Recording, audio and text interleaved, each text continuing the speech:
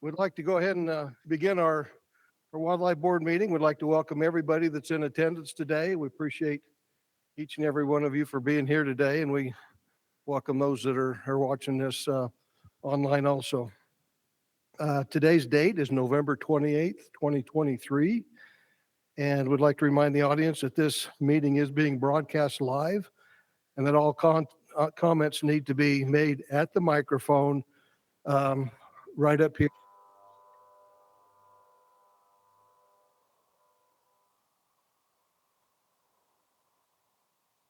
Board members, let's start down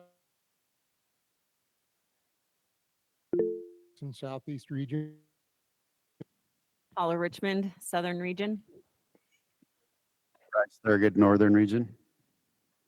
Gary Nielsen, Central Region. Brett Selman, Northern Region. Probably ought to introduce myself. I'm Randy Dirth from the Northeast region. We'll start our meeting. We'll talk about our agenda. Is there any added items that need to be added to our agenda? If not, I'll call for a motion to approve the agenda. Make a motion. Motion made by Bryce. Do I have a second? I'll second it. Second by Brett. All in favor? We'll do a raise of hands since we're all here today. That's unanimous. Let's look at the minutes from our September 21st, 2023 meeting. Is there any additions or changes, corrections to those minutes? Seeing none, I'll call for a motion to approve the minutes of September 21st, 2023. I'll make a motion that we approve the minutes. Motion made by Gary. Second. Second by Kent. All in favor? And it is unanimous. Thank you. We'll move on to the action log, Gary. We have, the only item we have on our action log is some old business that's the division's been working on, and that is we talked about changing the fee schedule and the fee structure for outfitters that are using the WMAs and the division lands, whether or not they should have a separate fee than just the regular users who are using them, which is nothing. Okay, so yeah, I can give you a quick update on that. So yeah, back in August of 22, the board asked us to look into guiding and outfitters obtaining special use permits for our wildlife management areas, as well as looking into implementing a fee. We have addressed part of this about 2.5 years ago. Talked about guiding on waterfowl management areas. At that time, it went through the board. They voted on allowing that. And so we do have a lot of that information on our website now. People can go there, learn more about it, and they can also apply through that website, submit an application to receive a special use permit to guide on the waterfowl management areas. The other part to that are wildlife management areas. We currently don't have anything in place for guides that they would have to do to guide on our wildlife areas, or nothing in place for any of the fees for non-consumptive users. And so as we talk through this, we feel like these would both be really good topics for a working group to work through. And so in 2024, our lands group and our habitat section will be putting a group together. It'll be made up of like most of our committees, stakeholders, employees, things like that. Some of the things we'll be talking through are commercial uses, so guiding on wildlife management areas. We'll talk about just DWR lands being loved to death in general and ways to address some of those issues of time and resources that we need to maintain those lands. We'll talk about law enforcement challenges, an access fee concept, and if we should or shouldn't do that.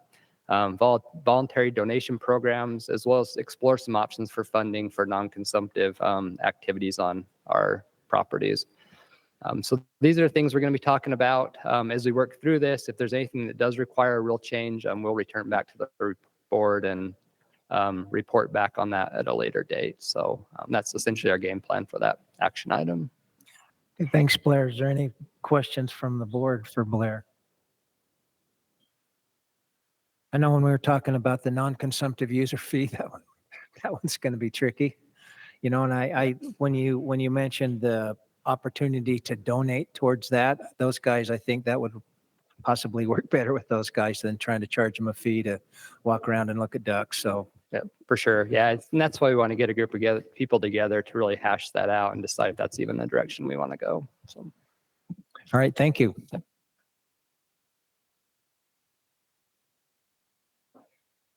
Okay, thank you, Gary. We'll turn the time over to our Director Shirley for an update. Thank you, Mr. Chair. Good morning, everyone. Jay Shirley, Director of the Division of Wildlife Resources. While this is just getting pulled up, excited to be here today. I'm glad that we're finally here today. It's been a long couple months for the division. And it's also the best time of the year after we come off of our fall. And I just, I had the opportunity to be out with family and friends in a lot of Utah's backcountry. I was able to hunt mountain goat with my dad on the Nebo, one of our very steep units in the state. Anyway, this time of year is a great time to reflect, to spend time with family, and hopefully you'll get the opportunity to do that out in the woods and do some of those things. As far as I wanted to address everyone and make mention that it's obvious that we're missing one board member here today, and that's Wade Heaton. And Wade Heaton has resigned from the Wildlife Board. He spent 4.5 years of his time devoted to trying to make the best decisions for Utah's wildlife. And we really appreciate Wade and his efforts. He came from probably as far as any of our board members have ever had to travel for these meetings. So at this time, anyway, we do want to make sure that Wade knows that we appreciate his efforts. So on the board, we have a vacancy, and for us to try to fill that vacancy right now and go through that process, we really would have that board member in place with about a year before Wade's term would expire. So at this time, the division's not looking to fill that spot on the board. And when we do our recruitment, it's about a year from now in January, we would be replacing 3 board members at that time.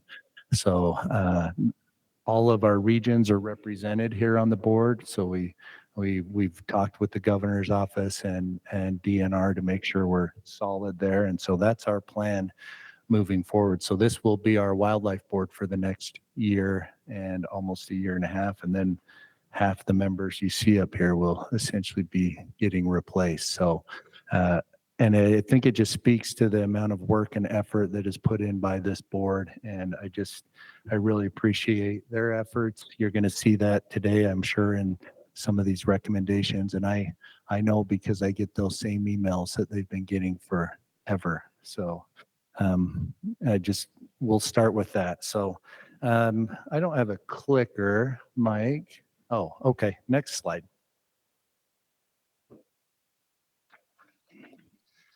I did want to give, I know in our regions, we didn't give, we gave really brief updates if we gave anything at all.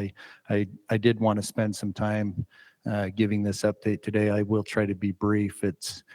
We haven't met. We had the September meeting, which was a short meeting, but there's so much going on, so many good things going on in the division all the time. And it's hard to just want to overlook those when I get the chance to talk to a few of those things and things that are coming up. So in our administrative services section, the next application period is going to be for turkey coming up the 12th to the 27th. You can be applying and results will be out the 10th of January. Next slide.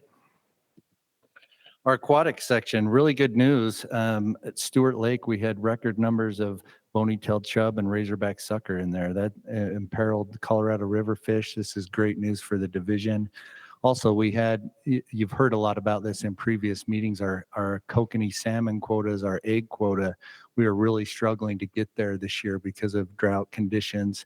And honestly, because of Southern region really stepping up at Fish Lake and Montana with a statewide agreement that we have, we were able to almost reach that quota. So we were able to still get 100,000 eggs, a lot of great effort that I wanted to make sure was recognized. Next slide.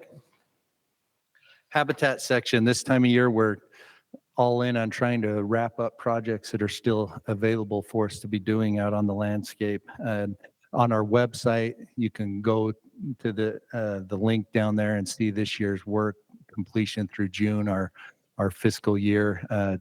Man, just a big shout out to our partners that are part of this effort, and the work that's being done on the ground is just amazing and continues to be. And I think we highlight this almost every meeting we have, but there is a really good report, and you can see some of those numbers from this last fiscal year. It's been really good, and we're excited to see the benefits of that. Next slide, please. Our law enforcement section, they're hiring. They seem to be in a hiring mode right now. They also, we're not going to show the cool recruitment video we have for officers, but we do have one. You might see it at some other meeting, so we'll see. I do like those videos that we put together. So since July 1st, 617 confirmed illegal kills in the state. That's everything from fish to wildlife. So with really a value of $266,000. Our officers are stretched thin, as are many of our sections in the division right now, and just continue to do a great job because of partnerships that we have in the field public, that we have lots of ways to report. Anyway, always keeping busy.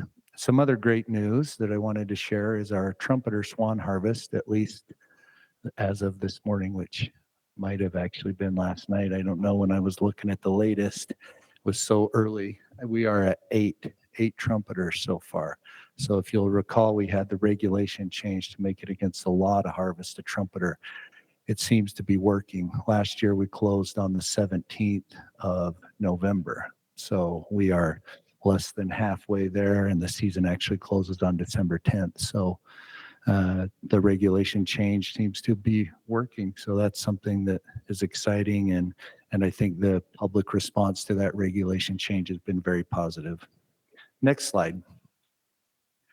Our outreach section, we were able to partner with a great number of our partners, and really wanted to give a shout out to Sportsmen for Fish and Wildlife, the National Turkey Federation, Delta Waterfowl, and all their other partners that really helped on these youth pheasant hunts around the state. They've become something that is a great draw for our youth hunters, a great opportunity. You can see the quote there. I know my kids have been involved in some of these in the past, and what a great event and avenue to get our youth involved in. So the other thing I wanted to mention is our elk viewing sleigh rides at Hardware will start here in a couple days. So if you're interested in doing that, please show up. Next slide.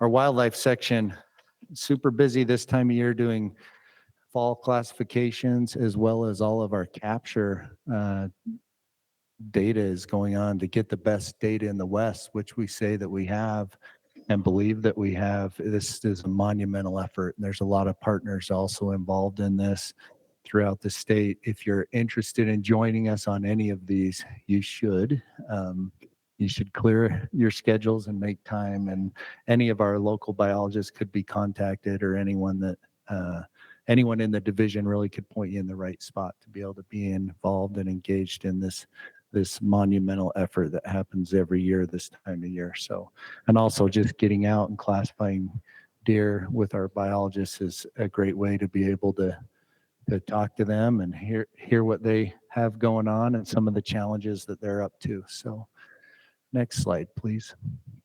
With that, I just want to thank everyone again. The division is in solid hands with the employees and the support that they have, and it's truly an honor to always be able to be a part of that. So I did want to get everyone in a really good mood today before we got started. So we do have a quick video to share. I think this is called a sizzle reel, but don't quote me on that. But our outreach folks spend, I'm a little jealous sometimes of what they're able to do, but these are incredible products. So let's show that.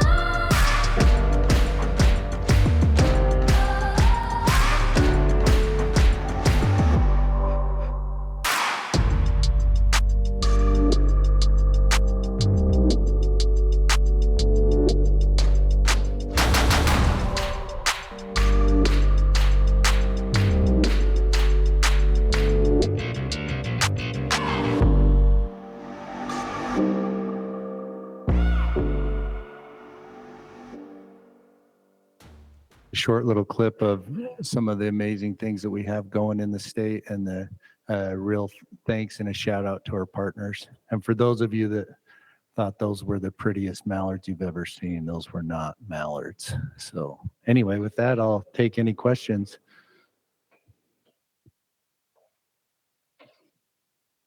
Any questions for Director Shirley? Thank you very much. And yes, I do feel a little bit better about today. So I'm glad you showed that for us. We've got our rack chairs here today. Appreciate them traveling this far and being with us today. Would like to give them a chance to introduce themselves. We'll start with you, Brad. Brad Buchanan, Northern Region. Brock McMillan, Central Region. Grizz Olene, Northeastern Region. Eric Luke, Southeastern Region. Okay, and we're missing Austin. So, Yep, Austin Atkinson, Southern Region. oh, thank you, Austin. I see you on the screen now. Thank you. Appreciate you joining us also. We'll dive into our agenda items today. Our action items. I'll just kind of give you an idea of the way that we'll do this. There's some cards that look like this. They're green ones. They're on the back table right between the doors back here. If you'll get one and fill it out, maybe write the agenda item that you'd like to discuss, and then bring it over to these two sweet young ladies over here. Drop it off there. They'll bring it up to us when it's time for us to get to that particular issue. So I'll read you first off. I'll read the agenda item and then have give the division a chance to the division rep chance to get up and do any clarifications of actually after they've gone through the RAC process. If there's any changes or modifications to the proposal, they can share those with us at that time. And then we'll come to the board to ask the division represent some questions if we have any. And then we'll go questions from the RAC chairs.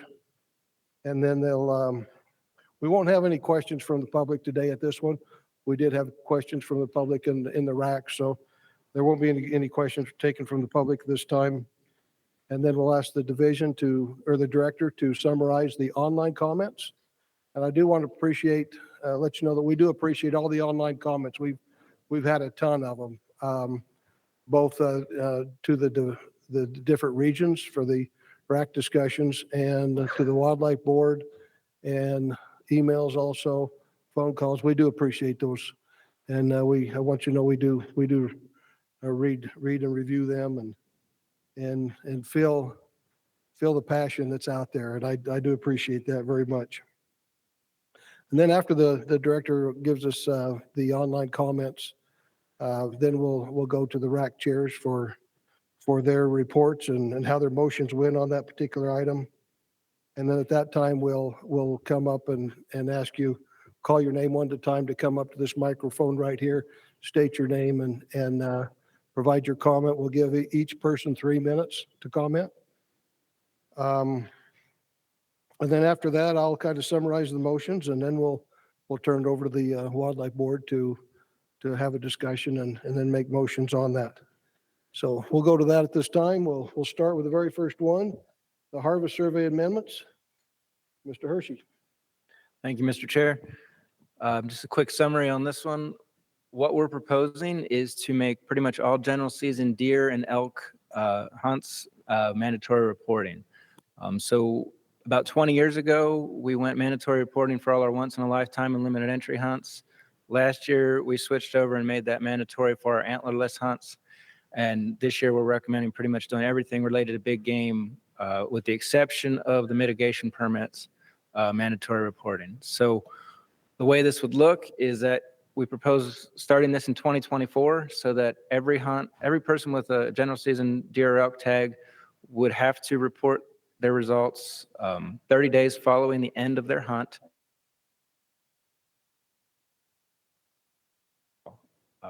But in 2024, what we would do is say, if you completed your hunt, if you're trying to put in for the draw and you completed your survey at that time, even though it was late, we would then allow you to put in for it, and we would waive any fee associated with it. Beginning in 25, what we're recommending is that it would be full implementation of this so that you'd have 30 days after your hunt to put in for the draw. If you don't do it, you would be kicked out of it, both the antlerless and the big game drawings, or the applications. And then you would be able to allow to be put back in if you paid a $50 fee. So 2024, we'd waive that fee, and then 2025, there would be a fee associated. Thank you, Kent. Questions from the board? Just a question. Do you have a list of what you're going to be asking people on that survey and how detailed that will be as far as being able to gather data and intelligence off of that? Yeah, so we can adjust that however we want to. We're going to be asking questions like, did you hunt? Did you harvest? What days did you hunt? How many days did you hunt? Also questions regarding antler point restriction, or antler points rather, on the animal, and antler width. But we can adjust those questions annually with whatever we want to do. We're trying to balance that, making it as easy as possible on the hunters, but also getting what we need. So we don't want to make it ridiculously long, but we also want to make sure we get good data. Okay, thank you. I know this was brought up, but I think at least the Northeastern or the Northern RAC. Is there would it be possible, or can you basically ask the question if it's during the archery hunters, if they hunt with traditional longbow or recurve or with compound, and maybe the muzzle loader if they hunted with a what they hunted, whether it was an inline or not. It's just the people I've talked to thought that might be a pretty good data set to have. No, absolutely. And with all the interest in the primitive weapons, I think that would be a good question to add. I think we're kind of set for this year with our questions, and that's not even part of the mandatory reporting. But yeah, next year we can certainly look at adding those. What type of weapon did you hunt with, and do it for all the hunts. Thank you, Kent. Other questions?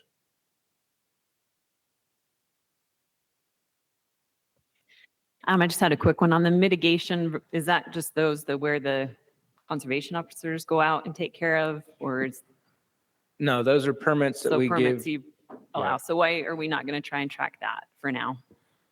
For now, we don't want to go that route now, because that's a tool we use to help eliminate problems for people, and sometimes they use them, sometimes they don't. It's hard to get that list updated, and they're not issued through our drawing contactor, so knowing exactly who to put those to and give them the reminders is a challenge. It's certainly something we can work towards in terms of getting that mandatory reporting, or at least getting better data on that, and that's something we're always looking to do annually. But at this time, we don't feel it's necessary to go and give them a penalty with those tags, I guess. And not necessarily a penalty, but the reporting of, do they still have to do that? Or, you don't need to bust them if they forget or don't, but could it be mandatory of them to just report how many they dispatch in the process, just so we have an idea of what the problem level is? Yeah, it's certainly something we can work towards. Yeah, I would say that's probably some of the most challenging data to get. The lists aren't nearly as clean as if they go through a contractor and they're drawing. So we have lots of people who issue those permits, and getting them all into the same database is probably the biggest challenge that's associated with that. We can certainly work on getting to a point where we get that data quicker and have it cleaner. Okay, thanks.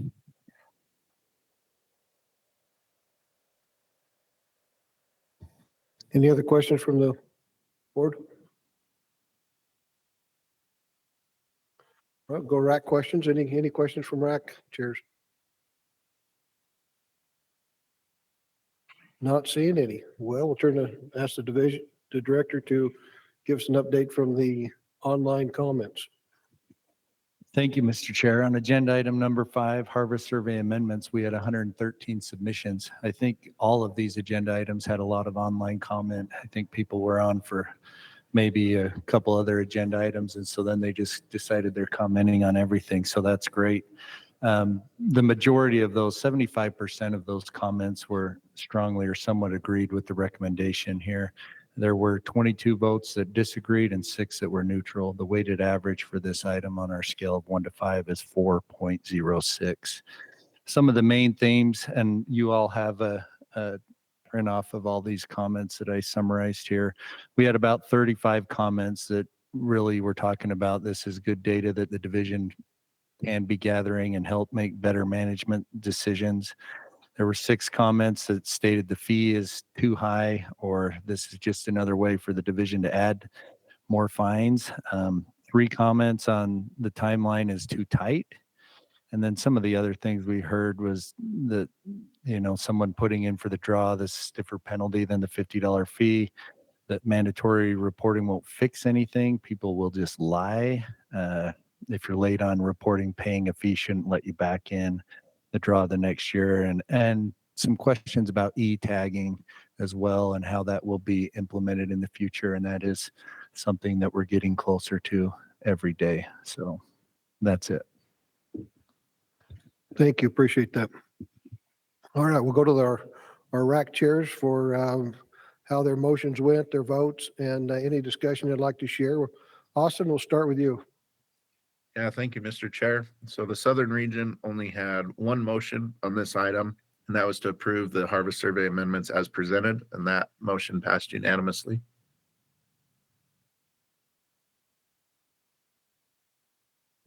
Thank you. Eric? Southeastern RAC also had one motion, and that was to approve the harvest survey amendments as presented. That also passed unanimously. Northeastern region also had just one motion, and it was to approve it, and it passed unanimously. The Central Region had a motion to approve as presented. It passed 10-1. The one vote against was because of the timeline, the 30 days. If hunts are still going, that person had several children. He said, I'm still hunting and I'm trying to get reports done for several children.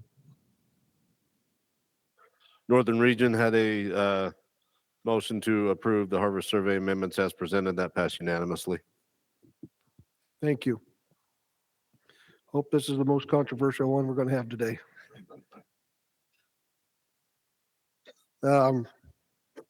Any additional input from you, Kent, as far as?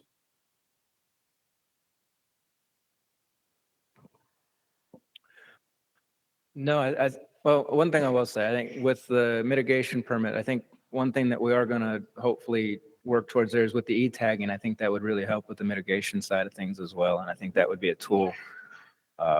Hopefully in the next couple of years, that'll help improve those data for us.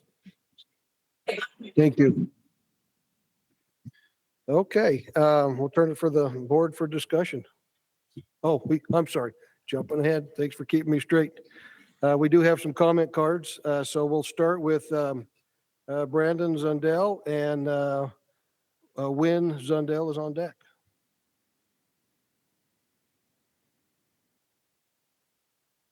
Good morning. Brandon Zundell representing myself. Thank you guys for giving me the opportunity to talk, and thank you for what you do on the board. I love this harvest reporting. We've been asking for it for years. And I just filled out a harvest survey Sunday for my son's cow elk. That was a really, really simple survey. Took me 2 minutes, maybe. And it probably took me that long to log in. I think it's super important that we ask these more detailed questions that I brought up in the Northern Region. We can get a lot of granular data, and it's not going to take any more time out of a hunter's day to ask things. I mean, we ask what drainage we killed in. I don't know what drainage I was in, but I do know what weapon I was using. And I think we can get a lot of information that's very useful to our biologists. I mean, how many days did you hunt with a traditional bow versus how many days did you hunt with a compound? Some people switch. Let's find that out, because we can make better decisions with more information. So, and if you guys tell the division we will do it this way, they will. Otherwise, the survey guys are going to go, well, we don't want to make it that hard. Let's just make it the rule. It's got to be that way. And there's plenty of time to get it done for 2024. Thank you. Thank you, Brendan. Winsdale, and on deck is Garrett Cliff. This is probably as low as this thing will go. Win Zundel, representing myself, and I thank you guys for allowing us to speak up at these meetings. I'm 100% for this survey information. I would like the division not to forget the fact that sometimes us archers will buy an elk tag, and during the questions, sometimes the questions seem to be related just to the tag that I drew, which is deer, but I also have an elk tag. Did I harvest an elk during that deer hunt? Did I wound an elk during that deer hunt? Let's not forget that kind of stuff. That's good data for us. Thank you very much. Thank you, Win. Garrett? That's our last one.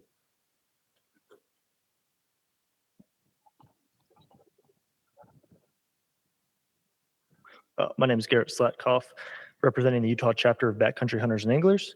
Our organization fully supports this proposal. We think the more data the division has, the more proactive decisions they can continue making to support our wildlife. The only thing that we'd like to add for consideration is just continued stressing the importance of making sure our hunters and anglers have that awareness of when they need to submit those results. So I know I have an antlers cow tag right now. I got an email earlier this month to remind me. Just continued awareness and education sessions for those hunters to know when they need to submit that data. That'd be all. Thank you. Thank you, Garrett. Okay, and that was good information. Okay, let's go back to the board now for discussion. Mr. Chair, can I ask Kent another question? Please do. Kent, he mentioned the archery survey as they buy an over-the-counter archery tag for elk. Does that automatically put them on the list to receive a harvest survey? We got it set up that way. Yes, for that Lindy is hunt? not in her head, so yes, it does. So yeah, they should get all the reminders. And we currently send 3 reminders to everybody, one before the hunt, one when their hunt starts, and one after their hunt. Okay, so even the over-counter guys are going to get those. Yes. Okay. Lindy says yes.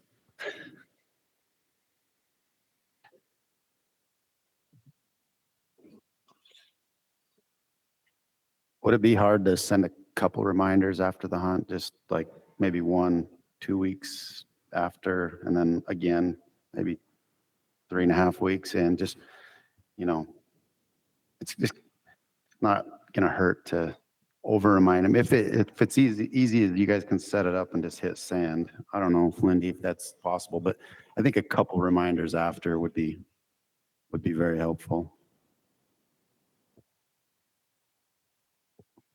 While she's coming up, I do agree too with the Northeast rack and Brandon. A little bit more detail in that survey would be awesome. So in regards to the timing of those reminders, we can adjust that any way we want. We've seen that it's hard when it's over-the-counter permits because a lot of people buy the over-the-counter like right after, but we are looking at the time frame to send one once the hunt ends and that 30-day begins. But yeah, we can adjust those timelines. But sending out more, we don't want to over spam them either because then it starts going to their spam box. So we have to kind of not give too many, but give enough. So we'll work on the timeline. I get the same ones in Idaho, and more reminders is very helpful because you tend to forget. So Yeah, I just worry. Yeah, no, I After. totally agree. But if you have a family of 5, you're now getting 15 emails all at once. And emails, they'll start sending it automatically to spam. So we just got to be, we'll work with it, but we just got to be careful too. So they are still getting them without going straight to spam. Thank you, Lindy. Other questions for Kent? I think as we do this year, and this is the trial year, the 2024, we can see whether we have a sufficient amount of reminders. If there's a lot of people that are spacing it, then we can adjust if we need to. Yeah, I think that's a good point.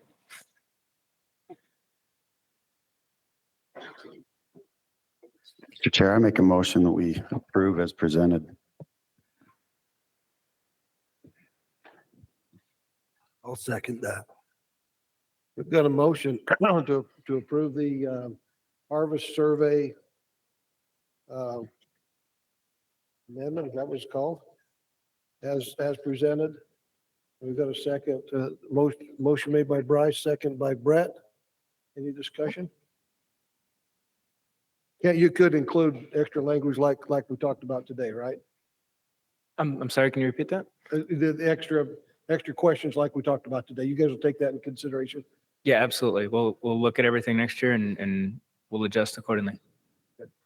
I can include that in my motion if it needs to be, but I think that it's heard. Yes. With that in mind, let's go for we're all present. A show of hands. All in favor? 1, 2, 3, 4, 5. It is unanimous. Thank you, Kent.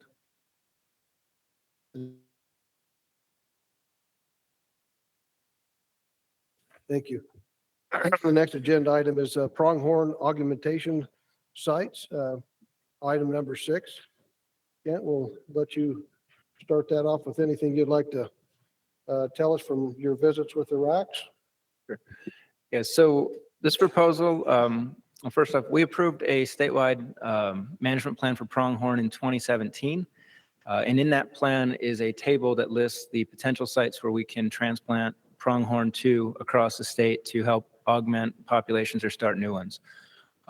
Since that time, due to some severe weather, harsh winters up north and severe drought down south, we've had some populations that have declined that we didn't expect. And so what we're proposing with this is to update that table in the statewide management plan with 8 new units that we could potentially transplant pronghorn to. And just to note, these are all augmentations. So they're existing populations that have just declined and we want to kind of supplement them to give them a boost, not recommending adding any new populations to this list. Thanks.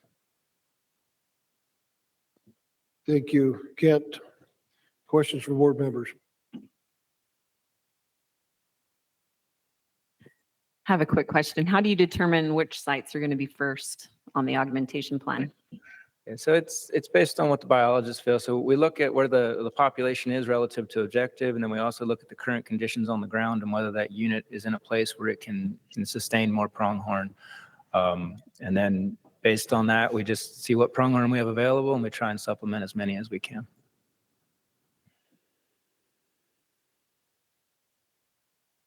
Other questions for Kent? Now we'll move to our rack chairs. Any questions by rack chairs? All right, we'll ask our Director Shirley to give us an update from the online comments. Thank you, Mr. Chair. On agenda item 6, pronghorn augmentation sites, we had 58 submissions for comment. 50 of those strongly or somewhat agreed with the division's proposal. 1 vote strongly or somewhat disagreed. 7 were neutral for a weighted average of 4.53. The main comment themes to that was that most people were generally supportive of the recommendation. A question on improving and protecting pronghorn habitat instead of selling it. There was 1 comment on Antelope Island. There needs to be some coyote control before pronghorn are released there. And then 1 just cautioning the division of the volume of removal on the Parker to be careful with that. That's it. Thank you. We'll go to a comment period. Do we have comments on this one? No comments. Very good. Well, we'll bring it back to the board rack chairs for their motions and votes. Let's start, Austin, with you once again. Thank you, Mr. Chair. The Southern Region had one motion on this, and that was to approve the pronghorn augmentation sites as presented, and that passed unanimously. Thank you. Eric? I don't want to rob these guys of their time, but I maybe save a little time. All regions, I'm reading from the notes that all regions made the one motion to pass the augmentation sites as presented, and all regions passed unanimously. Chris? One suggestion that came out of the Northeastern was for the division to possibly look at using depredation issues, like maybe trying to use those pronghorns for these transplanting them in places. That was one suggestion, but it did pass unanimously, so and accepted. Thank you. Ross? Central Region made a motion to pass as presented, passed unanimously. Northern Region also had a motion to pass as presented, that passed unanimously. Thank you. All right, now we'll bring it back to the board discussion. Any discussion on this one? Just one thing, as I was watching the racks, as just stated, the Northeast region mentioned using depredating animals wherever possible. And I think, that needs to be really looked at by the division to make sure we're utilizing animals that might be able to be transplanted instead of just killing them when they're depredating. I'm sorry, I'm having a really hard time hearing you. Can you please repeat that? Is this better? Oh, okay, maybe I wasn't close enough. Sorry about that. There was a comments made in discussion in the Northeast rack, and I wanted to make sure we spoke to that about using depredating animals whenever possible instead of killing them. Maybe put together a plan to trap those. I understand that sometimes in a depredation situation, you've got to act fairly quick and you may not have all the resources in place to do that, but whenever possible, that would be preferable. Yeah, absolutely. And that's something we did a few years ago. We were able to come up with a plan to trap around that Mighton area and the areas south of Vernal. And we were able to transplant those and give those pronghorn to Arizona to help some of their populations. So that's absolutely something we're always going to be looking at. And if we can trap them and use them as a source herd, that's what we want to do. If we have to act quickly, as you said, we might just elect to remove them through harvest. But yeah, if we can come up with a plan and the conditions allow on the ground so that we can use a helicopter to go catch them, or if we can use a drop net or something like that and we can get rid of them that way, certainly something we look at.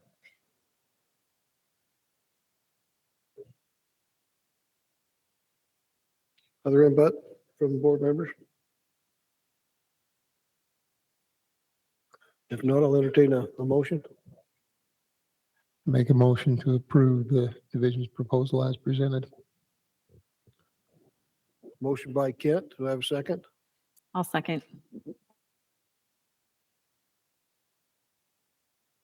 Call for a vote. Raise of hands. Those in favor? 1, 2, 3, 4, 5. It's unanimous. Thank you, Kent. Another really good thing. We appreciate the division taking care of this for us. Kent's on the line for one more. We appreciate him being here today.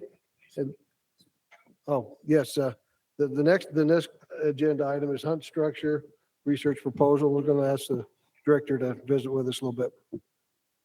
Thank you. I have been able to attend 3 of the racks in person, and 2 of them I was only able to watch online. But this agenda item has had a lot of heat in the system, I guess, a lot of comments, a lot of concerns, a lot of questions. And I just wanted to, as the director, take a second before Kent starts answering questions and address this item.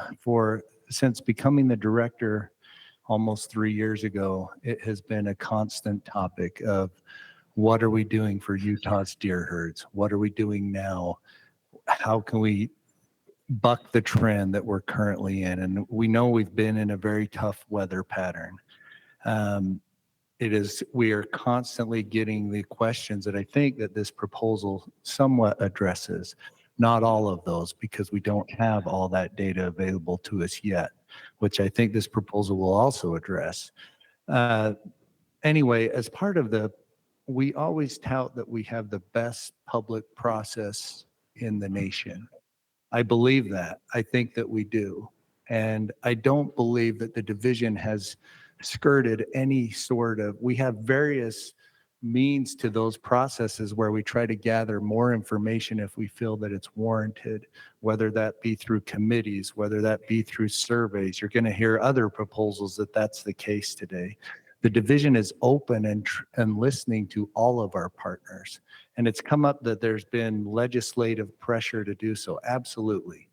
Has there been legislative pressure? Yes. Have we met with legislators? Yes. Do we have great legislative support as an agency? Yes. Do we get the same questions from our NGO partners? Yes. Are there pressures there? Yes. The division is trying to find an answer to a chronic problem right now that is the only option that we have given the RACs and the board is to cut permits. We're in a tough spot. And last May, that's what we did. We cut permits. We cut permits the year before. We cut permits the year before that. We're just currently in a place where we don't have, without taking a bold and a broad next step, I think that's the only option we're giving ourselves.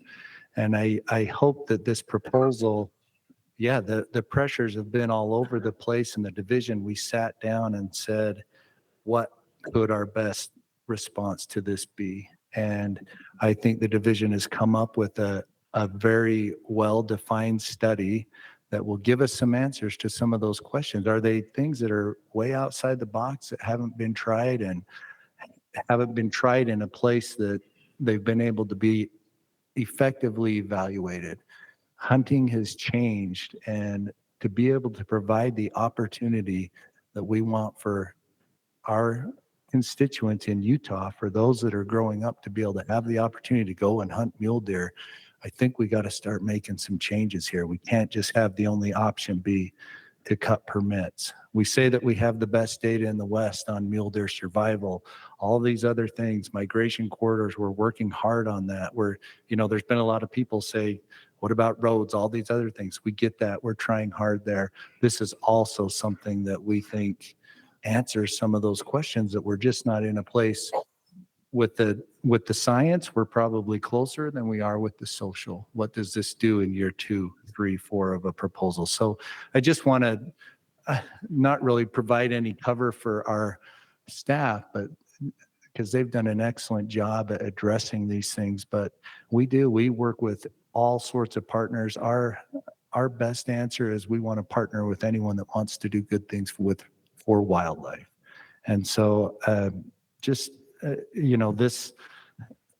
has been a very split agenda item, and we recognize that. So's the next one, honestly. And we're just trying to put our best foot forward and recognizing that we believe there's got to be some change, or currently we don't really have many options.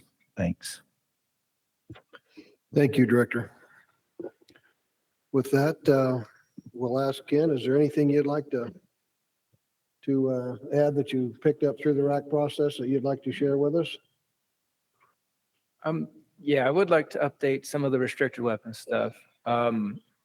Just some clarifications. I guess, you want me to give a summary on what the units are, or are we clear on that? Or should you want a quick Give a summary. I think that would be a good idea.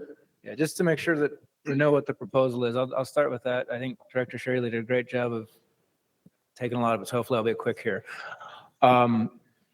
So what we're proposing exactly is to try some different hunt strategies in southern Utah to see if we can't provide quality hunting opportunities, but also provide additional opportunities so that we're not constantly cutting tags. What the proposal is antler point restrictions we're recommending that on the Pine Valley unit. And so that would be 4-point or better on one antler, not including eye guards. We're recommending to do shortened seasons on the Southwest Desert and the Beaver units. So this would be a 2-week archery hunt that would begin on the second Saturday in September. It'd be a 5-day muzzleloader hunt that would keep the traditional Wednesday opener and then end on the following Sunday. And then it would be a 5-day rifle hunt that would begin on the traditional Saturday opener, but end on the Wednesday. And then we're also recommending to do primitive weapons only based on the definitions that were passed last fall. And that would occur on the Mount Dutton unit. So it would be basically no compound bows for archery. For muzzleloader, one clarification I want to make from the presentation is that it would be, I said inline muzzleloaders were not acceptable. They are in fact okay, but you can't use 209 primers on them, and there would be no scopes on those muzzleloaders. And then for rifles, it would be basically just no scopes on those. One clarification I want to make on the archery side of things. As brought up through the racks regarding, could you take a permit for the Mount Dutton unit for archery and still hunt the extended? So generally, what we would think is that for a general season hunt, we should be able to take that permit from the September hunt and then use it for the extended. However, we talked about it as an agency for this purpose so that we could see exactly what the demand is for those hunts. We would prefer and recommend that if you draw a Mount Dutton tag or for the boulder as well, which I'll get to in a second, those would be not eligible for extended archery because there is some concern that people would put in for those tags and then just use them because it's an easy tag to draw and use the extended. I think if we were to implement this at a larger scale in the future, we'd probably recommend that, yes, you could use that hunt on a restricted unit and then the extended. However, we don't want to skew this data. So our recommendation at this time would be to not allow those hunts for extended seasons. And then the last unit here on the boulder unit, we're recommending throwing all three of those strategies at it. So antler point restrictions, shortened seasons, and the restricted weapons as well. In addition to those 5 units with the restrictions, we're recommending to have 2 units that will serve as reference units. That would be the Monroe unit, which is one of our long-term survival monitoring units. We've had data on that going back 10 years. Going back 5 years or so. But we want to add that as a reference and mainly as our best surrogate for the Pine Valley unit. One thing with this proposal that we're also recommending in addition to the harvest strategies is we want to focus on what those different hunting strategies are doing to these populations and not what changes in buck-doe ratio or changing in permits are doing. So what we're recommending is keeping the permits stable in those units and setting them for the next 4 years based on their past 4-year permit numbers. The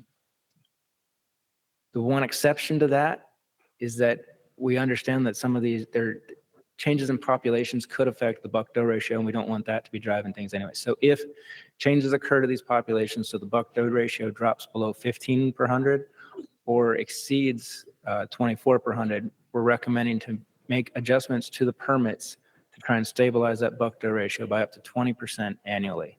And we give the division director the authority to do that without taking it through this process. And then just lastly, just talking about the research side of things and what we're proposing. So, as I mentioned, this is something we're proposing as a research study. We want to learn a lot from it. So we want to collect a lot of biological data and as well as social data. On the biological side, we're going to focus on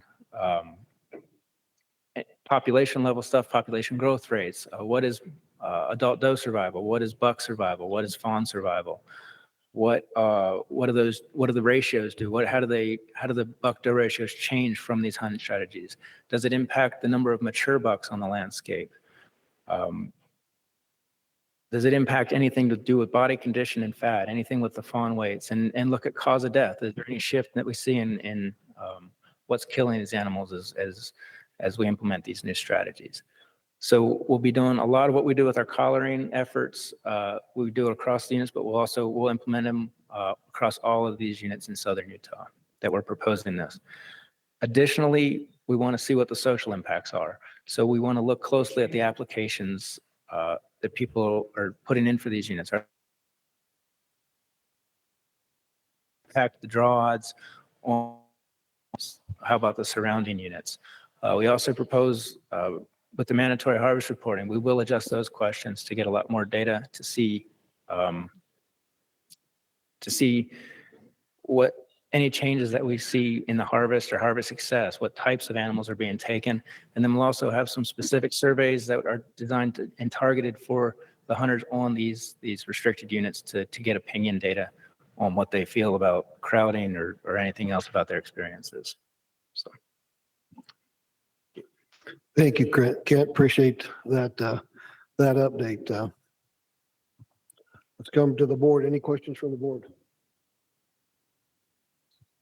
Go ahead, Bryce. Kent, how long have when is the mule deer plan update coming? So we're going to be working on that over this next year. So it's due in 2024. What we're proposing for this study is to be a 4-year study. So that anything with this would not be able to be implemented, obviously, in the upcoming plan. What we would hope is to have a good amount of data, 4 years of data, plus a summary put together by 2028 or so, and be able to incorporate that into the 2029 plan. Okay. And how long we've been waiting to look at the mule deer plan? How many years since we looked at it last? This is we're essentially 4 years into it now. It'll be So every 5 years. 5 years next fall would be. So over the last couple of years, when we've had questions about changing things in the mule deer plan, what has the division's recommendation been?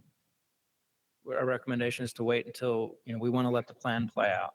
So I guess my question is for you or Director Shirley, feel free. Why the rush all of a sudden? You guys have been preaching this for so long. You know it's coming in a couple months. I'm not going to comment now, but that's, I guess, to answer that question. So due to concerns and the constant, we're down over the past 5 years. We're down 25,000 general season deer tags. We lost 8,000 plus deer tags last spring, and just due to public feedback over the years and in the recent years about people concerned about the state of our deer herds due to the harsh winter up north last year, due to the droughts in southern Utah from 2018 on, essentially. Lots of concerns about the state of the deer herds. And so what we're proposing and why we're doing it now is just to, I guess, get it out there and see if this is something that the public is interested in doing. It is part of the plan in the sense there's a strategy in the plan to when we have units that are underperforming, we can implement research studies to try and address that. And so we do feel we're within the boundaries of the plan to do so, and that's why we're proposing it as part of that.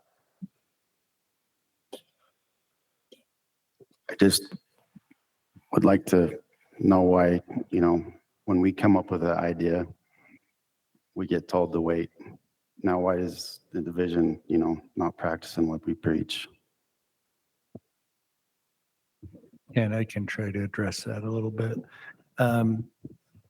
I don't know that that's always the case, Bryce. I would say that in a research place, the comment of send this to the Mule Deer Committee to look at it in the new plan, how that would look as an agency is something that, we love committees, we love the input. What would that feedback be? Do you envision that would be the division should look into 4-point or better, or shortened seasons, or weapon restrictions, and come up with something? Because then we're looking at probably another year down the road to do so. Your question of why the rush?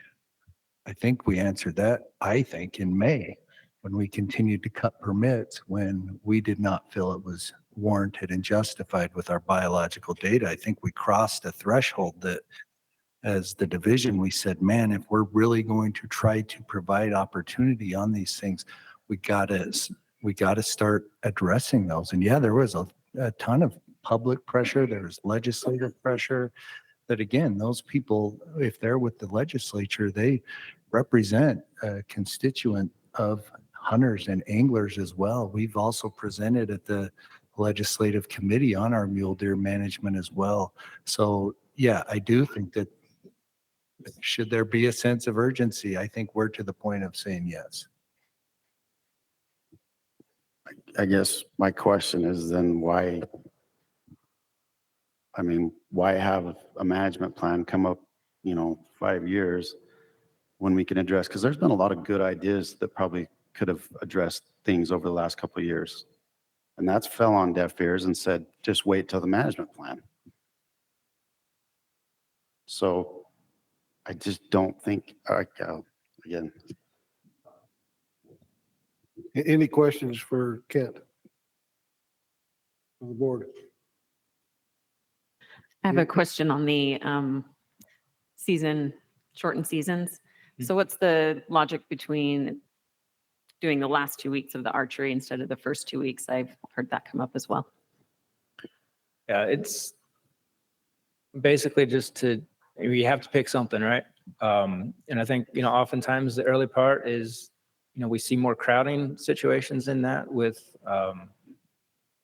people out still, not necessarily hunting, but out still recreating. Additionally, it's often a lot hotter. So I think it's just probably a little bit more favorable time to hunt, in our opinion.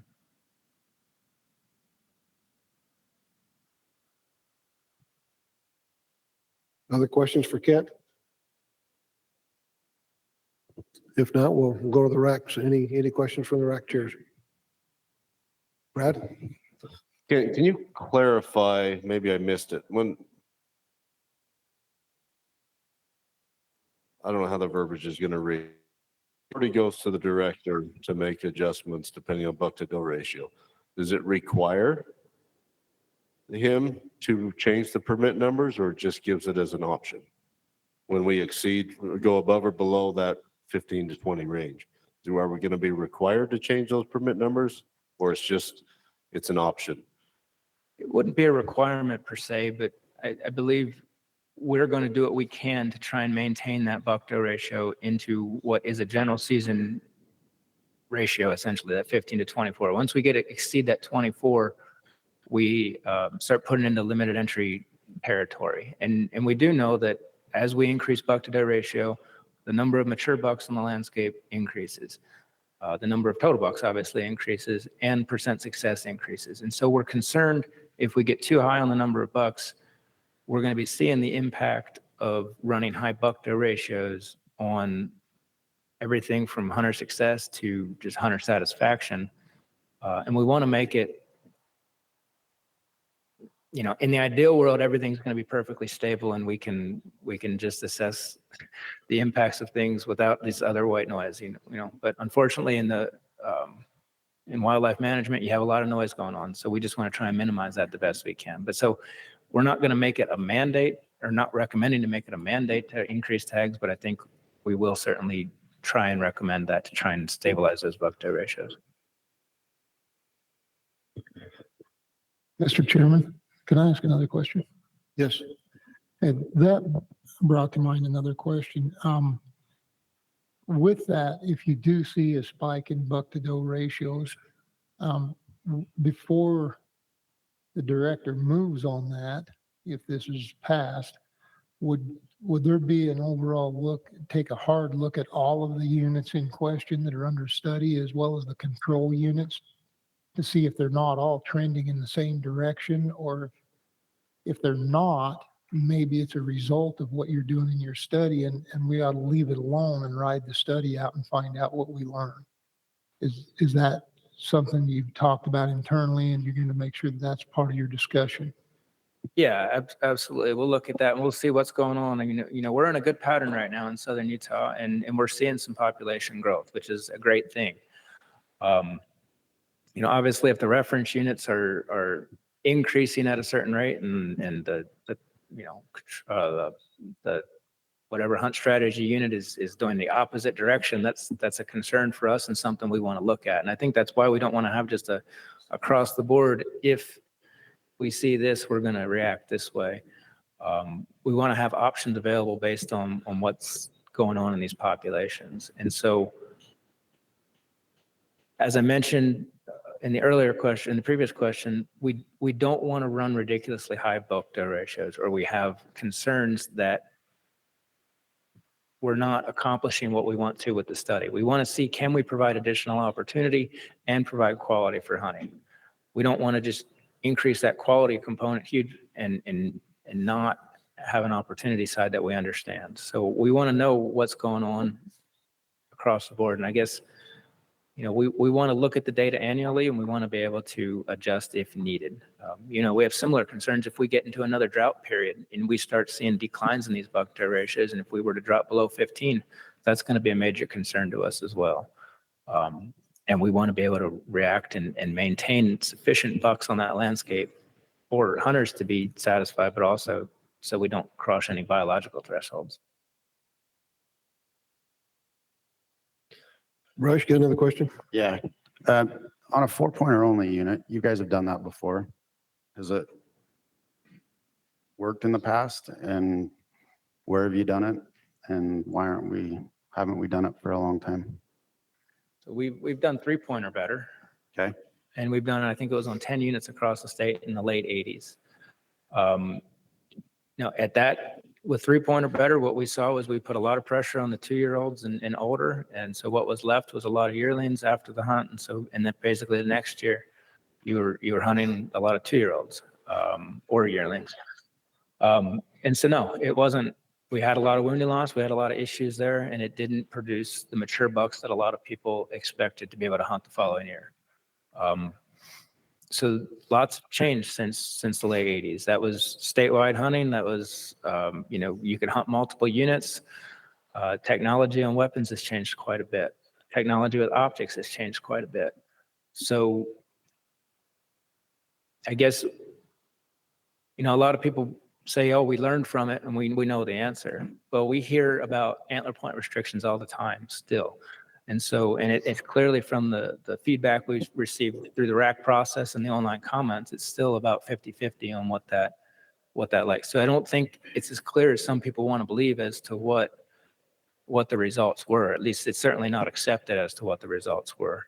And so what we're proposing now is to change that a little bit. We, add that 4-pointer better. With adding 4-pointer better and instead of 3, what we're going to save is a lot more 2-year-olds. About 25% of our 2-year-olds that come through check stations have 4 points. And so 75% of those would be unavailable to harvest. And so then the next year you should be able to harvest a lot more 3-year-olds in the population and maybe produce that mature bucks that people are expecting. Additionally, we now set permits on a unit basis, so we have a lot more control over that. And with the better weapons and better optics, wounding loss may go down. We don't know. That's something we want to look at. Is illegal take and just wasting of animals a concern? That's certainly something we're going to look at. So I think a lot of things have changed since we've tried it last, and that's why we're recommending it again. A follow-up question to that. There's going to be a lot of 2 and 3 points. Undesirable. I mean, just a lot of 2s and 3s, big 2s and 3s, that are going to take over and start, expanding their gene pool. Have you guys thought about maybe an opportunity for the youth with these? And why wasn't that part of the proposal? Because it just seems like we're going to waste. I mean, we heard it last spring from the studies that a lot of these 2 points just die. And now we're not letting anybody shoot them and they're still going to die. Correct? Yeah. So not just 2 points, but yearling bucks making it from yearling to 2.5-year-old. Yeah. We've seen across from a statewide level, the initial data suggests that survival could be as low as like 47% or so. And so that's a concern, obviously. We want to look at that. We don't have sufficient samples of those bucks on each unit to understand the true impact, but at a statewide level, there is concern. In southern Utah, where winters are a little less harsh, do we see those same results? We don't know, and so that's something we want to learn from this for sure. Is that mortality compensatory? So if you save those bucks, are you going to have the same number make it from year 1 to year 2? So it would be compensatory, or is there some additive mortality with harvesting them? We don't know, but that's something we certainly want to look at. And then from a waste perspective, yeah, that's a concern for sure, or not, I guess, not wasting in terms of not allowing harvest, not waste as in illegal take. It's a downside to this strategy for sure. And that's something that's we could allow the youth to take them. And I think if we expanded it at a larger scale, that'd be something we would certainly look into and probably recommend. However, from a study perspective, and for the next 4 years, our recommendation is to not allow it so that we can look at the impacts of antler point restrictions without having that confounding factor of some non-4 point or better being taken. Thank you, Kent. Go back to rack chairs. Any other questions about the rack chairs? I have a Go ahead, question. Eric.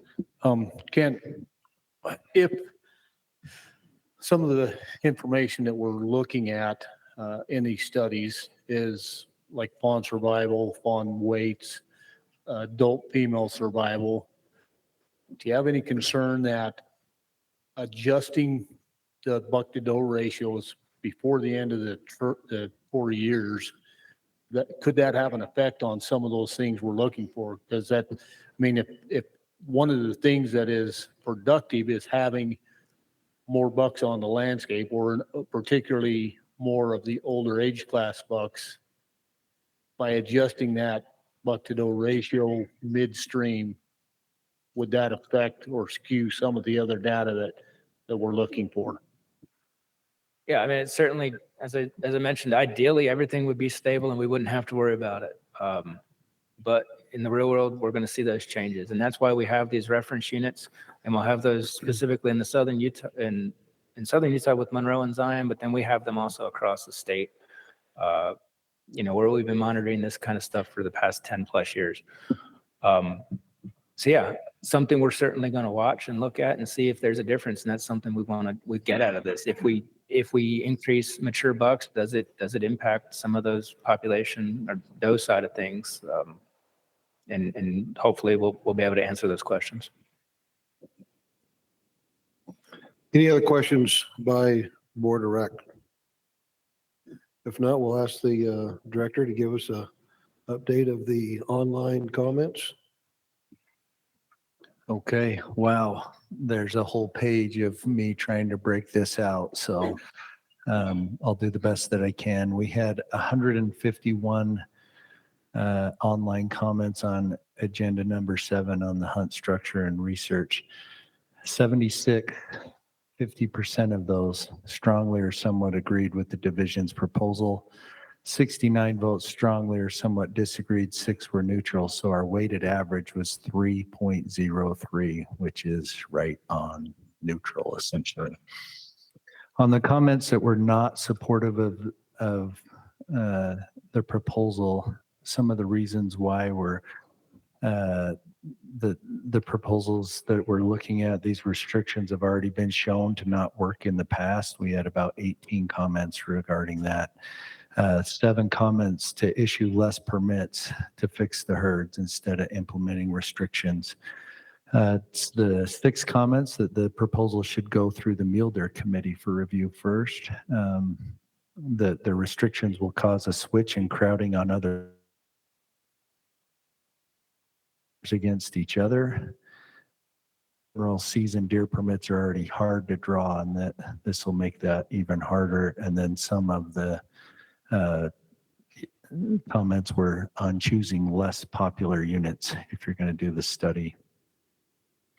We had about 60 comments that were generally supportive of the research, or at least parts of it. Again, it was hard to necessarily tease out some of that, but as good as we can. On the antler point restriction, on the 4-point or better, we had 25 comments against this restriction.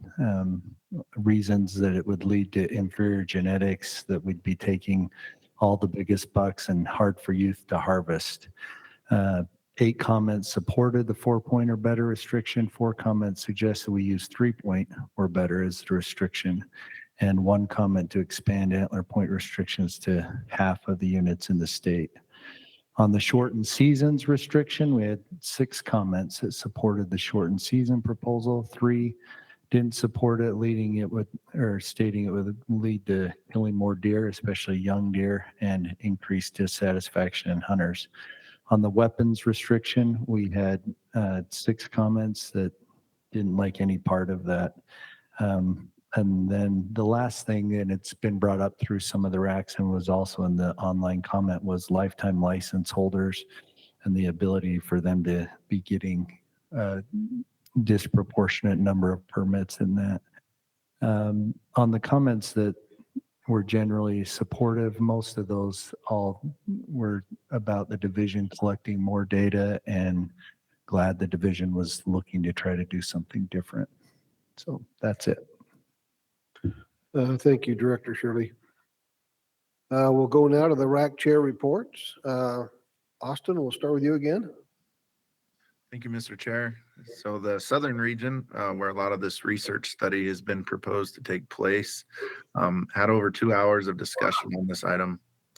We had a lot of concerns about, restricted archery hunts running on top of general season elk hunts, using compound bows.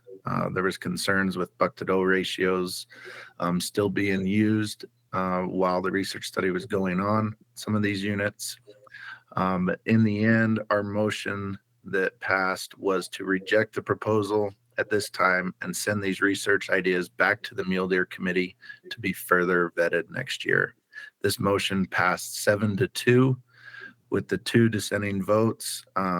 Were actually our non-consumptive reps. They did not see evidence of this process being rushed, and so they voted to pass it. But the motion passed 7-2 to reject it. Thank you. Thank you, Austin. Eric? Southeastern RAC had a fair amount of discussion on this proposal. Ultimately, there were 2 motions made. First motion was made to reject the proposal as presented, send it back to the Mule Deer Committee. That failed 7-4. Then there was a motion to accept the division's proposal as presented, and that passed 7-4. So 4 no votes, obviously, for the other way. Thank you. Northeastern region actually has lived through 3-pointer better before in the Book Cliffs. So they had a lot of concerns with wasting deer that were under there were 2 points and that.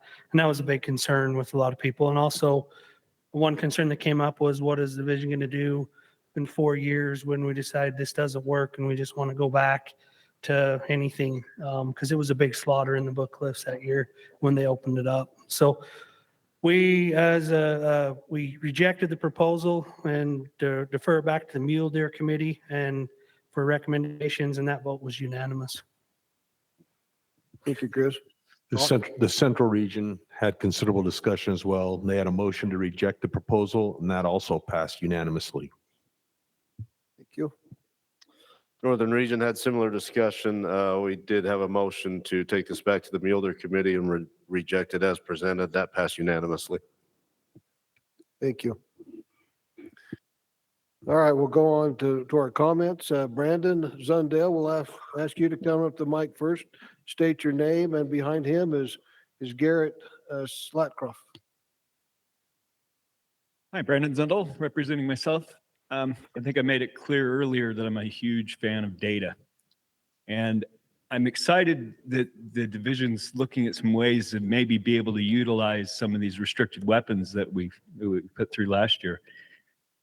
I go round and round on this one, though. I mean, some of these things we've tried, some of them we kind of have a good idea. And, like the shortened seasons, I think we have a fairly good idea of what that's going to do. But we don't know on the traditional weapons or in that. I am glad to hear that you've addressed the extended archery portion of the restricted archery, because that was a big concern. I don't know, I can go back and forth on this. If there's legislators listening, what we really need is better habitat. If we want to increase our mule deer and we want to increase opportunity, we need a bigger pie. And money for habitat would go a long way to do that. I mean, I know we need Mother Nature to cooperate, but restricting weapons and stuff, yeah, it could potentially give us some more opportunity, but what we really need is more deer. And the best way to get there is habitat. So however you go about it, I like the idea of data. if we're going to do the study, let's do it now, because that arms our next mule deer committee with some real data that they can go on, rather than them hashing out these ideas and maybe coming up with something and throwing spitballs. So thank you. Thank you, Brandon. Garrett, and then Corey Huntsman. My name is Garrett Slotkoff, and I'm here representing the Utah chapter of Backcountry Hunters and Anglers. First, we would like to thank the DWR for proactively proposing these solutions. We understand that hunters can be a very demanding stakeholder group, in addition to the multiple other stakeholder groups that they have to deal with, on top of already having a difficult job to manage our wildlife and habitat. So we understand they have a very difficult job to do, and we really do appreciate them coming forth with these solutions. That being said, we do oppose these proposals due to the negative impact that we think this will have on hunting opportunity. Decreasing the hunter opportunity to harvest a buck through restricting the season lengths, how big of a buck we can harvest, and also what weapons we can use should lower the success rates and allow for more bucks to reach a higher age class where they're considered quality, while also increasing buck-to-doe ratios. We understand the logic behind that, why the proposal was put forth, and think that that does make sense. However, in this instance, quality is winning at the expense of opportunity. And while it is apparent that opportunity will be reduced here in the short term during this 4-year study, we're also concerned about what long-term implications this might have if any of these proposals are to be put forth after the study statewide. How long does it take before we begin to experience a decline in hunter participation and recruitment due to the lack of opportunity that we are providing hunters, or by raising the barrier of entry for our youth and new adult hunters to get into hunting? We do think that is a risk that should be considered. Furthermore, the current mule deer management plan specifically outlines that the primary goal of the general season mule deer hunt is to provide hunting opportunities to the public, and we continue to support this focus. Our state has made the decision to put an extremely strong emphasis on quality over opportunity in the limited entry seasons. And if there are any frustrations with not being able to draw a quality buck tag, then we should look to fixing the limited entry program and not trying to take this issue and address it in the general entry season. Garrett, I'll have to ask you to wrap it up pretty quick. Yeah, sorry about that. We love you. Understand that folks want to harvest bucks, mature bucks every year. And the thing we'd like to remind folks is you can't hunt those bucks if you don't have a tag in your pocket. And these proposals do decrease your opportunity to do so. So again, we do oppose these proposals, and thank you guys for listening to us today. Thank you.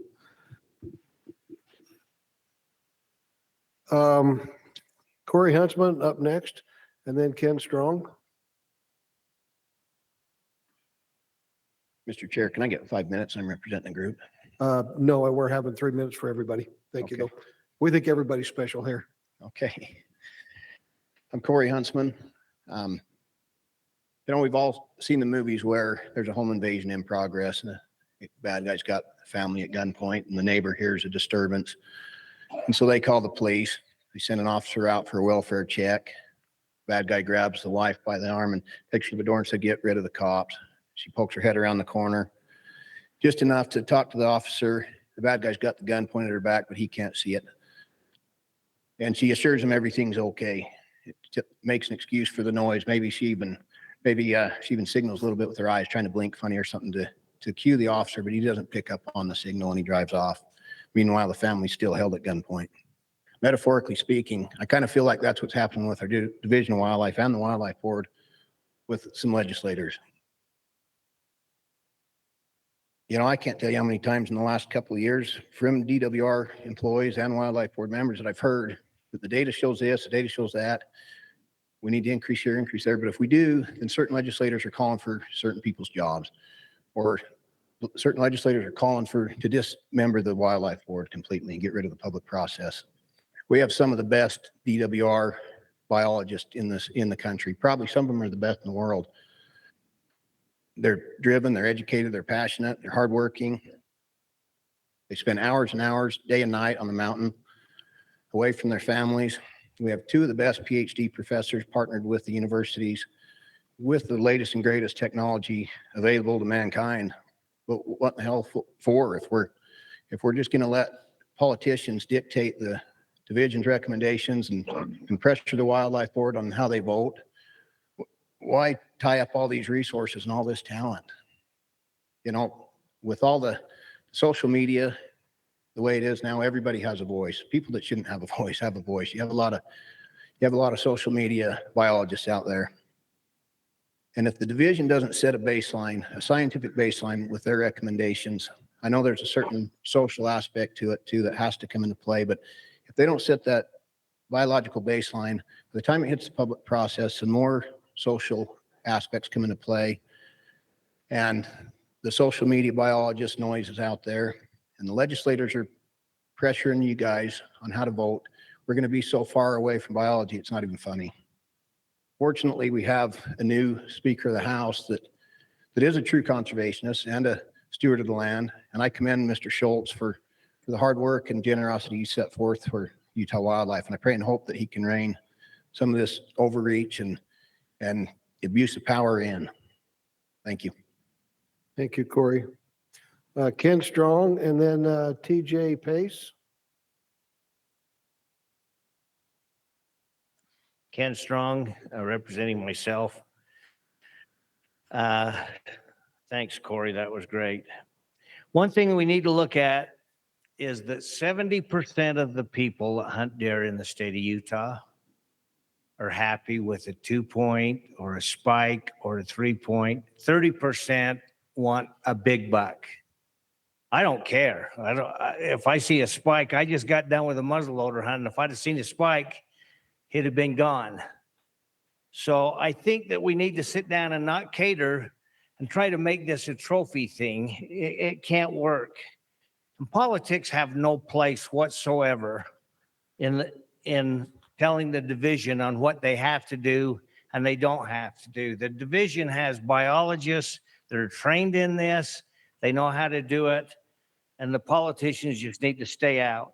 If you look at the problem when the deer started to go downhill back in the 1980s and stuff, we did away with poisoning coyotes. We also had in 67, I think is when it changed from a bear on site and a lion on site. They were predators to where they were protected.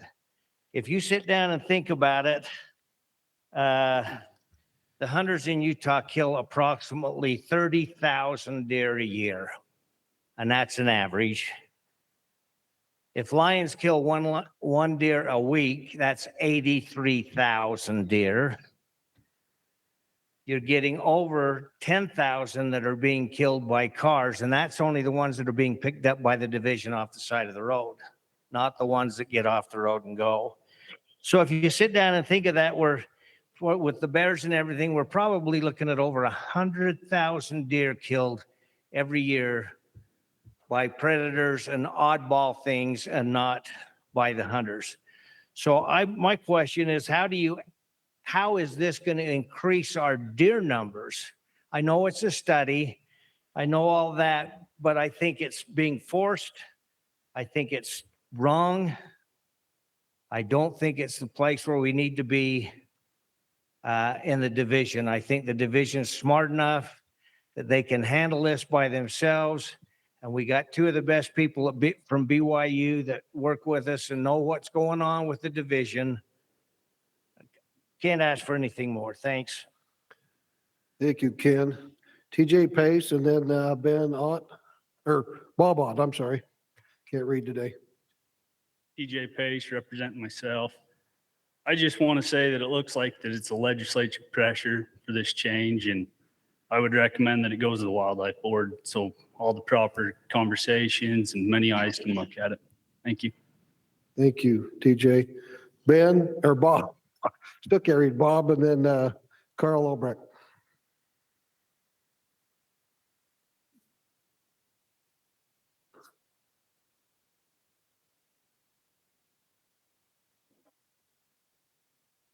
Good morning, Bob Ott. I'm representing myself.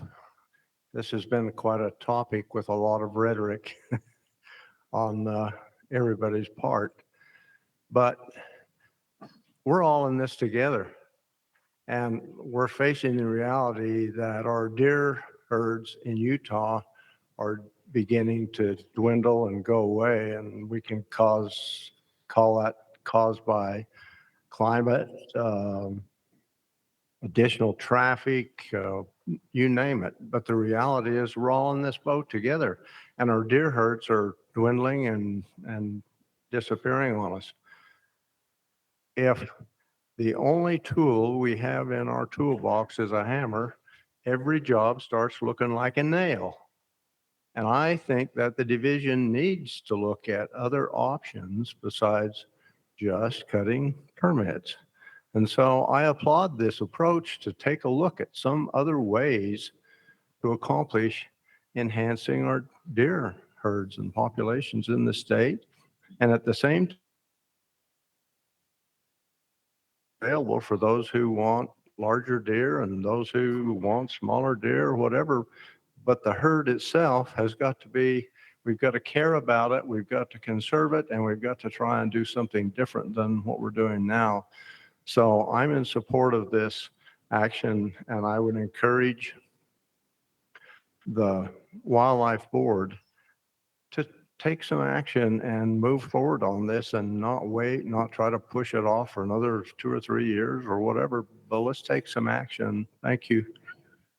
Thank you, Bob. Well, Carl Obrecht and then Rex Ship. Thank you, Mr. Chair. I drove up from Richfield this morning. For those who are wondering, I am a legislator. I represent District 70, which is Sevier, Paiute, Beaver, and part of Iron. And I want those folks who think that this was legislatively driven. Let me tell you what happened. We have constituents too. I have 37,000 constituents I have to answer to. The biggest complaint I get is about our deer herd. And they came to me and said, what are you going to do about it? So I called Jay and we had a meeting and he brought some of his staff and they had already been thinking about some of these changes. It wasn't us pressuring them. In fact, we said, you know, we went to units several years ago. Why don't we manage by units? Whatever that particular unit needs, let's manage for the needs of that unit. We didn't push this on them. They came back with some recommendations, their recommendations, and said, we ought to try this on this unit and this on this unit, and we'll compare it to this unit over a 4-year period. We didn't say we want this done on this unit or this done on this unit. They came with the recommendations. You know, everybody wants change and everybody wants more deer until change is recommended.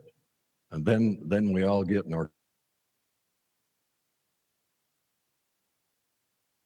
is key. We've done a lot of winter habitat work. We've got plenty of groceries on winter habitat, but we don't have any on summer range, not much to speak of. Take a look at what's been done up on the Range Creek Ranch up on the Tavaputs and see what it's done for the deer at the high elevation, you know, in summer and fall. Those deer need that. The other thing we need is predator control. I think predators are out of line. A constituent sent me a picture of a buck and a doe and a fawn south of Cedar City the other night, and there were 3 coyotes in the frame. 3 coyotes. We need to raise the predator amount for coyotes to something that's higher, because with the price of fuel, these kids and folks that are hunting coyotes are not getting out. And we got a real coyote problem.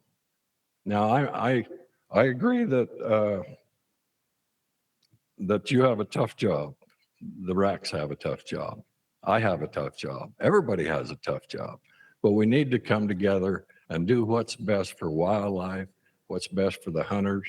And I just think, I just got back from Colorado, and they had a buck hunt going, a doe hunt going, a cow hunt going, and a bull hunt going on the same unit I was on. And there were hunters everywhere, but there was also a lot of animals. And so, you know, I commend the division and their biologists for coming up with these recommendations. I commend the board for listening. I commend the people that attended here today because they have a passion like I do for mule deer. I've hunted the Boulder Mountain my whole life, and I've seen the herds just steadily go down. And I can take you to where the winter range is and the fields and so forth in some of those small towns. And there's not 10 deer where there used to be 100. And I think that's the case. The division has made recommendations because, you know, when you're in business and you got a problem that's creating some serious stuff, you change the way you're doing business. And I think that's all the division's done. Thank you. Thank you, Carl. Rex Kip and then Troy Justison.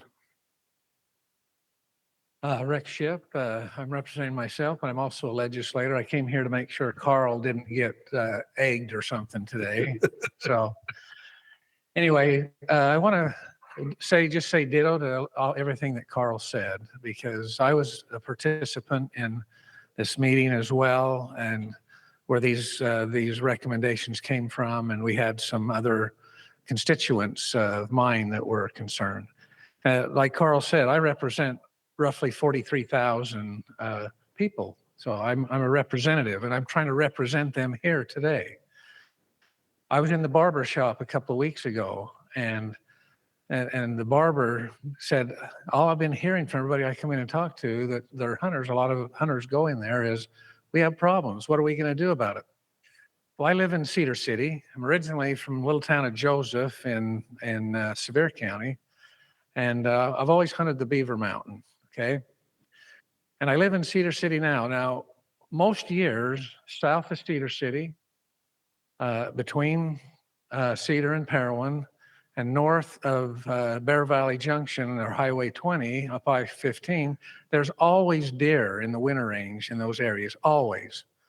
There aren't now. This winter, you didn't see one deer out there. And probably for a couple of years, you haven't seen any deer. There are no mule deer in that area. That's where they're going to winter, especially as bad as the winter was last year. There would have been deer in those areas. So I applaud the division for taking the initiative and saying, let's try some things. Good data brings out good results. We get some data. Maybe these changes are going to help. Why wait? If I'm a businessman, okay? If my business is things are going south, I'm going to make changes now. I'm not going to wait a year, 2 years, whatever, to make a change. If this is something that can help, and I know it's a tough job, and you as RAC people and as the board, you get information from a lot of sources. We want this or we want that. And you have a tough job to make some good decisions. And I just encourage you to consider what the division is recommending, because I think it'll come up with some good results. Thank you. Thank you, Rex. Troy Justison, and then Chris Jasmine. Troy Justinson, Sportsman Fishman Live. First, I want to give a shout out to Wade Heaton and thank him for the years of service. Wade's a personal friend. I consider him family. Me personally, I'm indebted to the Heaton family for all that they've done for me throughout my life. I just want to take the time to thank him for his years of service here. Director, I'm going to have to respectfully disagree. On the conditions that I'm a huge advocate of committees. Some of our toughest issues we resolved through committees. I don't know when the sheep plan went through. I think it's 8-10 years ago.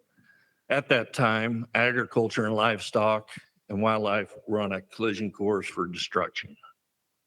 They set a bunch of us in a room. I had to sit by that man right there and a blonde little bombshell, Sarah Nilsson. And that's pretty damn uncomfortable, and I wouldn't consider them friends at that time.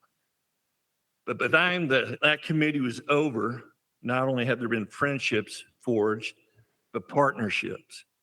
And the result of that committee changed the trajectory of how we interact together. Do we always align? No. But there's mutual respect. There's conversations to where we can work through hard issues. That's where the division leadership failed here. These are big changes. No doubt there needs to be changes. Some of the proposals have some merit, but we have a process. It's called a deer committee. Let's run it through that process. Let's see what comes out of it. Quite honestly, I believe that the majority of your biologists don't support this. I believe your outside partners or council does not support this. I think there were some decisions made based on fear, based on pressure, whatever it may be. But I don't look at it as it kicking down the road. Is we have the best biologists there are in this state. We know the results from these studies. We don't need these studies to tell us what they're going to be. Let's address it in November, institute them all next year, so we ain't waiting until 2029 to look at this study and say, you know what, this didn't work. We already know what it's going to do. It's going to increase quality 100%. It's going to increase buck-to-doe ratio at 100%. Not so sure it's going to increase opportunity, because I can tell you what's going to happen. They say, oh, hell, there's some big deer out there. We got to cut back permits, so we keep them. These are general season units. My home's the Boulder. That's where my heart lies. I see it a little bit differently than Representative Albrecht. Worst, hell no. 8 hunts, we kill 4 points. I sit on 26 deer points. Based upon current stats to draw a general season, I have 3 deer hunts left in my life. I'm not okay with that. We have to increase opportunity. And the way this sits right now, it does not. So SFW does not support it. Thank you. Thank you, Troy. Chris Jasmine and then Jace Taylor.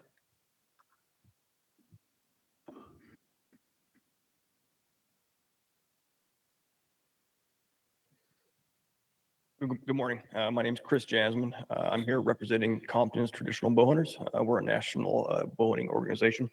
We're here today to support this proposal as written. Mule deer are struggling in the West, as we all know, from a myriad of things: fire, invasives, juniper encroachment, urban development. And because of that, and we're seeing lower tag numbers, hunter opportunity dwindling, lower trophy quality.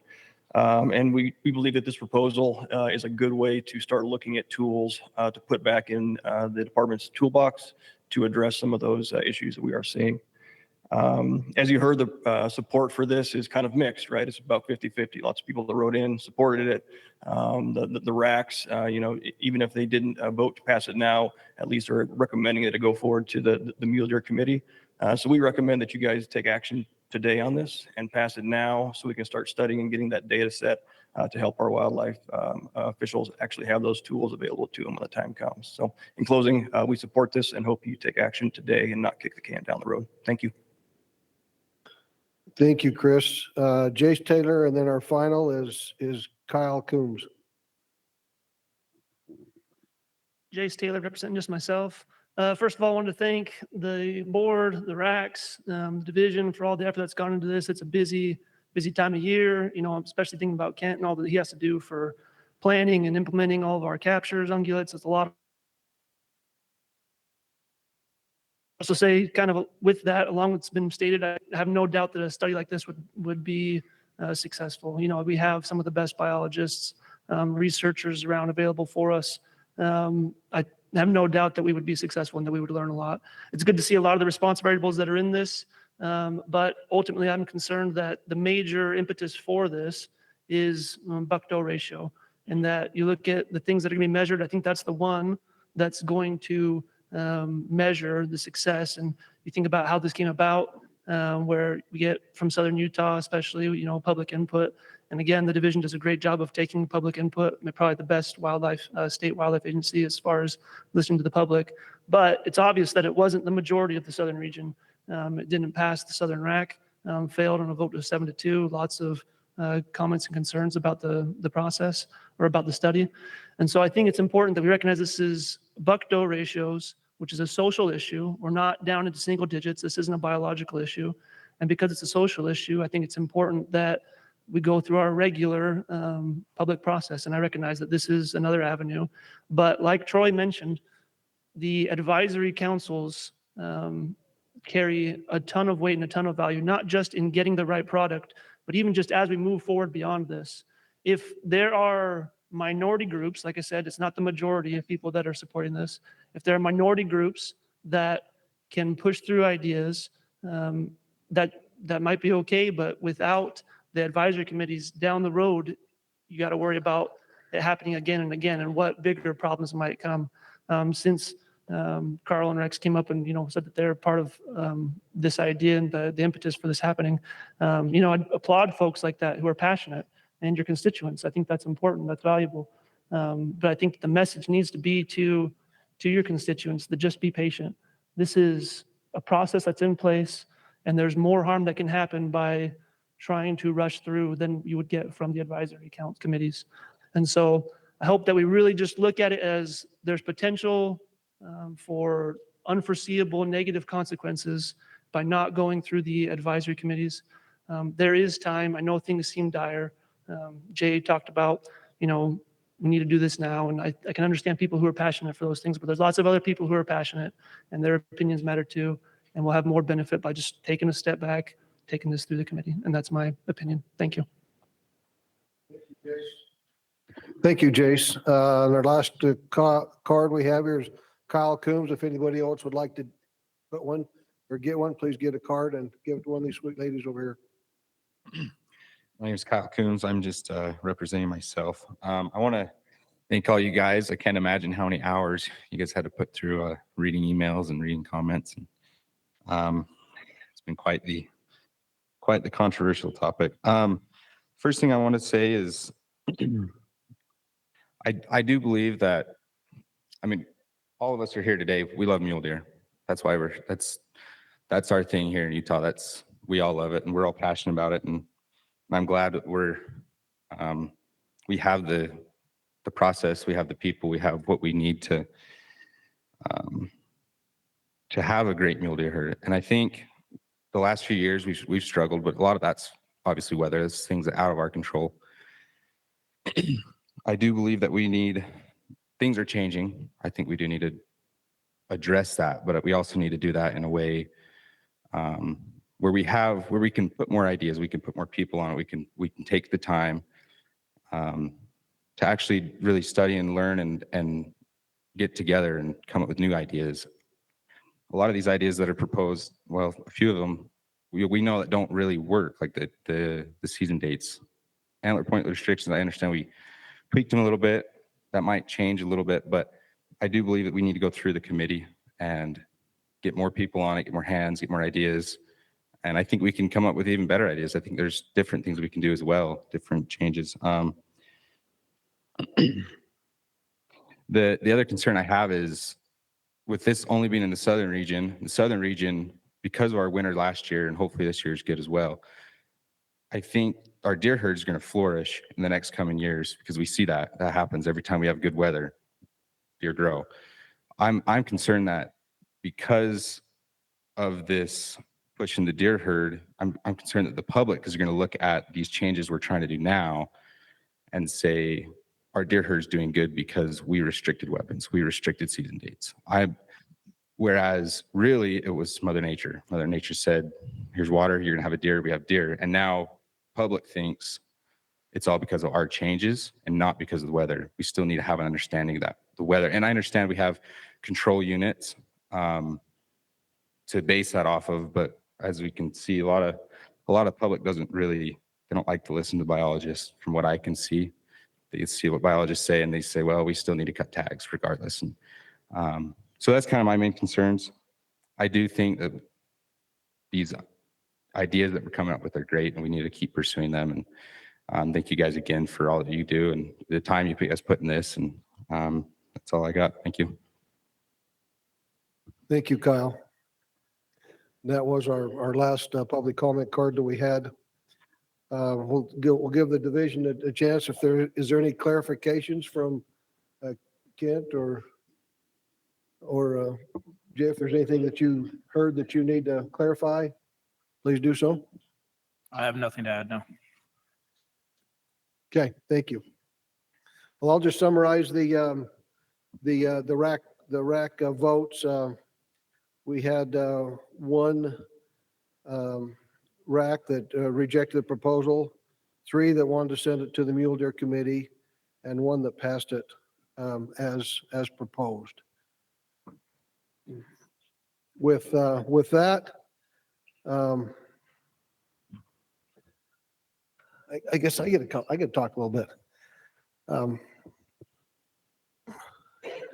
I think, this is, we've done some 4-point studies, or well, actually, I guess we have done some 4-point studies in the past. We've done, or not studies, some units, some 3-point before.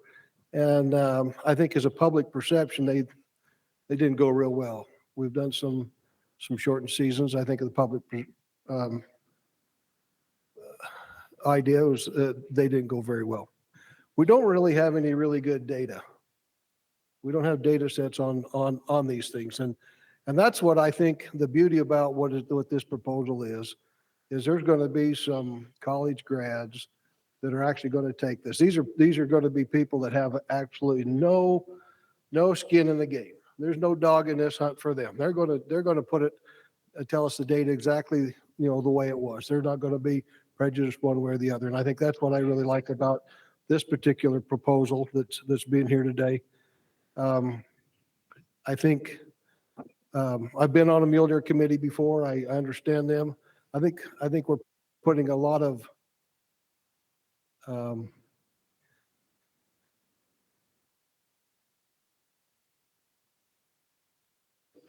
those members could be picked, go all on one side or all on the other side, because we're asking a mule deer committee that hasn't even been organized yet to look, to throw this at them. And I think it's kind of ironic that we have so much faith in a committee that isn't even formed yet, but we got a couple more topics down the road that are a little controversial also. And those are topics that come from committees, and we didn't have a whole lot of faith in them on, at least part of us didn't. So anyway, that's just kind of my 2 cents on this. I think I have visited with Jay. I visited with Justin. I visited with Covey. They have guaranteed me that there wasn't any outside pressure that actually forced them to do this, that this was their idea. They had some of these ideas going in to begin with, and I know as a fact, nobody's pressured me. Nobody's asked me to do anything on this that one way or the other. And I don't know about the other board members, but nobody's given me any pressure whatsoever. So I can just give you that 2 cents of mine. So with that, let's turn it over to the board for discussion. Go ahead, Brett. Brett, we got to have are we back? I just as soon talk while no one was listening. Oh, Chairman, if you could please pause one moment. We're checking on status of YouTube. It looks like we have some network communication issues going on within the state system. Please stand by for one moment. I just soon talk when nobody's listening.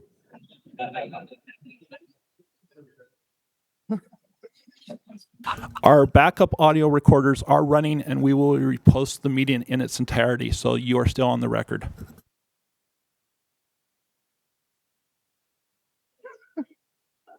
Don't worry.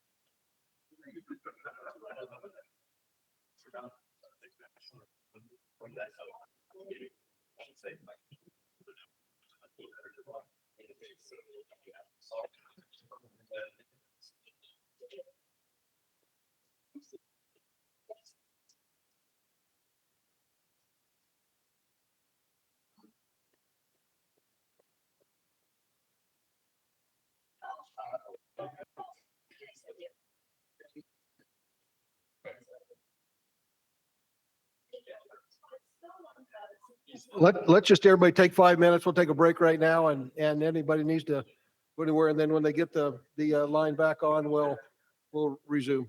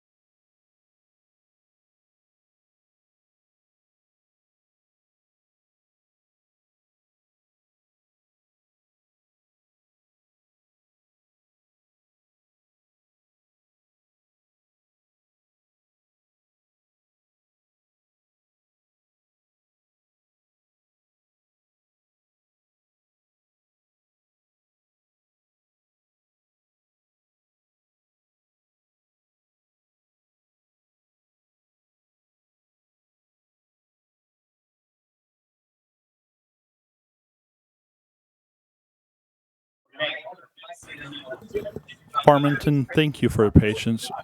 It looks like our switching over to alternate communication path to YouTube has resolved the issue. Root cause still unknown, but we will be ready to proceed when you call the body back to order.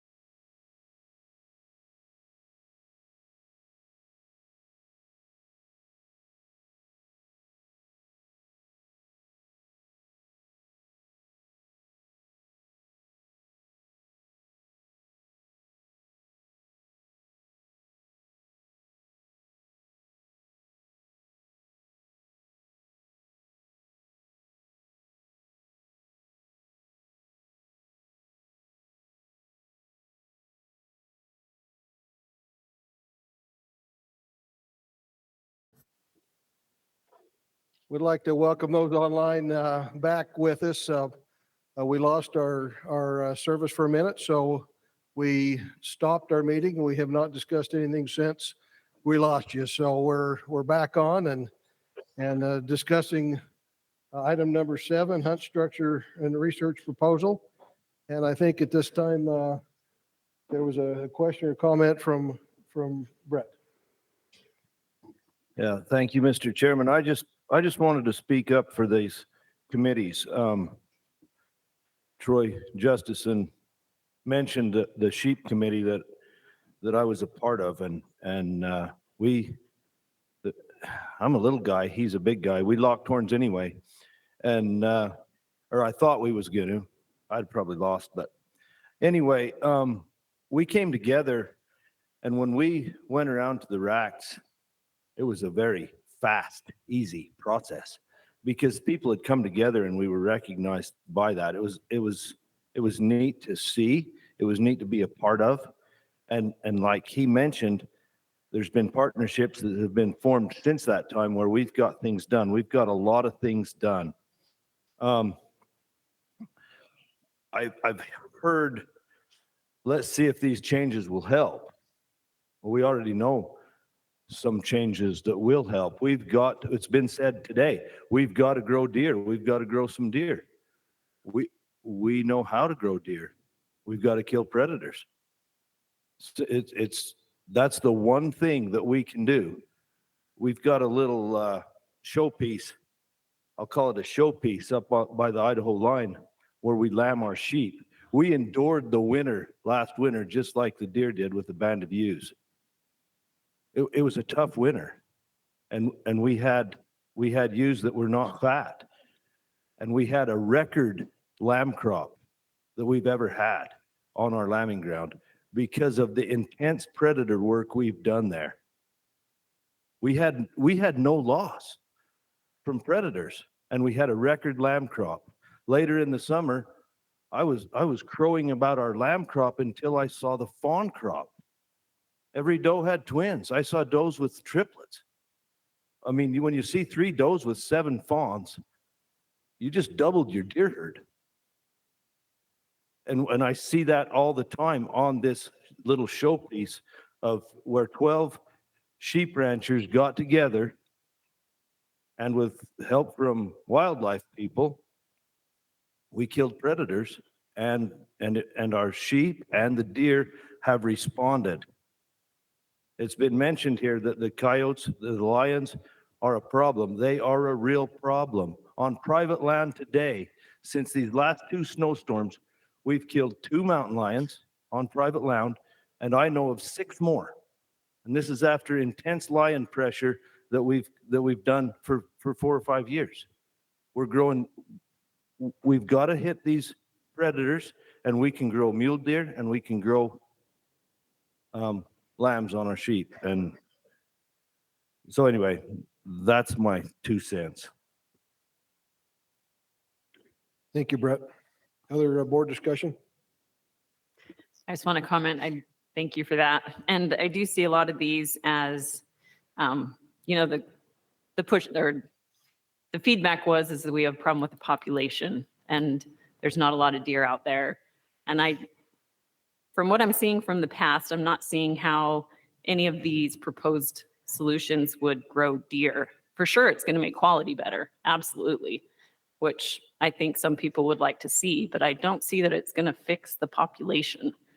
That's Mother Nature, and I like your cougar suggestion, lions, predators, whatever that may be. But on my end, and I don't know if it's the majority of the population want to hunt big bucks. Some do. It's dang fun. My daughter shot a great one this year, but I don't know if that's the drive for everybody, that they want to shoot big bucks. Some people just want to put meat in the freezer and have a great hunt with their family or whatever it may be. But for me, all of these are addressing quality, not quantity.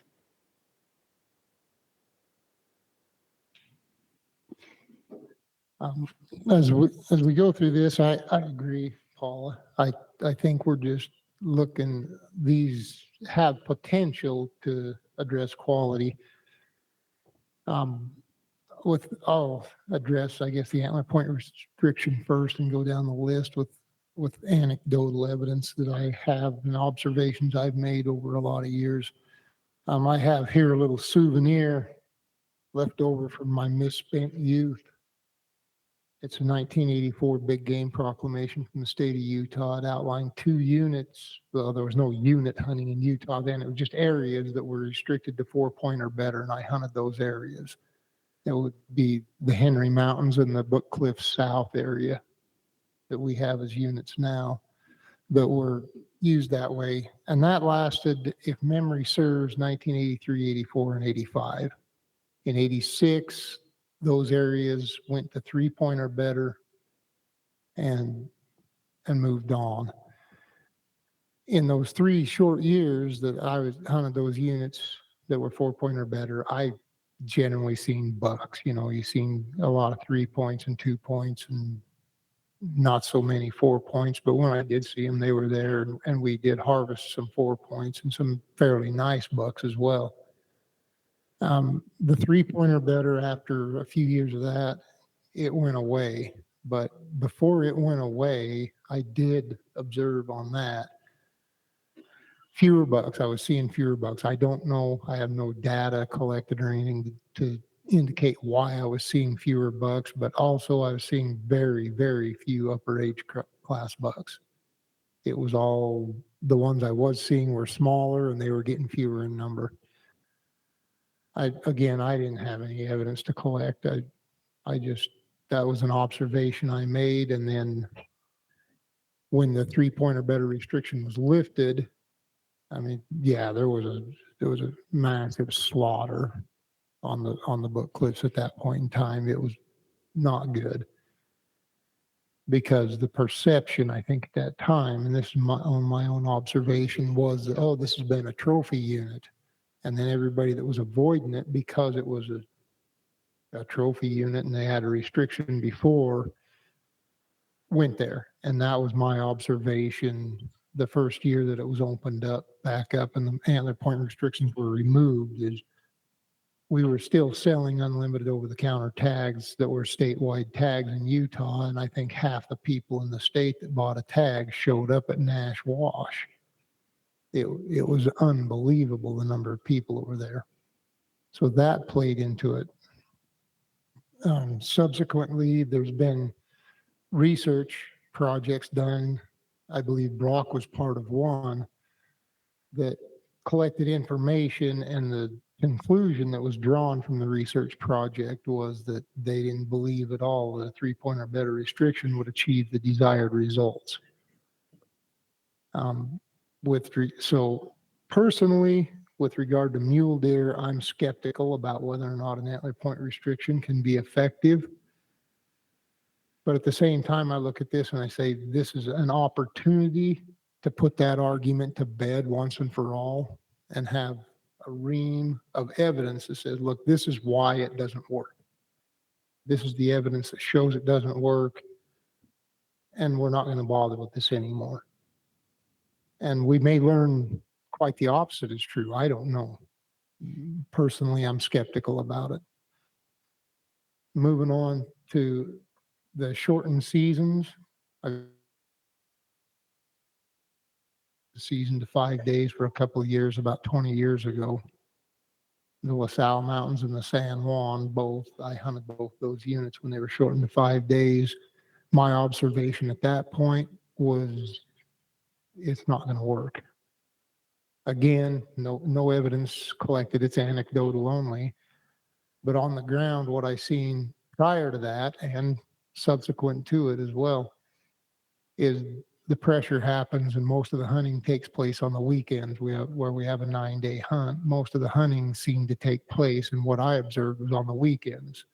And during the week, if you're up there, you pretty much got the mountain to yourself.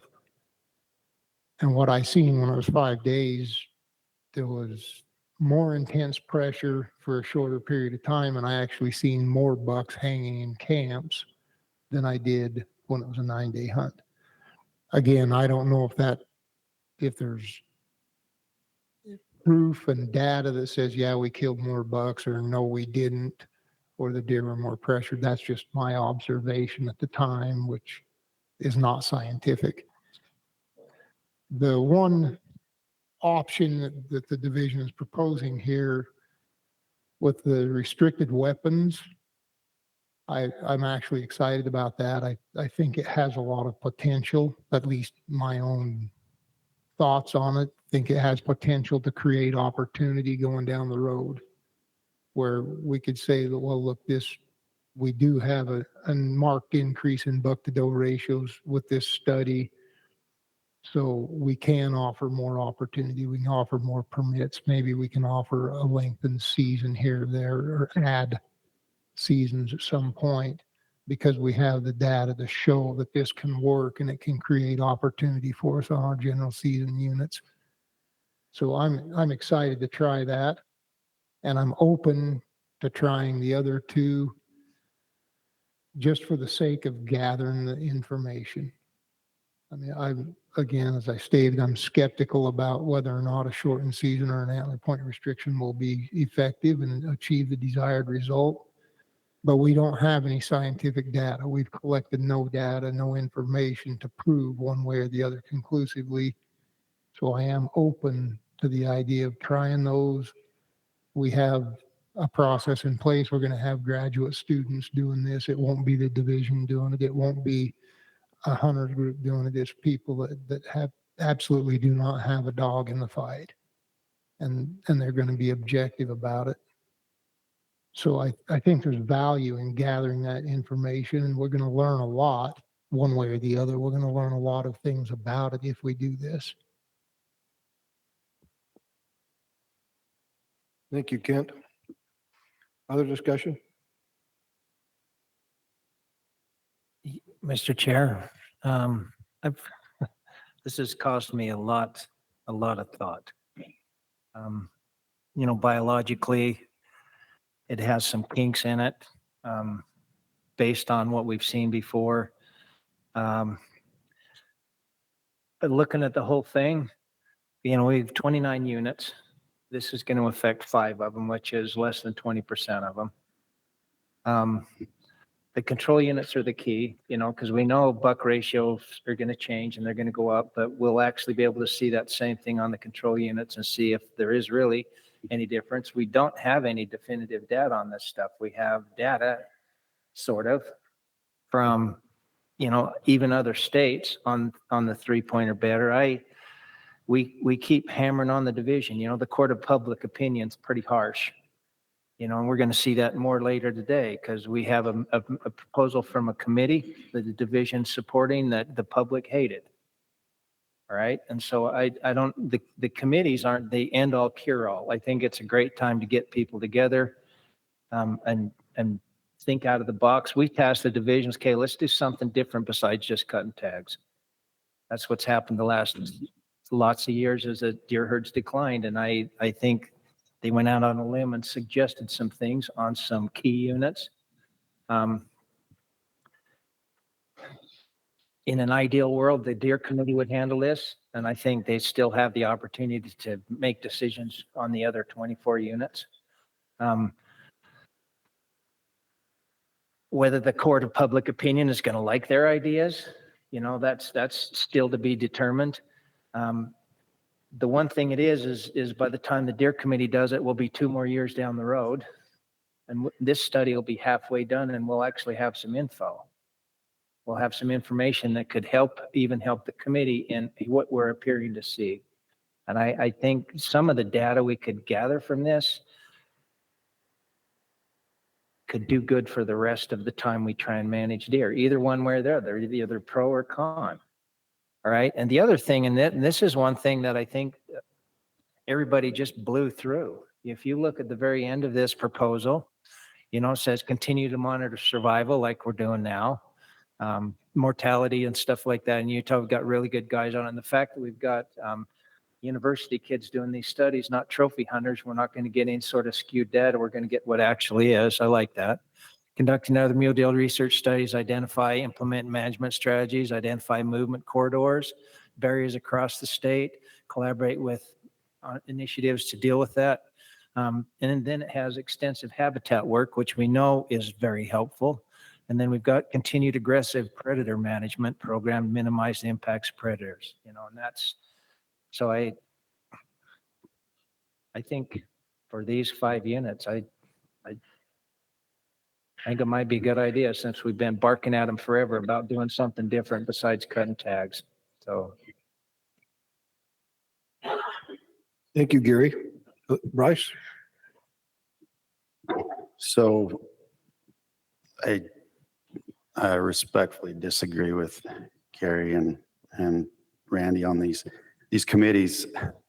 I mean, the sheep committee was one of the prime examples, of how everybody came together, and that was, supposed to be one of the hottest topics to come before, one of the biggest fights. It wasn't a fight.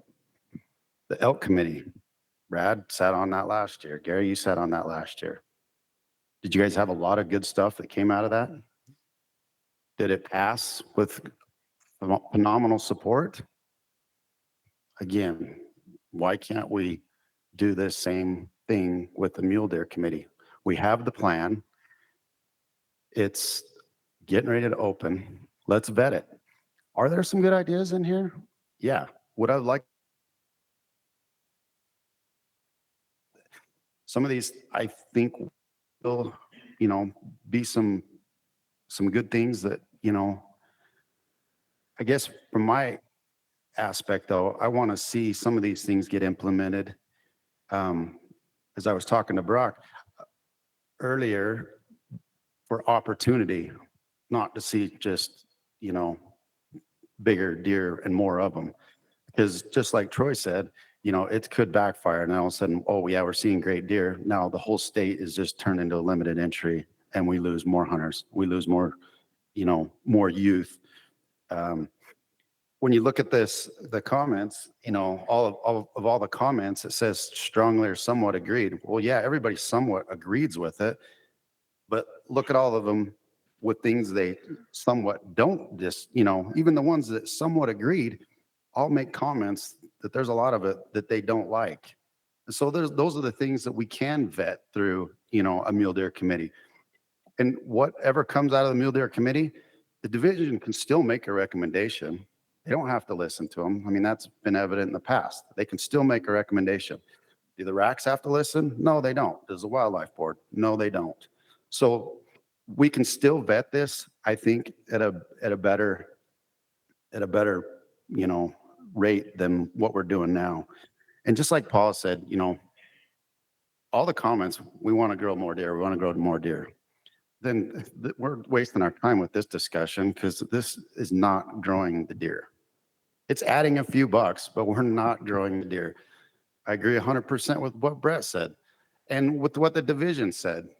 We had a meeting with some CWMU operators, and Randy from BYU came up and presented to them. It's like, hey, you guys need to do more habitat, more lion predation, more fencing. Those are the things that are going to grow deer, not having a 4-pointer only or I hope I hope we can, reject this today and send it back and let the mule deer committee vet this. It passed 4 out of the 5 racks almost unanimously, and I hope you guys don't, take that into consideration. But when we do look at this, when it comes back before the mule deer committee, that some of these units that if you want to try a 4-pointer only, like Kent says, let it try, see if it works or not works, but create an opportunity while you're doing that you can not, have some youth involved, because it's so important that we keep that youth involved. And, because what's a trophy in their eyes is a lot different than what's a trophy in everybody else in this room's eyes, because it's a trophy that they get to shoot at 2-point. And if we do that study down on the 4-pointer only, I mean, how many people that have those tags, the youth, aren't going to have that chance? Because, do they going to see 4 points? No. Are they going to see a couple 2 points? Probably. They'll have a chance.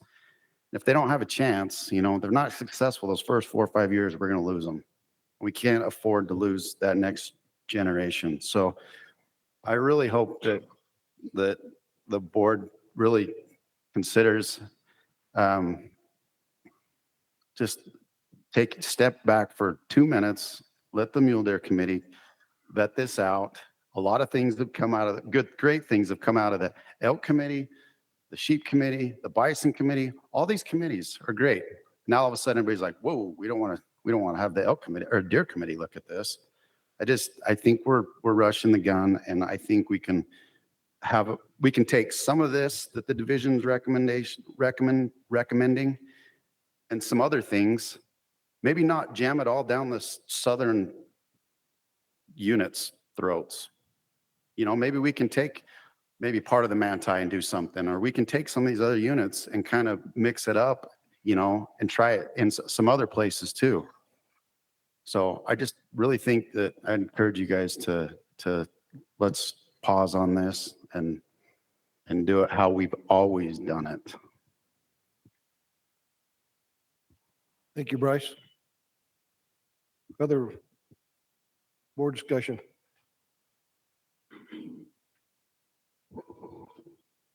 I think I'm probably along the same lines as others with the committee taking this, and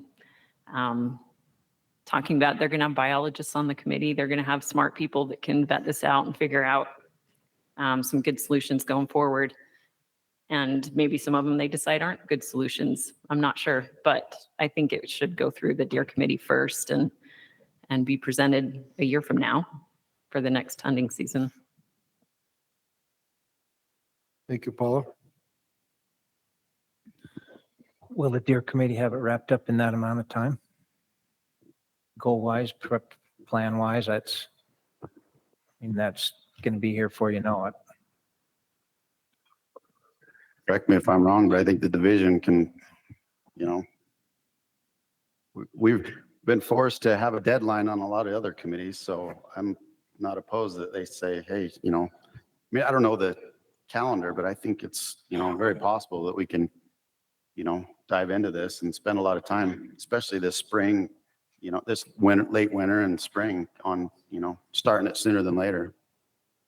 Just, Mr. Chair, if I may, the timeline for the Deer Committee for 2024 would be, I think we're going to try and get that started here this February, just start laying the groundwork, and then through spring and summer, have the meetings and develop that plan, and then take it through the RAC and board either in September or November next year.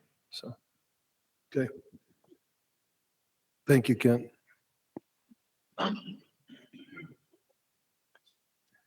How will this look if we kick it down the road to the Deer Committee? As far as a research study, we're gonna, let's say the committee votes to implement some of this.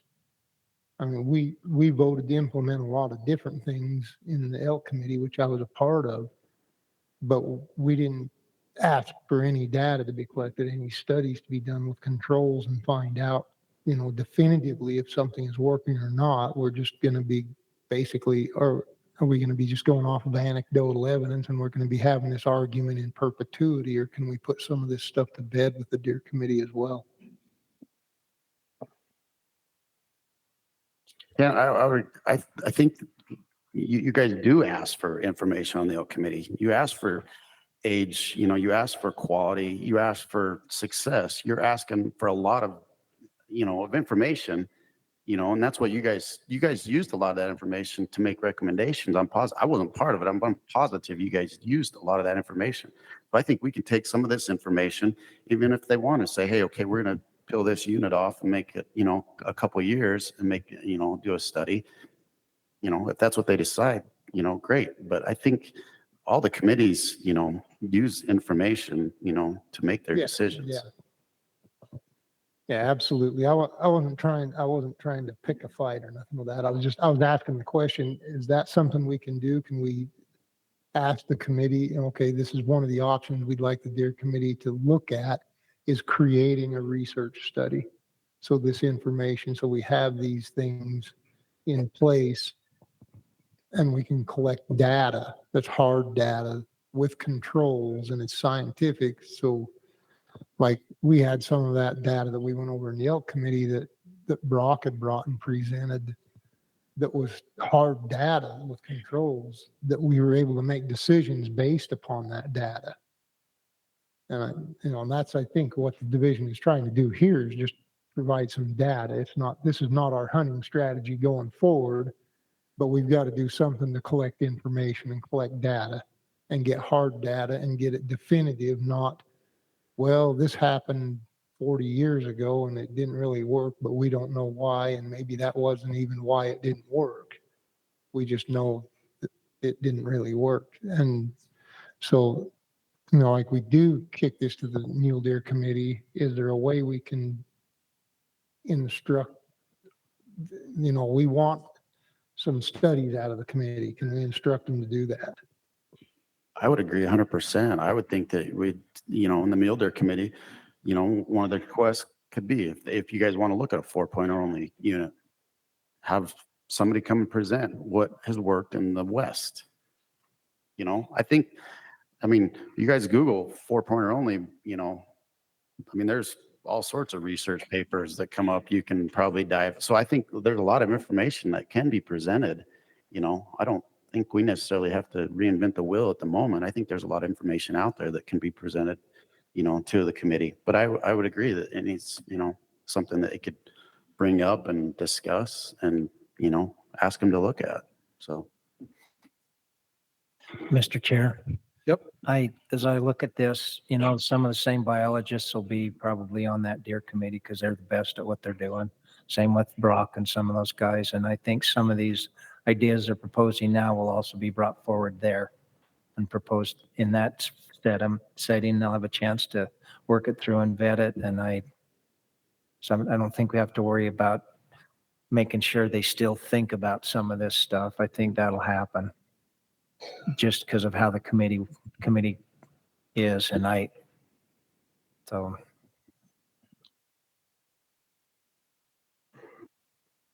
Thank you, Gary. Other discussion? I'll call for a motion. Mr. Chair, I make a motion, we not approve this agenda item. And we send it to the Mule Deer Committee. I mean, I think that's a given, but we deny this motion and send it to the Mule Deer Committee and bring it back next year. I'll second it.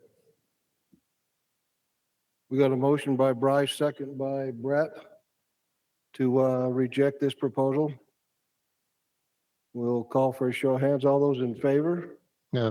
Oh, wait, I Could I guess ask a question? we do got to have a discussion. Would you be willing to add into your motion that we instruct the Mule Deer Committee to create a research project on at least one unit as part of their work, like especially with the restricted weapons, so we can.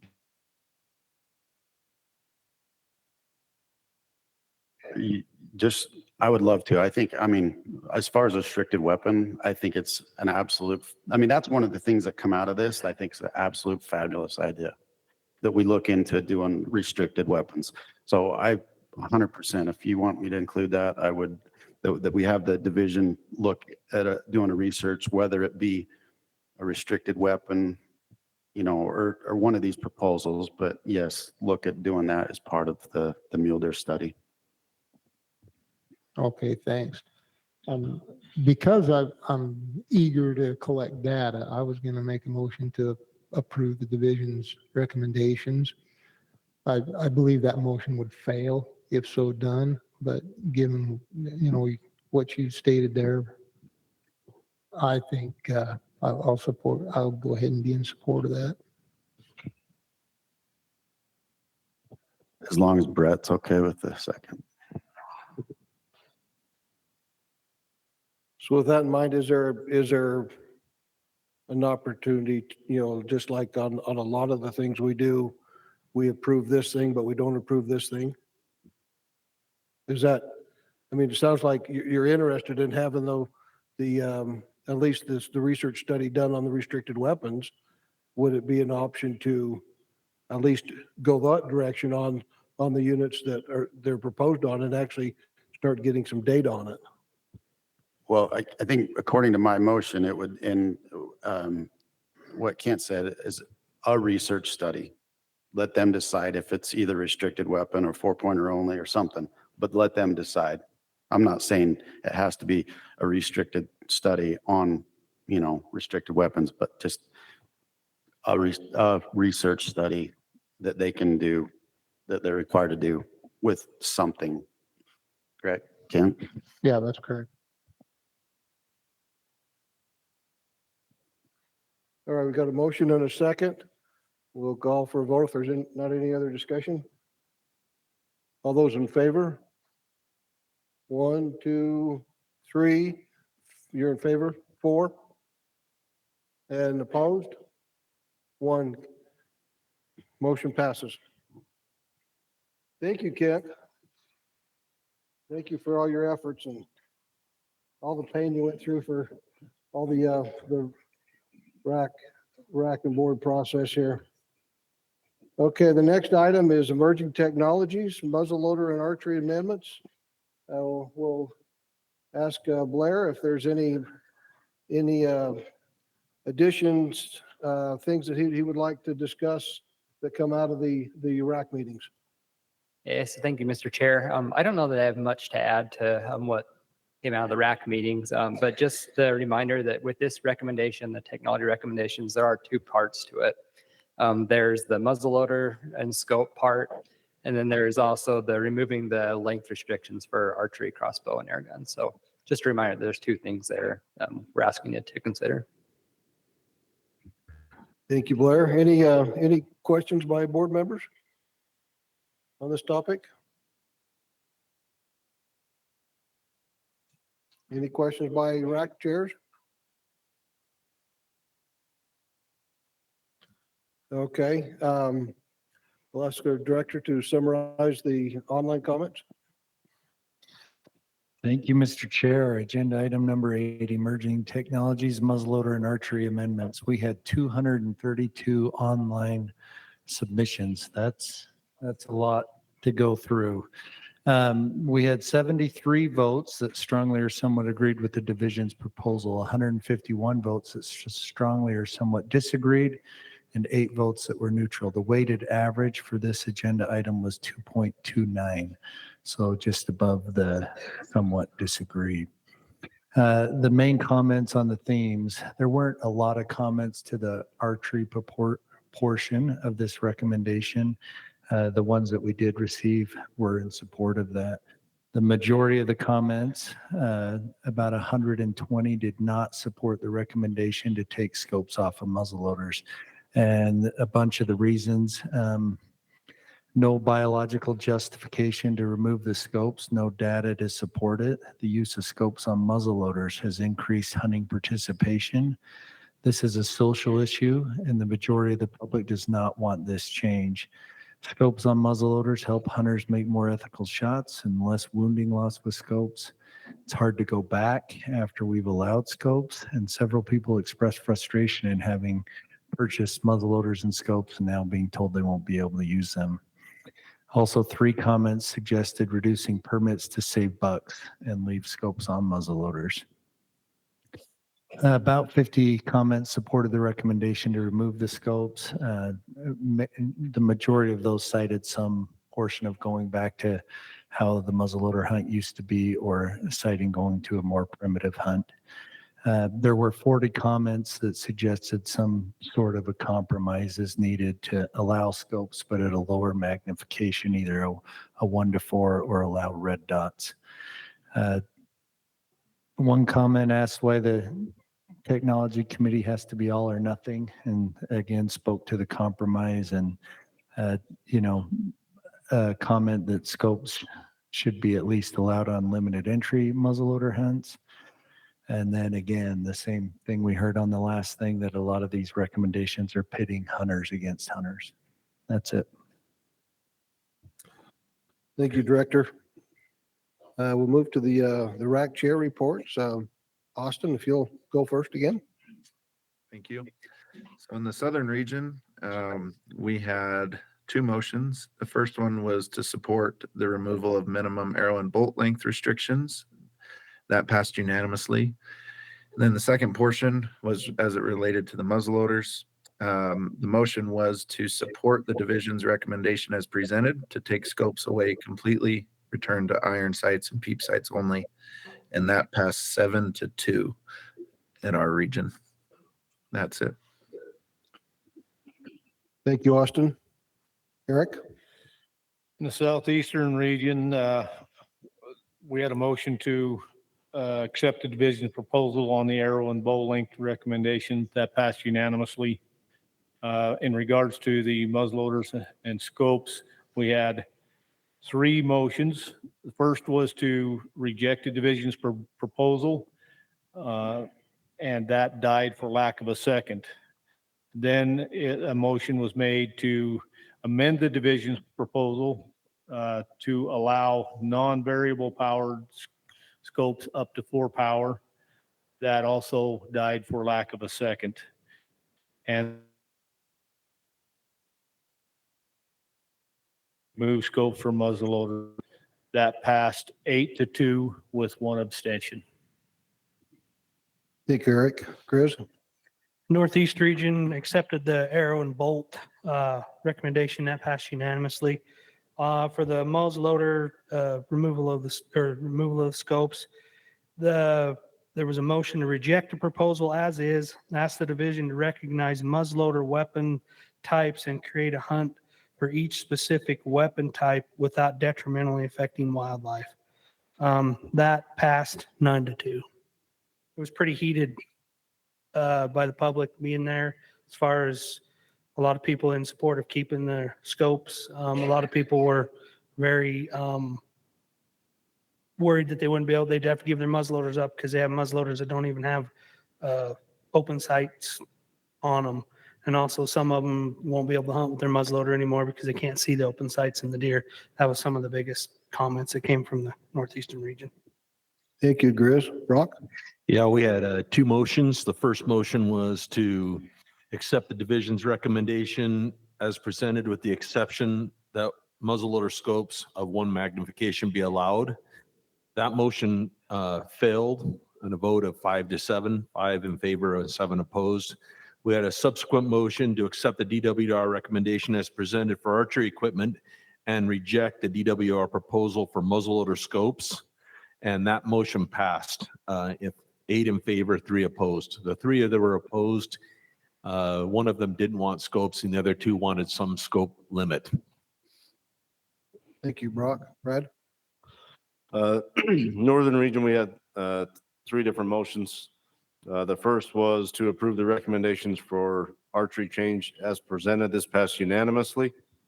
Our second motion was to stay neutral on this and let the wildlife board make the decision. This motion failed for lack of a second. And our final motion was to accept the muzzleloader recommendations as presented. The 3 opposing votes, one would like to see a 1 power scope option, one wanted to stay neutral, and one felt like we were not representing the public opinion on this item. Thank you, Brad. Appreciate those. We'll now go to the comments. We've got some comments cards here. Brandon Zundel, if we'll have you come up first again, and then JD Sorensen, you're on deck.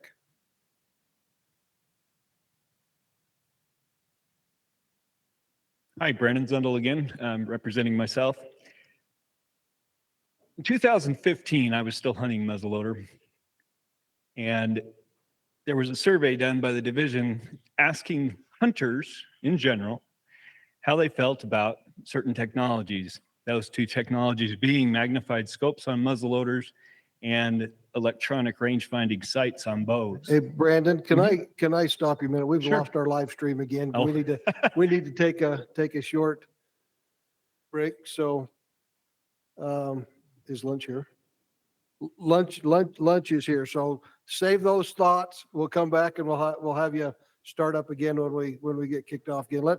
It's almost lunchtime. Let's break for lunch. We'll get our live stream back.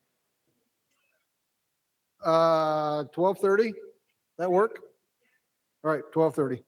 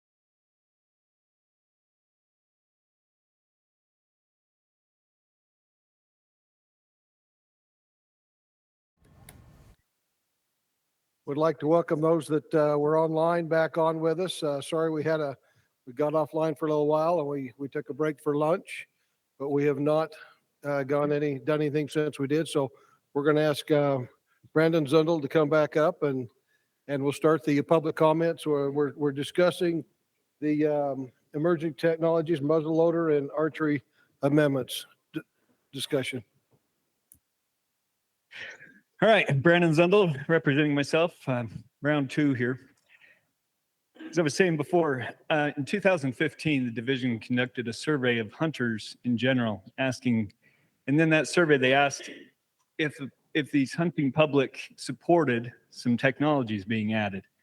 One of those being magnified scopes on muzzleloaders, and the other being these electronic sights like the Garmin Zero on compound bows. And the majority of the public supported these technologies being added.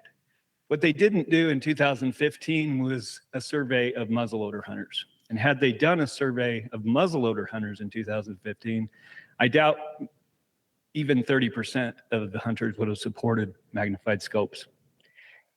But they allowed them anyway. And now we do a survey of muzzleloader hunters, and you get quite a bit of support for magnified scopes. The reason that is a lot of our muzzleloader hunters weren't there in 2015. So we've changed the demographic of what is a muzzleloader hunter. And that's something to consider, because a lot more people have invested in rifles that don't have the ability for iron sights. They've invested in scopes, and a lot more than invested in the Garmin Zero sight, for example. So there's that. And the technology committee has recommended that we remove all scopes from muzzleloaders. And I'm sure they have their reasons, and you're going to hear a lot of arguments either way. I'm not going to take a stand on whether or not I know if I was still muzzleloader hunting, I would be against scopes being on muzzleloaders, but I'm not. So I'm not going to take a stand either way on that. But I will ask you one thing. If you do decide to remove scopes, I would ask that you at least allow one dot or one power or red dot. Reason behind that is a lot of these guns cannot have iron sights, so that still gives them an option. Being iron sight, they can use a red dot or a one power scope, and they cannot get a COR for bad vision, and not that type of bad vision anyway. So my only ask is, if you do decide to remove scopes, let's keep the red dot and the one power. Thank you. Thank you, Brandon. JD Sorensen, and on deck is Rodney Stedman. My name is JD Sorensen. I'm representing myself, and I'd like to thank thousands of other people who didn't have the luxury I have, that I could take a vacation day and still get paid from work and drive over an hour to be here today. But I'm passionate enough about muzzleloader hunting, as I've been a muzzleloader hunter for 33 years of my life. And I started with a double trigger side hammer Hawkins, shooting a number 9 cap. And then I eventually gave in and went and bought my first inline. And I mean, I can say to this day, I have 4 muzzleloaders and none of them have a scope. However, that's my choice. I will stand here and fight to my dying breath for the freedom of choice and what the majority wants. And the society has moved so far to the minority making the most noise and ruling the majority. And we've got to stop that in this today's society. As the emails, as you read through them, it's an overwhelming, people do not want this to change. And I'm right there with them. And the reason I am that way is you don't have any data. I talk to hundreds of people in my day-to-day life, and none of us got a survey that you claim was done saying we don't want scopes anymore. And you just passed today, which I'm very grateful for, to make a harvest survey mandatory on all tags. So what a golden opportunity for the DWR and the committees going forward to now, especially those muzzleloader tag holders, to ask some questions. What do you want on your muzzleloader as far as optics and go? And then you can use that real data that comes from the constituents that it affects what they want. My other concern with removing this is I've got kids and I've got grandkids, and it's a different time. I remember as a kid, if you plentiful like they are now. Hell, I'm waiting for Vortex to come out with their Red Ryder version of a 3x9. But I force my kids still to shoot open sights to start to learn before they are allowed to have optics.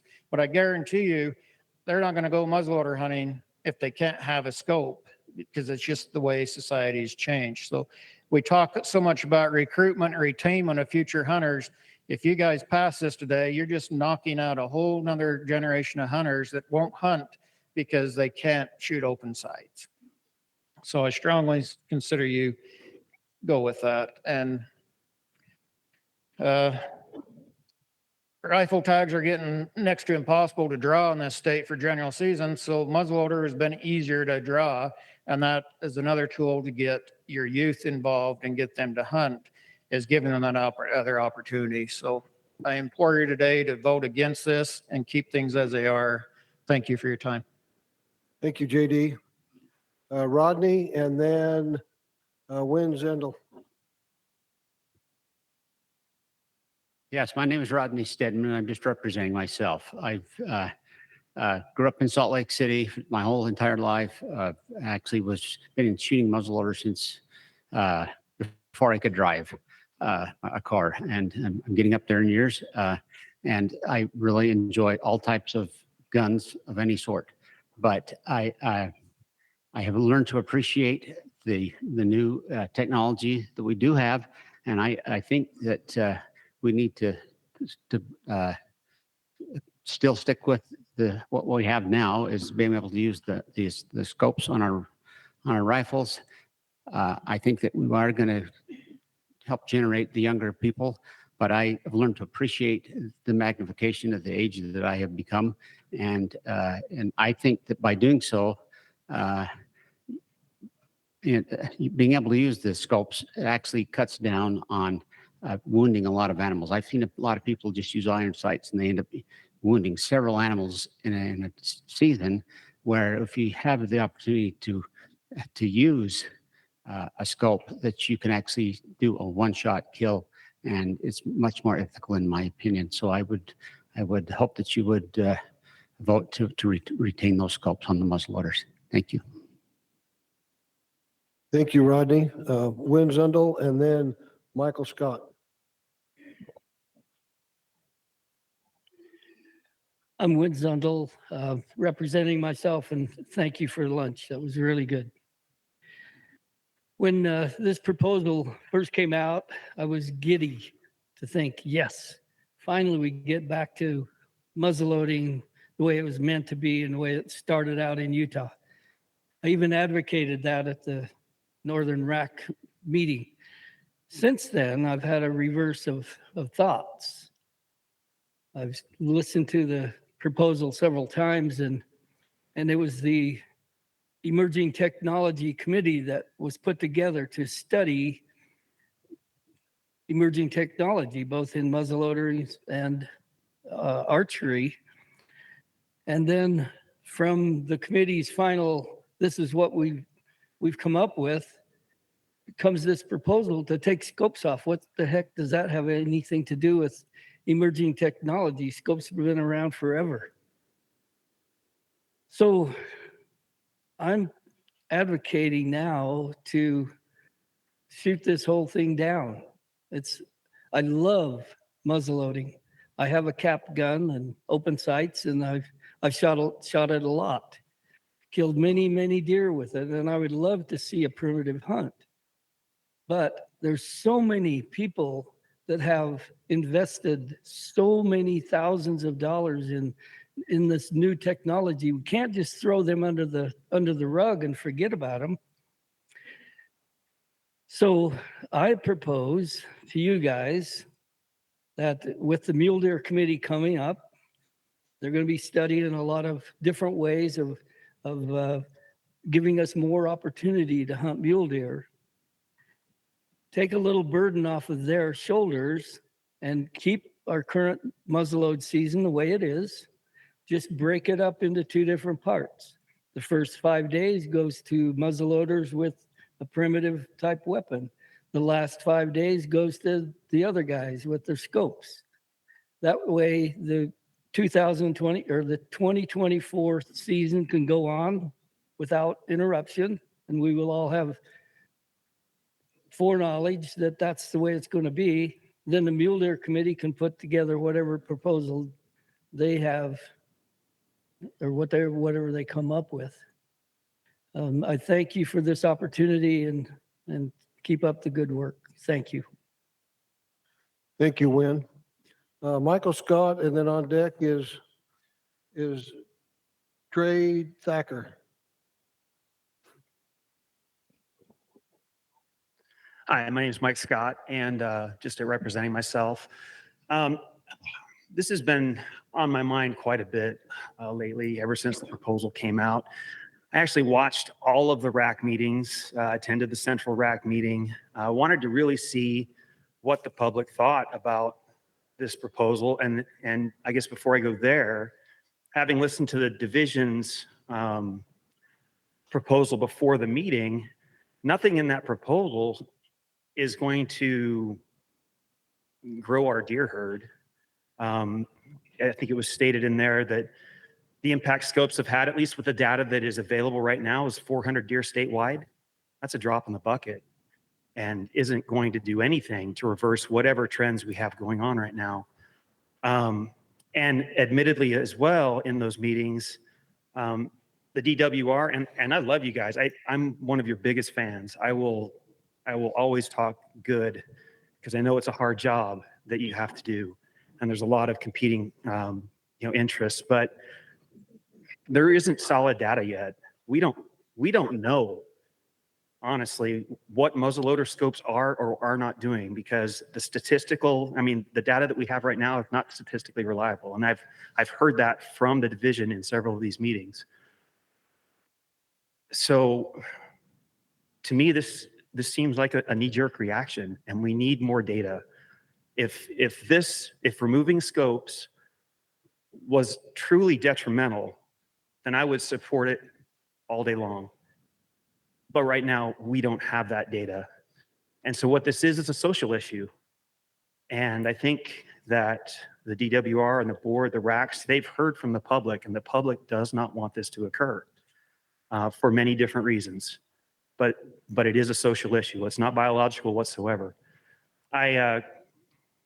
To put forward an analogy, I kind of look at this as, a conflict between your purist fly fisher that will do nothing but fish dry flies, and if he can't catch them on dry flies, he won't fish at all. And yet he'll look down his nose at someone that hucks spinners or that drowns worms or power bait because they're doing it the wrong way. I think as a community, we need to understand that what we are doing is not detrimental to the resource. It doesn't matter if you are a traditionalist and you want to hunt as a traditionalist. If you have an inline with a 14 power scope, go for it.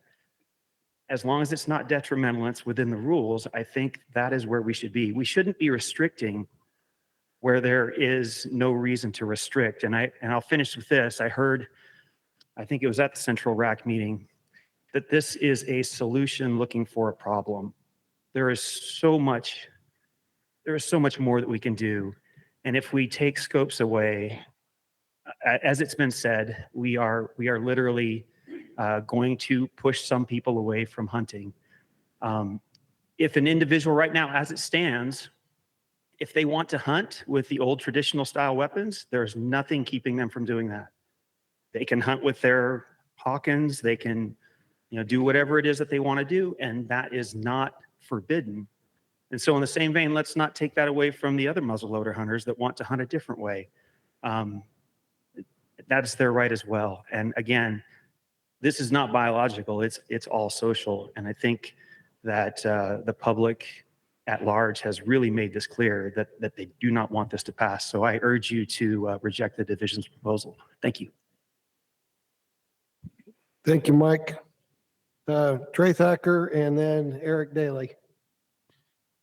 Trey Thacker. I'm here representing myself and Utah Muzzleloader Association. Utah Muzzleloader Association is a new group that just recently got started. We have, within the last month, maybe 2 months, there's already 600 members part of this group. And all the surveys we've done on there, we have both people that want traditional and non-traditional type hunts. So we get votes both ways, but majority of everybody wants to keep the scopes on. I do want to start off with, we do appreciate everything the division has done. Changing, we got to have change. We can't be stuck in the mud and stay the same. We are very disappointed that after the surveys were taking place, that this was a blatantly, no, we do not want muzzleloaders taken off. They still brought it together. It drove a wedge between the primitive hunters and the modern day muzzleloader hunters that did not need to be there. So I wish they would have looked more into the data instead of just pushing it through.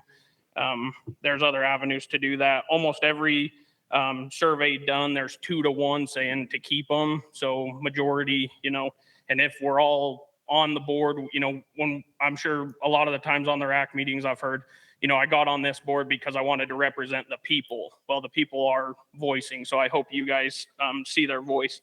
Now, talking to other organizations, also in 2015, the muzzleloader scopes were put on, and we do recognize that the 2.5% increase.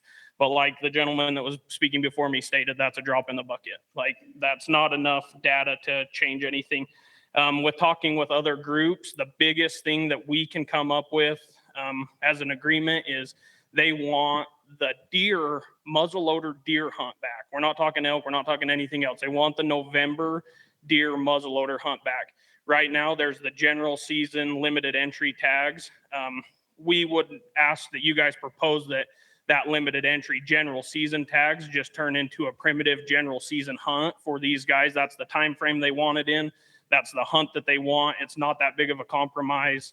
And it gives them an opportunity to make this hunt. Even at that, we have talked and even allocating 20% of the normal tags to that limited entry, hopefully change to a general season unit, adding more tags, giving those guys more opportunity. That way we can, we're not forcing them to not hunt with their traditional ones, and we're not being forced not to hunt with our modern muzzleloaders. So we just ask that you guys look into that and not restrict people on the way they want to hunt just because we see things differently. The wounded loss is a void point. You can't teach ethics. No matter how much we pound it into people, no matter how much we discuss it at these meetings, you cannot teach ethics. Wound loss it's just an endless argument. So anyways, we ask you to look into that option as that limited entry general season tags be just turned into a primitive hunt. Thank you. Thank you, Trey. Eric Daly and then Ken Strong. Yeah, my name is Eric Daly. I am representing the Fort Buenaventura Mountain Men, and I'm also a member of the American Mountain Men Association. Initially, we were in favor of this proposal, but after further conversation within our group, we do not want to create a division among our own ranks, among hunters. We're all hunters. Just because I may choose to shoot a different type of weapon than someone else doesn't make my way or their way the right way. A house divided cannot stand. With advances in inline muzzleloaders, we propose that the board recognize that there are 3 different types of rifles. There's a modern centerfire rifle, a modern inline muzzleloader, and a primitive side lock muzzleloader. Each of those has different capabilities. We would like to see a primitive muzzleloader season as it was when it was first created back and have it in November. We would like to see the board consider leaving the current muzzleloader regulations and technologies in place that are already here. If you were going to restrict one item, there's more items than just optics to restrict on a modern muzzleloader. The hams hunts do not satisfy this, in our opinion, because it's a limited entry. last year, 183 people applied for 12 hams tags. There were 2,283 applicants for 326 late general season tags. Limited entry had 2,507 applicants for 123 tags, and there were 15,069 applicants for 7,333 general season tags. In a recent social media poll, over 71% of those polled supported a late season general primitive muzzleloader hunt. This is already kind of, the groundwork's already been laid with R657-5-48, which allows the division to prescribe a primitive weapons hunt. And they've already in that identified what a primitive muzzleloader would be. The proposal to eliminate magnifying scopes does not seem to have any reasonable data to show substantial increase in hunter success or any other biological impact. Surveys that were returned, as was shown, a majority of the people opposed that. We propose that the committee reject the proposal to eliminate a restricted general season muzzleloader hunt in November. I'd like to also thank the board and the Division of Wildlife and all the RAC members for all the time and effort that they put in, and everybody in this room, because everybody in this room is here because they care about wildlife and they care about the sport of hunting. Thank you. Thank you, Eric. Ken Strong on deck is Chris Hatch. Ken Strong, representing myself. The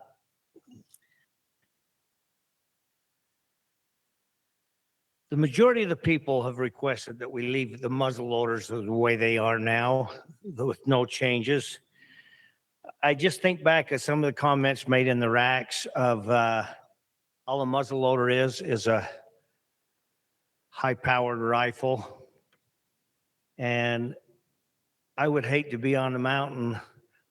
You could still use them. They use the excuse that you could still use them on the general any weapon hunt. But you think about it, you're out there on the any weapon hunt and you got a rifle and all you do is, and you got a new shell in. With a muzzle loader, you set it down, you pour the powder down it, you get the bullet started, you get the bullet ram down and get everything ready, load your primer, and where's the deer or where's the elk?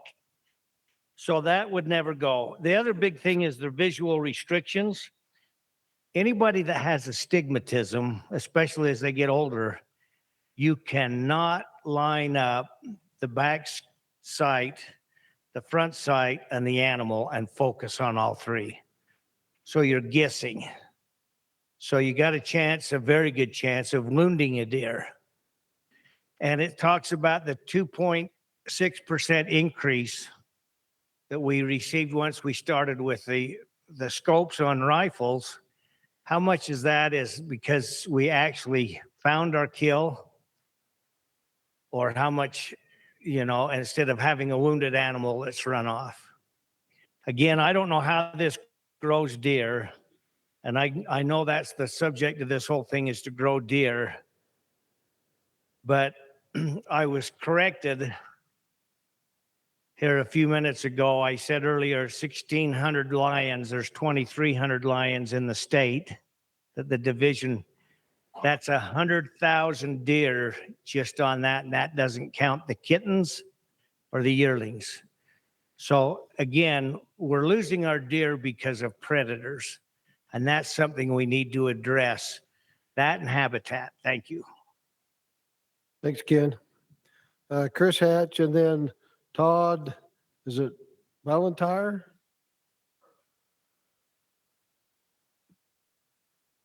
Hello, I'm Chris Hatch. I'm here representing myself. There's a lot of passion in this room. I enjoy sharing this room with so many people. I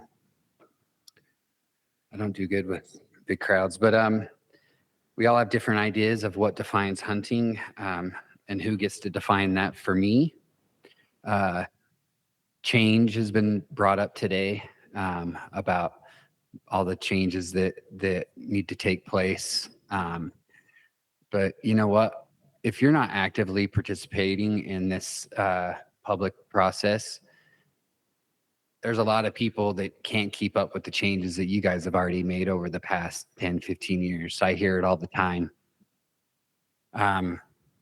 So I'd like to keep the change or keep things the way that they are with muzzleloaders.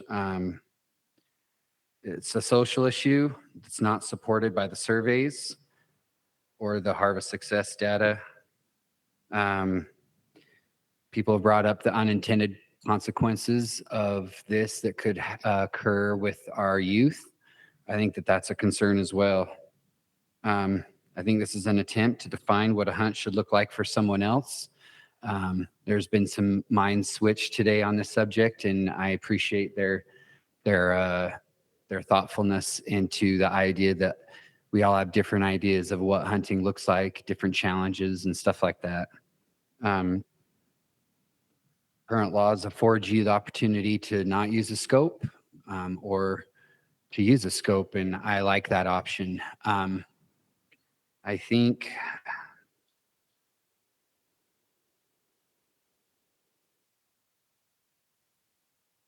me to hunt to begin with was the idea that I might share the mountain with many people at the same time, but we all have different ideas of what our goals are. We all have different challenges, and you're all in different places of thought and what is acceptable to you, different ethics. That's what attracted me to hunt to begin with. And what I'm starting to see is this micromanagement and this narrowing down of what defines what hunting is, and it just putting people in a box altogether, right? It's a single shot rifle, right? Like my muzzleloader it shoots like 1,700 feet per second out of the muzzle. Like that's hardly a rifle.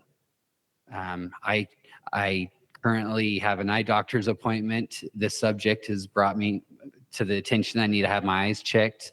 I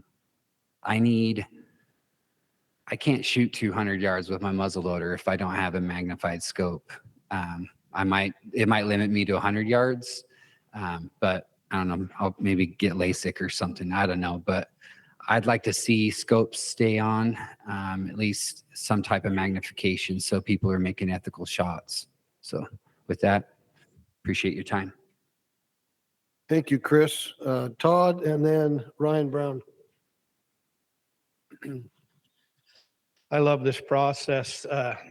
Appreciate the board, appreciate the rack chairs, appreciate that you want to hear us. And we are the division's customers.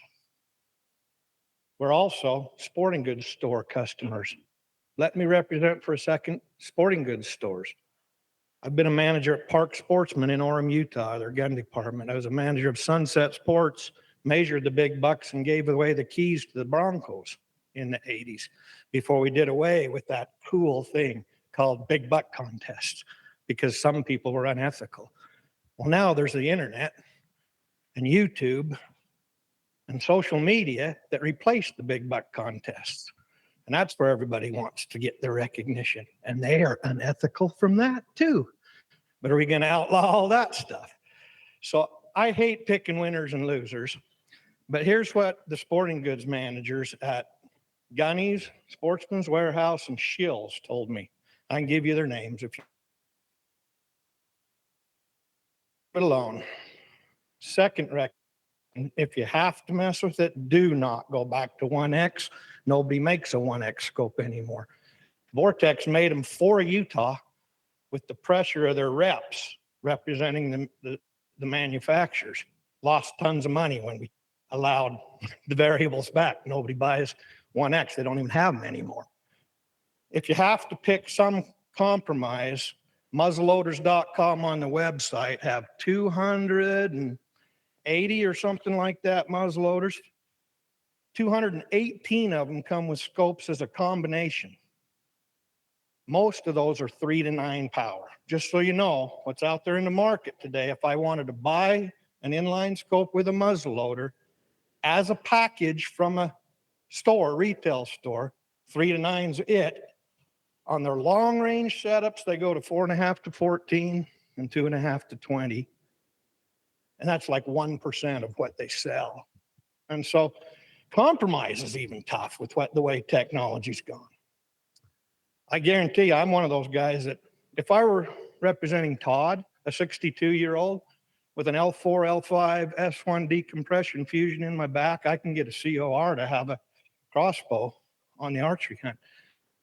With astigmatisms that are torn retina in my shooting eye that's been repaired and early stages of cataracts, I could probably get a COR to keep the scope on my muzzleloader.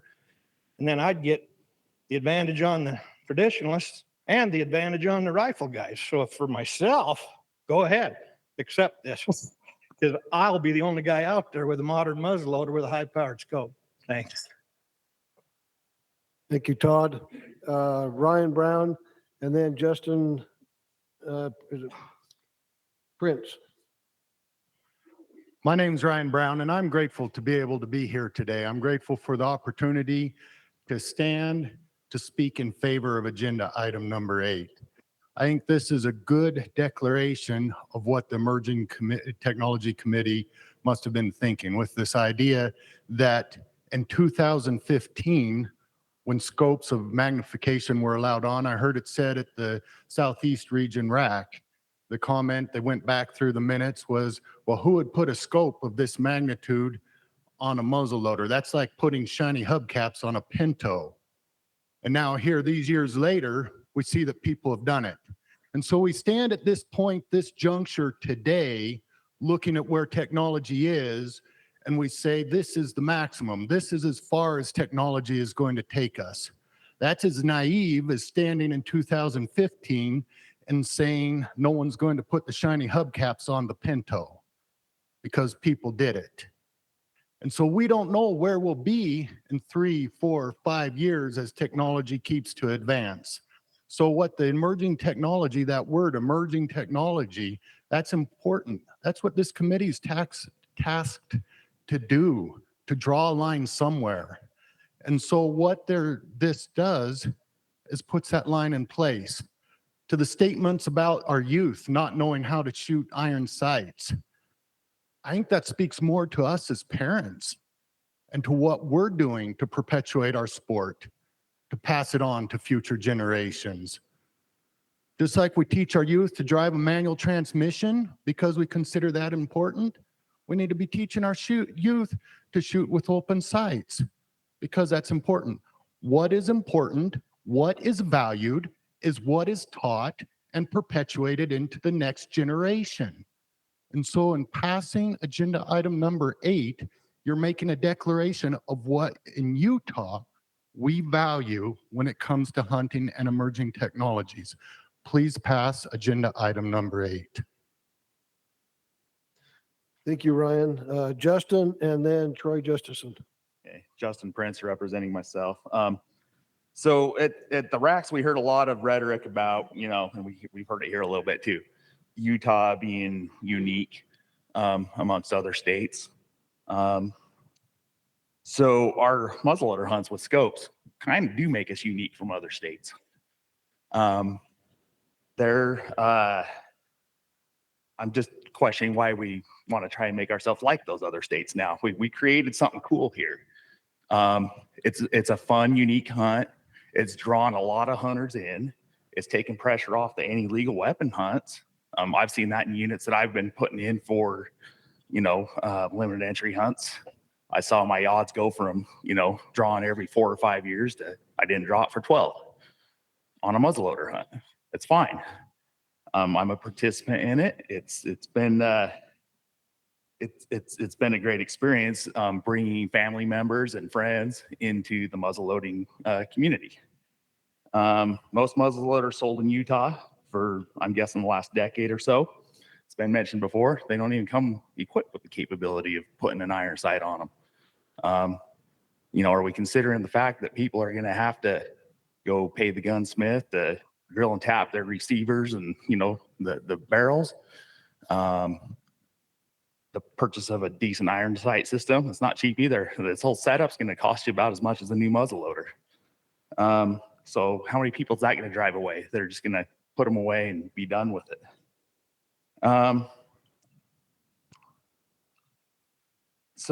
Another point here is like, no, it's been brought up.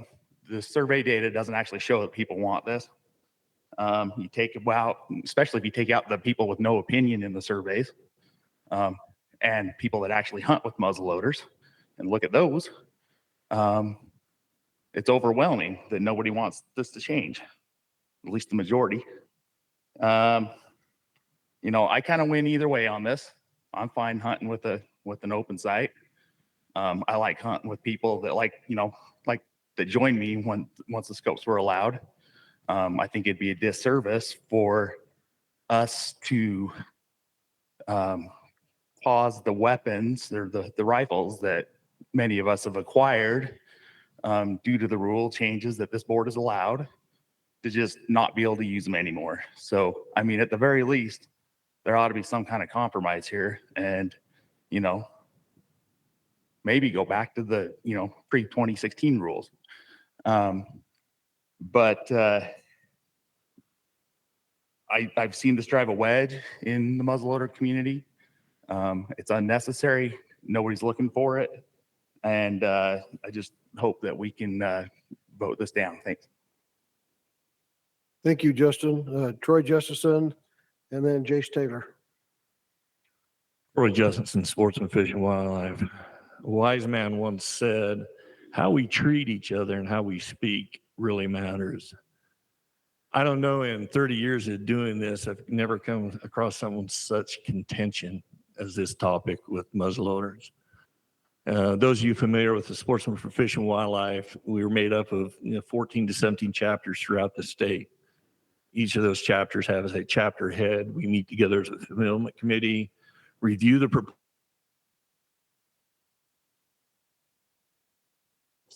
We were split. And so our fulfillment committee made the motion that we don't take a position. SFW doesn't have any formal position on this, and rather we encouraged our membership and our chapters to come forth and express their opinion. But what I want to address, and I've stayed very neutral in this, I have strong opinions, but I keep those to myself and let my membership, voice their opinion. What I've seen in this whole process bothered me, and it's some coming from my membership, and it goes back to the statement that I made in the beginning. We can be passionate, very passionate, but we can be respectful. And I believe some of my membership crossed the line when you cast shade on people, individuals, organizations, committees, whatever. We cross the line. We can express our opinion and how we feel about something without doing that. And we need to do that. We don't need to all agree. We need to all be able to stand up and voice our opinions and not fear repercussion from anybody. So to the division and to the technology committee, you have my apology for some of the comments of my membership. Thank you. Thank you, Troy. Jace Taylor, and then Dallas Hamilton. Jace Taylor, representing just myself. I am in favor of the DWR's proposal to remove scopes from muzzleloaders. And the main reason why I'm in favor of it isn't because of, purist. I'm a purist and I want to, shoot old-fashioned muzzleloaders, or because I think, that it does better serving me. I've spent money on muzzleloader scopes here in the recent past, and I recognize that if with change, that money will be wasted. But what I am excited about from the divisions, making an effort to find ways to increase opportunity. There's been some comments about how this will remove opportunities from the youth from being able to hunt, and I see it as the exact opposite. I think that as we go to weapons that are less effective, that have lower harvest rates, that it'll then allow us to, hopefully the goal is to allow us to have more permits. And so that's something I'm more in favor of than anything else, especially when it can be done in simple ways. The things that are less complicated, removing the scopes, things like that. So I'm in favor of it. It's obvious that there's a lot of back and forth on this topic. And so whatever I think the board decides, I think I ask that when you approach this, don't look at it as what can we do to kind of appease both groups, especially if it makes things more complicated. For example, I'm not in favor of, the red dot or the one power. Either remove them or keep them the way they are. And if you keep them the way they are, make efforts to find more ways, like the division's trying to do, to increase opportunity, even if it comes at reducing harvest rates.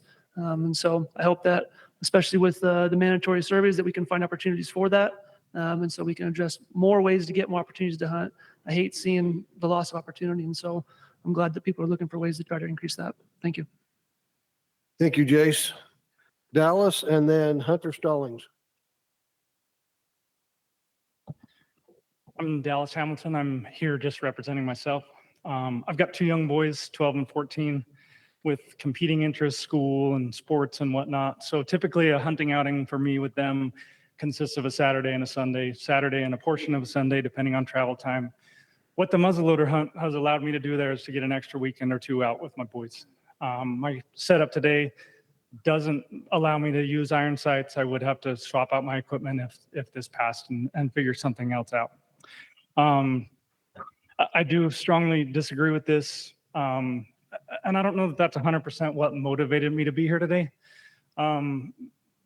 Some of the disregard for the public feedback that was received is really what motivated me to come out.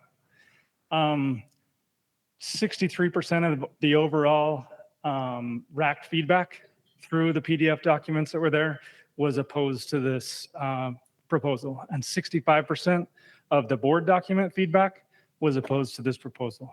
There was only one rack that didn't have overwhelmingly clear opposition to this proposal, and that was the southern region. They did have a majority, but it was a pretty small majority. The northern region rack was split 70-30. 70% of the public feedback on their written document opposed this proposal, and it was still overwhelmingly passed through that rack.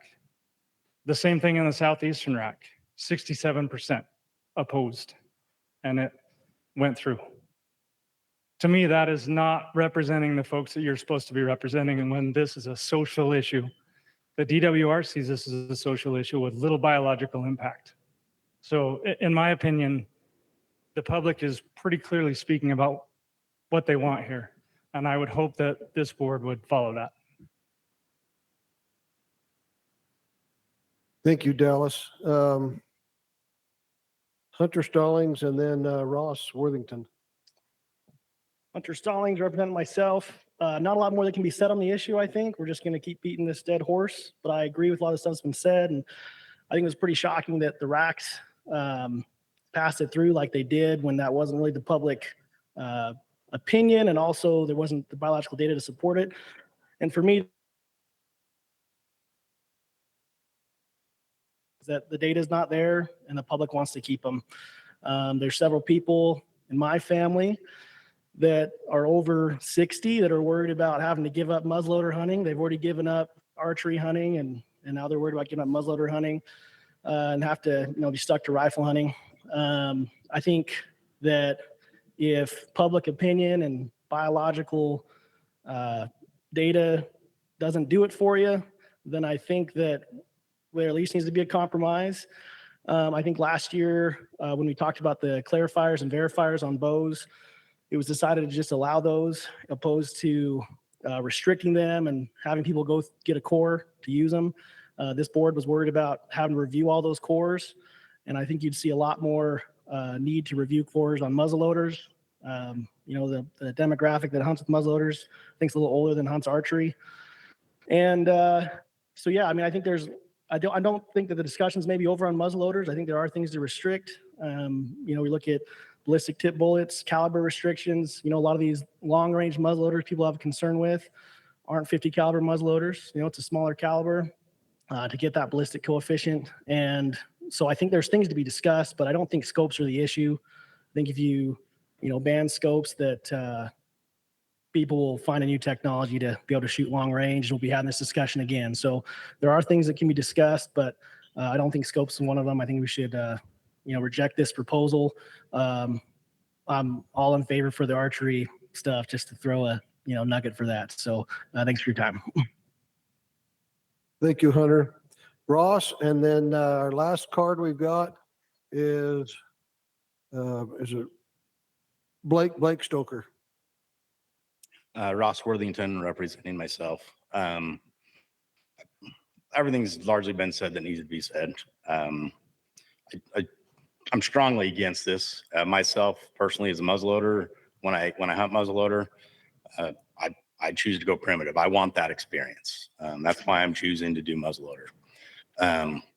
But just because I want a certain experience doesn't mean I should change it for somebody else. And my question is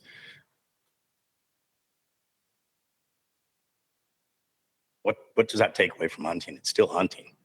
And you can still, while the argument is, hey, those guys can take those guns and go use them on an illegal weapon, equally as much as those that want the primitive experience can still get the primitive experience on the muzzleloader with guys out there using their scopes. It doesn't change anything. The other part that came back and is a bit of a surprise, having had the opportunity to participate on a committee, I appreciate the committees and what they try to go through. And it's all sorts of minds coming together to try to come up with solutions. And I appreciate where they came to and what they did. But I'm surprised that the division still decided to go forward with it. And the reason I say that is on the division's own website, its goals for its constituency and its resources, this does nothing to match it. It does nothing to help the resource, and it doesn't fit the goals for its constituency. So I'm a little baffled as to why this even came forward. The public, this isn't even close in the survey, and we can argue limited survey. Understanding statistics, the survey is good, but the division's fighting a perception, and I would just argue, and I love the new surveys that are happening, get more people to participate. It takes away that stigma of, hey, it's a select few. But it's not close on the surveys. The public has been very clear. And I've been a part of this process for a long time. I was there when they first went to the decision to put scopes on. And why they chose to put scopes on hasn't changed. It's still there. A lot of it was around about doing right by the animal. And you still, nothing's changed with that. You're still going to have open sights. You're still going to have more loss. What I would have actually loved to have seen is, some have talked about it, is a compromise. There needs to be more. I got no issue with the primitive weapon. Can we find a way of, rather than just saying, hey, we're going to take away and pit these two groups together or against each other, come up with a split and come up with two different hunts. Allow people that want to hunt primitive to have an opportunity to hunt primitive, and allow those with scopes if we had to make come to some type of an agreement. So I appreciate your time, appreciate everything you do. I appreciate the division. They get a lot of hate, and the men and women, they don't deserve it. They're trying to balance, and they're doing a great job, and just trying to find a way to balance that biology and that social, and the social always gets ugly. So appreciate everything they do. Thank you, Blake. Okay, I'll go ahead and summarize the, I'm sorry, we got one more? Yeah, I'm Blake Stoker. You're Blake, okay. I'm Blake, yeah. Thank you, Ross. Blake Stoker representing myself. I just felt I needed to come and voice my opinion. I think that taking muzzleloader scopes off of muzzleloaders will take some opportunity away. Not necessarily all opportunity. Yes, we can still use them in the illegal weapon hunt. That's been mentioned in a lot of the racks. I muzzleloader elk hunt. My tag comes out of the illegal weapon allotment. So why wouldn't I be able to use it in the later hunt? That's why I choose the muzzleloader. I like that later dates. I don't have anything against primitive weapons. In the division's already created different solutions as far as splitting hunts. You have an early hunt and a late hunt in the general rifle. We now have an early hunt and a late hunt in the elk. Why can't we create two hunts for the muzzleloaders? Why can't we have a modern inline hunt, and why can't we have a primitive hunt? So I just recommend that you look into different solutions and not take muzzleloader scopes off. Thanks. Thank you, Blake, and I do apologize. Thank you. Okay, is there any clarifications on this topic? Blair, is there anything we need to clarify? from the division? No, I don't believe there's anything to clarify on our side. All righty, thank you. Okay, I'll go ahead and summarize the motions the best I can. The Northern Region, voted to accept the recommendation as presented. Central, they voted to reject the recommendations on muzzle loaders, but accept the archery. The Southern Region, supported the division's recommendation, as presented, take scopes away and they had to return to iron sights or peep sights. Southeast Region accepted the proposal to remove muzzle loaders as presented. And the Northern Region, they wanted to reject the proposal, but asked the division to recognize the muzzle loader weapon types and create a hunt for each specific weapon type without detrimentally affecting wildlife. Well, that Northeast was that last one. So with that in mind, we'll bring it to the board for discussion. All right, Kent, we'll start with you on the end down there and then Bryce. Okay. This has been a contentious issue to say the least. I've been back and forth on it from the beginning. I've wondered, as I think about this, muzzleloader tags, originally a lot of people went to it when we went with the scopes. It was rifle hunters that saw a way to get better draw odds. And they transitioned that way, and I don't blame them. I've hunted with traditional muzzleloaders and modern inline both, and when the scopes became available to us, I did put a high-end scope on an inline muzzleloader, and I can shoot pretty far with it. I'm not as good as some of the guys are, and I don't have as good of equipment as some of them, but I did participate in that, and it was pretty fun. As I think of this, the objective here is not to pit one group against another. The objective here is not to try to restrict anybody or take away something. The objective here, as I see it, and the way I look at this, is we're trying to preserve a separate and distinct general muzzleloader hunting experience. And with muzzleloaders, with the emerging technology and the way things are going and the way technology is moving forward faster all the time, we've got to do something to get out in front of it, to try to retain that separate hunt, and it doesn't just become another illegal weapon. Like with the general deer, okay, we're just going to have a first and second season, and it's an illegal weapon because whatever, and then maybe we'll have some restricted muzzleloader hunts somewhere else. I really want to avoid that situation if we can. An analogy was made to fly fishing and fly fishermen.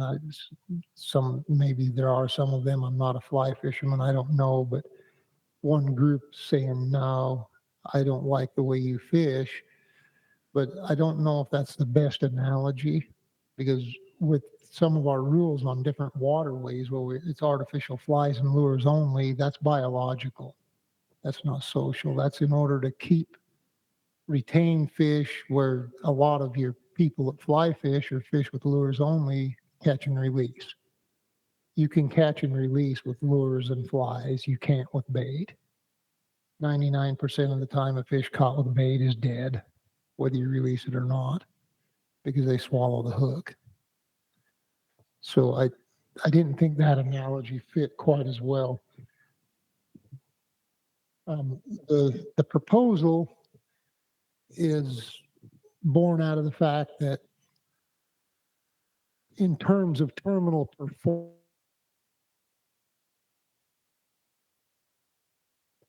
are closer and closer to rifles all the time. And in fact, the one muzzleloader I have set up for longer shooting will outperform the rifles my grandfather used, both up close and at distance. It will outperform them. True, reloads are a little slower and a little more difficult, but I don't think that's what we're discussing here. It's what is that first shot what does that count for? And we've blurred the line to the point where there's not a lot of difference.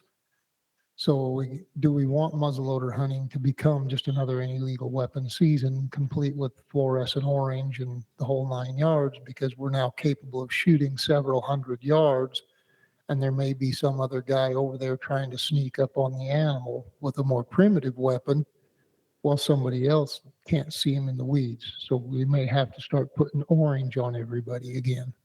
I don't want to see that either. No, I want the muzzleloader hunt to remain a separate and distinct hunt. A lot of talk has been brought up, suggestions we've seen in email and everything else that points to, well, we could restrict bullets that are used or powder or rifling twist. These are all things that can be done, but they're all difficult, if not impossible, to enforce. Okay, we can tell anybody, okay, well, you have to use such and such a powder or less, or you can't use a conical bullet. How many law enforcement officers are going to go out there and make you pull your load to show them what's in the gun? And that puts them in a difficult position. So I don't think any of those suggestions are workable.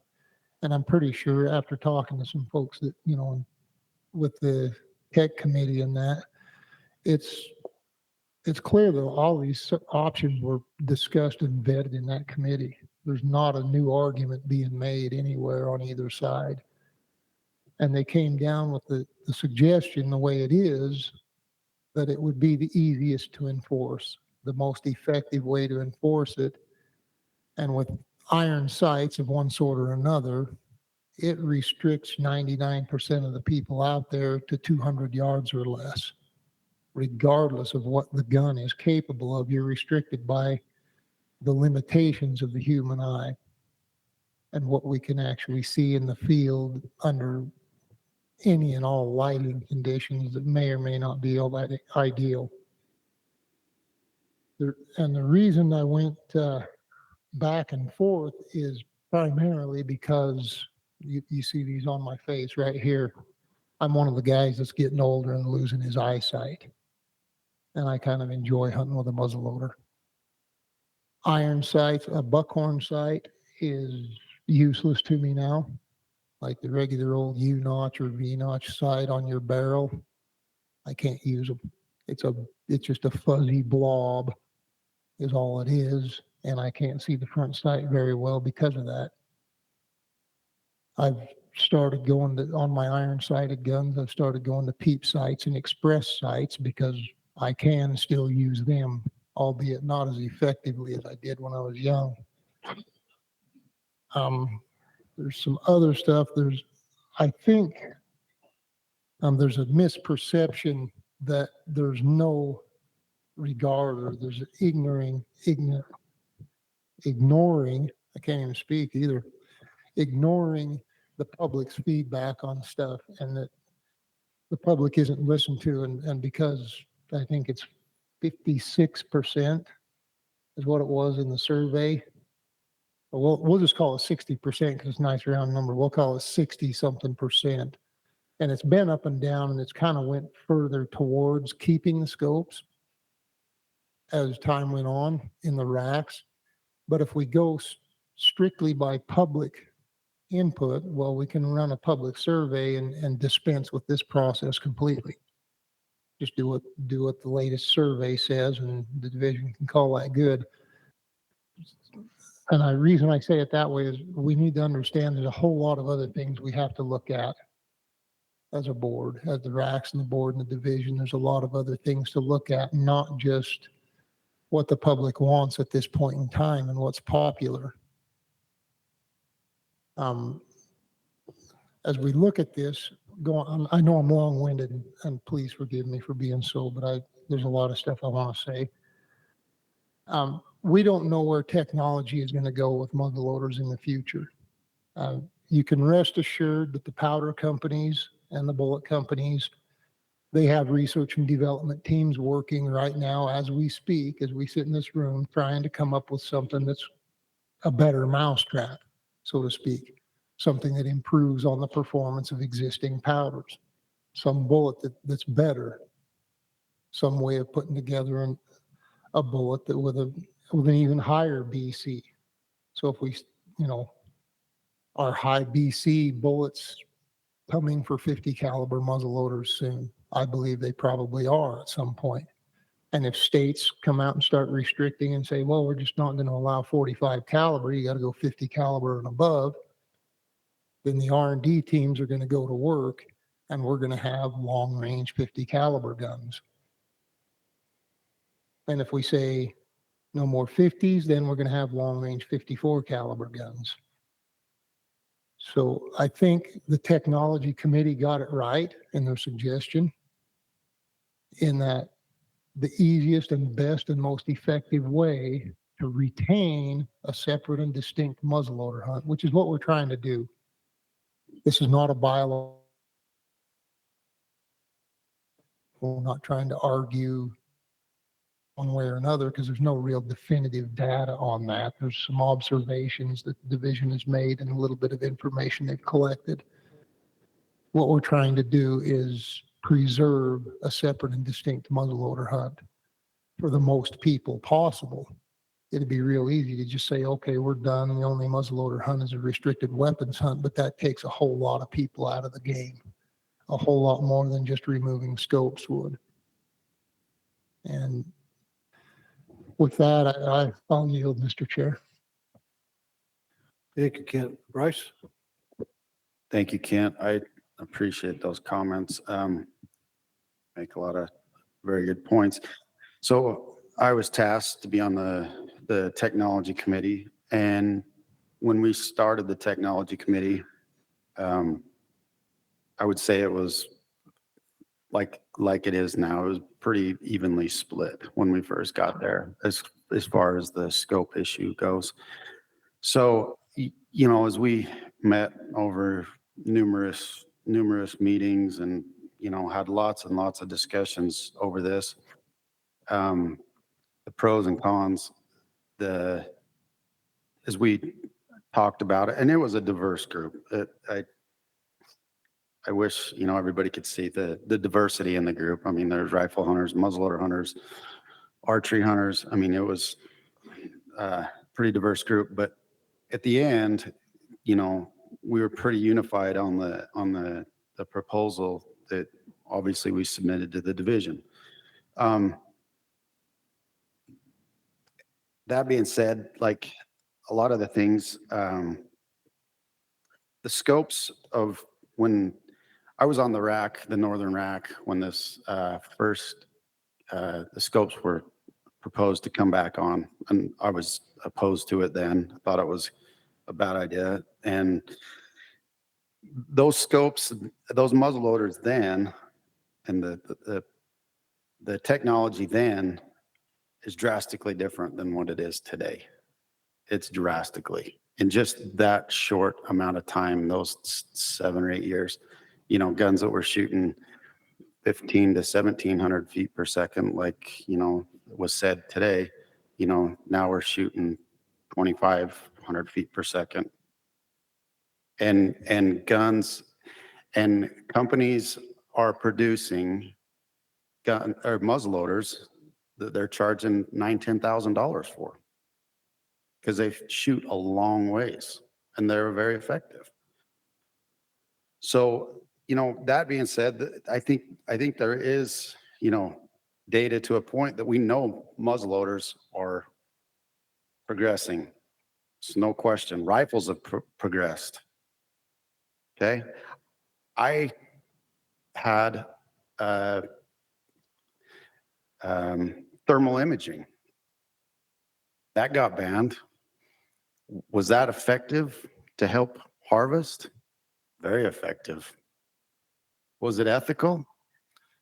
Not a chance in the world, because of the technology that had. I mean, that was cheating to a millionth degree. And I had one. It's locked up. I take it to Texas once in a while to go shoot pigs. That's the only time I use it. Do they still get used today? They do, unfortunately. There's always going to be people, breaking the law. But they're super effective. I think that's, something that, there's always going to be, the technology committee was tasked to check ourselves. We all love technology. We all love social media. We all love to kill stuff. But again, we need to check ourselves, because at the end of the day, we're taking a lot of opportunity away by being such effective killers. I mean, we're super effective killers these days. So I think it's, a muzzleloader back in the day, 20 years ago, when they had the definition of a muzzleloader, it's not the same definition of what people think a muzzleloader is today, with the scopes and the distance and the bullets and everything they have to shoot. And that being said, as far as to the ethics, they said, I've heard that a lot of people need the scopes to make ethical shots. We all push the limits on ethics, whether we have scopes or not. Human nature, we all push the limits on our ethics. So the guys that, shoot open sights are going to push the limits. The guys that have the scopes are going to push the limits. We all do. I've got a high-powered rifle with a turreted scope. We push the limits. I've done it. I'm guilty. If I could figure out a way to limit myself on that, I've told, and it's on public record here, anything in my gun safe at my house is on the table if we can pull back and limit ourselves to create more opportunity. Anything. I'll sell it for a discount. I'll give it away. I'll just not use it. But nothing. I don't want anybody to A, know my favorite weapon that I use, and B, I never want anybody to know what unit is my favorite unit to hunt, because I want it to be fair across the board. And I want there to be opportunity for our next generations. And I just think that the technology, that's one thing we were tasked on doing is checking ourselves, and we're going to have to do it honestly on a yearly basis, because it's everything that is coming out these days is just, we have got to make sure that we're getting ahead on some of this stuff, because as we as hunters, we've got to not be selfish and stop and, check ourselves and police ourselves. So I wouldn't get up here and beat this drum, other than I was on the technology committee. They passed it. It's come through the racks. It's got the, more than overwhelming support from the racks. I get it. There's a lot of sentiment from the public. At the end of the day, when you weigh both, I support this proposal that we pull the scopes. So. Thank you, Bryce. Any other discussion? Gary? Yeah, Bryce covered it pretty good. When we actually tasked the division with putting this committee together, we could see technology was quickly outstripping what was going to be good for our game and our animals and sustainable populations. I applaud you guys who are willing to be in the conundrum where you'll be sneaking up on a deer to make an ethical shot and somebody from across the canyon whacks him from 500 or 600 or 700 yards. That's noble.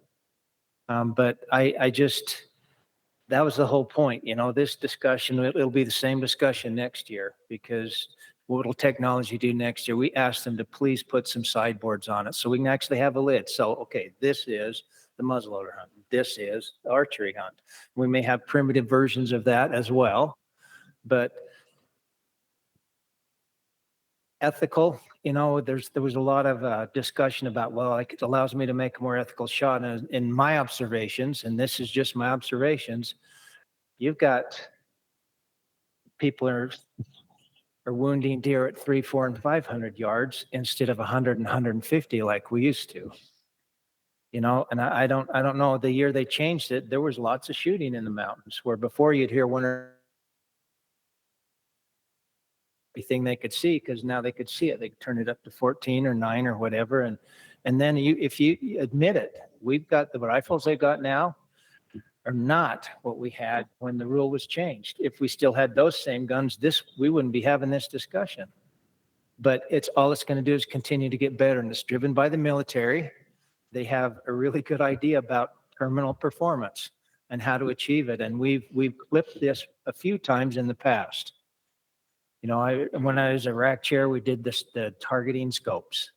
You know, the ones where the military had that once you locked it on, it was on. And so we made those illegal in hunting. We need to stay ahead of some of the things that's brutally efficient in our hunting world just to maintain our hunting traditions. I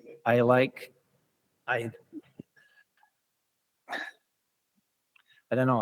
We just got to put a lid on it at some point. And I know it's unpopular because a lot of people have a lot of nice scopes and can shoot really good. And I have members of my own family that fit that description.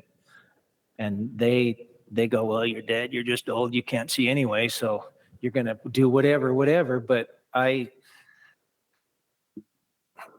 you know, and I wonder, you know, I even wondered about making a compromise power. I don't like writing off 50% of the muzzleloader hunters because they can't focus on iron sights and stuff. But if we go to anything but like just something with a crosshair, 1 power or a red dot or something, technology will figure out a way to make it to do the same things we've done with them already. You know, and it was fun to shoot those muzzleloaders. I mean, you can shoot holes touching holes at 500. Who'd have thought? But we can't let that continue to progress. We've got to put a lid on it. Thank you, Gary. Paula? Where to start? This one is so hard. So I came after a lot of discussion the board had asking for these type of things, and I have heard the public comment. And I feel it's appreciated for sure. Outside of rack comments and things, I've just been randomly talking to people, and I'll go up to people in the line at store. So what are your thoughts on scopes on muzzleloaders, or do you hunt with them or not? And it's actually the opposite that I'm hearing just out in the public. And I've probably talked to 40, 50 people, which is not, you know, quite what we've had here, but on our public comment. And I do get people, leave it the way it is. It's great. You know, I love it, but that's less than what I'm hearing on the other way of, well, I feel like I would love to have a more, like, just have it go back to what it was. And I'm not saying that my personal survey is more accurate or anything than what is out there right now. I'm just saying what I have heard from random people. Went to a fundraiser for the fire station. I mean, so I tried to keep it pretty random, and that is what I've been hearing. So it's hard for me to know exactly where it is, because I can understand the hype of, okay, we got this coming up. And, you know, if you want your opinion, you got to speak your opinion, or here's what's going on. If you don't want it to go away, you got to voice your opinion. I kind of feel like there might be a little bit of a creep there. I don't know that for sure, but so it's been really, really hard for me. And I've put in a lot of time and thought on this one, and a lot of discussions and what I feel. And, you know, personally, I would like to see a compromise, something that will be a little more useful for those that can't see as well with just the open sights. That's my opinion, what that compromise is. 1 power red dot, I'm not sure. I'm not even opposed to some power, but I just don't think it should be as high as it is now, to keep it more of more of a muzzleloader hunt instead of just a very effective muzzleloader, I guess we could say. So I'll be honest, I'm still on the fence on this one. I have not made up my mind, and I don't know. It's a hard one. That's where I'm at. Thank you, Paula. Look, Brett? So I've thought about this at least as much as the camera issue that this one's bothered me. Even my sweet wife, I hope she's not watching. She said, "You're sleeping in the sheep camp if you get this wrong." So we're even split in the house. So, but that being said, I resonate with committees. The committees have vetted this. They've heard all of the things that we've heard. They've argued all of the things that we've argued, and they came out with a recommendation. That means a lot to me. Put the hunt back in hunting means a lot to me. I used to be a muzzleloader hunter until they changed it into September. I had no longer had time to hunt during that month, but I thoroughly enjoyed my Jonathan Browning mountain rifle, and I haven't shot it for years, but I wouldn't have dreamed of putting a scope on that. I thoroughly enjoyed that challenge, and I think there's a place for people that want to do that, and that's where I'm at. That's where I'm at, and I hope Michelle's not listening. Thank you, Brett. We haven't discussed the bolts arrows at all, but if and when a motion is made on this, please don't forget to include the entire presentation and not just this one topic that is the most contagious or problematic for us. So anybody want to make a motion? Gary? Yeah. I make a motion that we accept the division's proposal, including the arrows and stuff, with one slight modification, and that is rather than going completely scopeless, let's turn the clock back to 2015 when we let the cat out of the bag and put the cat back in it, tie a knot in it. Say we can have a 1 power or a red dot. And that wouldn't eliminate the guys that have sight issues.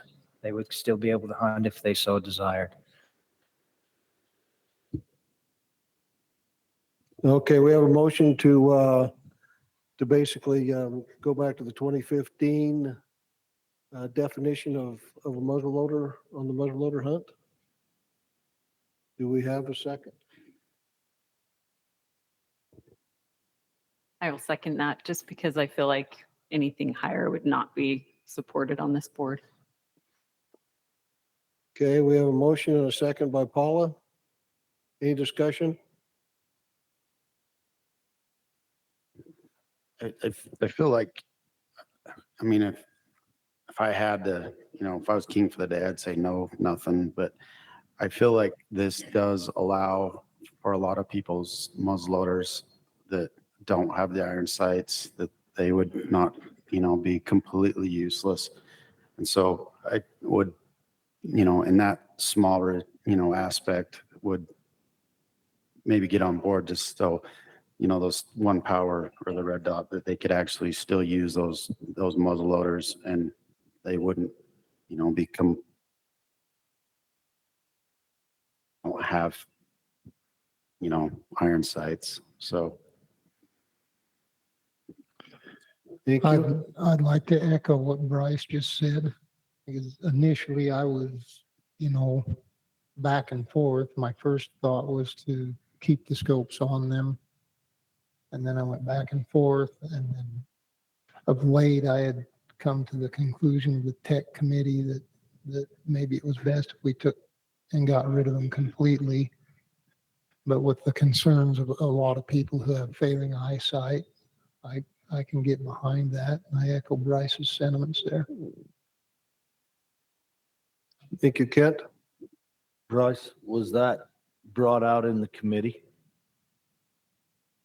It was, I mean, there was always a discussion. I mean, there was lots and lots of discussion on, compromises and stuff, but then at the end, they just wanted to remove it because like Gary said, they were afraid what could be emerging technology with, with red dots, what could be, everybody is always changing, the stuff that there's so much that, can come.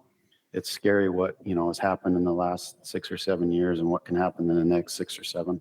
So that's why the committee voted just to completely remove them, but there was discussion.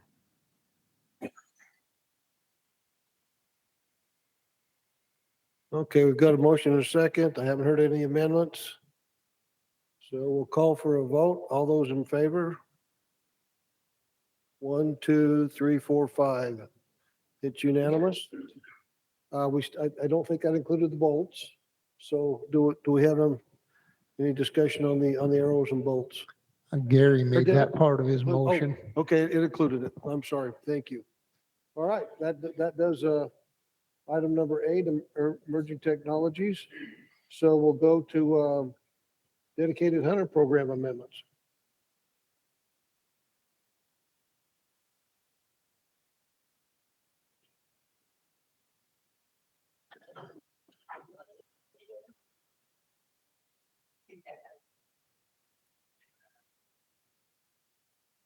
Kind of like the rec meetings, people.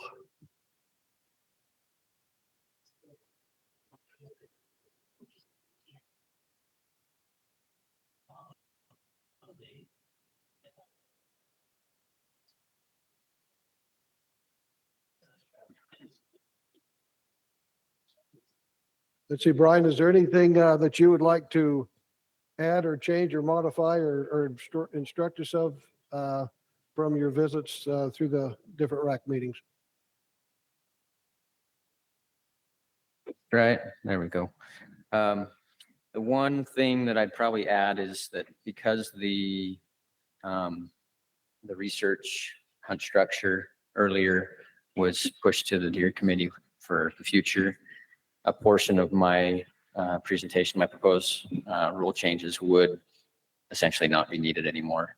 So that'd be the part in Rule 65738.3 that talks about the 2023 and 2024, 2025 dedicated hunters that are in the program now and how we'd handle with them. So that basically doesn't matter anymore.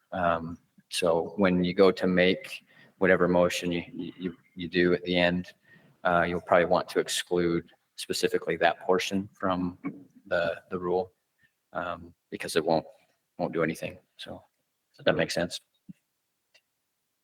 Okay, thank you. Other than that, do you want a basic recap or are we pretty comfortable with what's there? Anybody need a refresher on what this one is? Okay, we'll just go to questions. Questions from the board.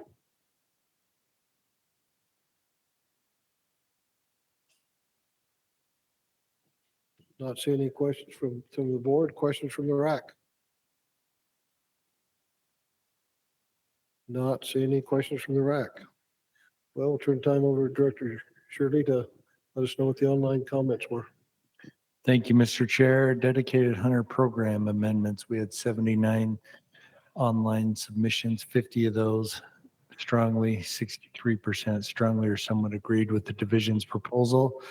11 votes or 14% strongly or somewhat disagreed, with 18 being neutral for a weighted average of 3.82.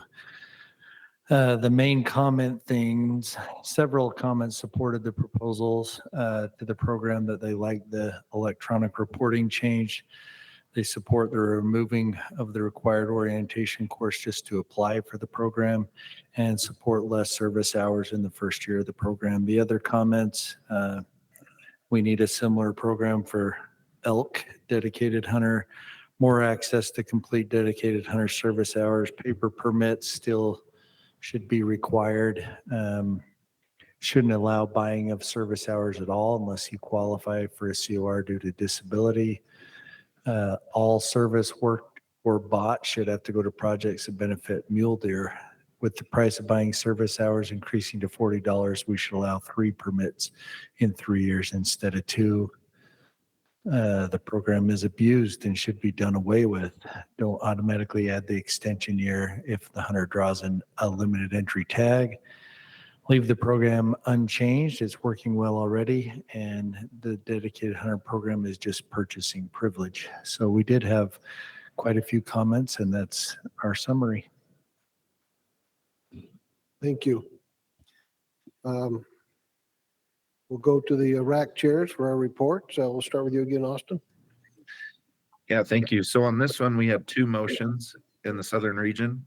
The first one was to support the proposal as presented with the amendment to ask the DWR to reevaluate the ability to purchase dedicated hunter hours. And that passed unanimously. We had a second motion follow up to ask the division to require funds collected from the buyout program go to projects that only benefit mule deer. And that failed 5-3. That was our only motions. Thank you, Austin. And I can't get my eyes off that antelope behind you. I'm sorry, but that's a pretty nice buck you have. Thank you. All right, Eric. Southeastern RAC made one motion, and that was to approve the presentation as it was presented, and that passed unanimously. Thank you, Chris. Northeastern region also approved that unanimously to accept the proposal. Thank you, Brock. The Central Region had a motion to accept the division's recommendation as presented with the exception of still requiring paper tag turn in till e-tagging is available. And that passed 8-3.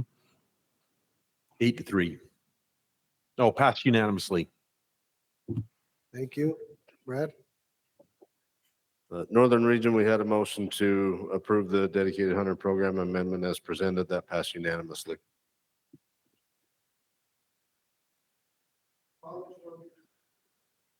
Thank you, Brad. Comments from the public. We've got one comment card. Troy Justison.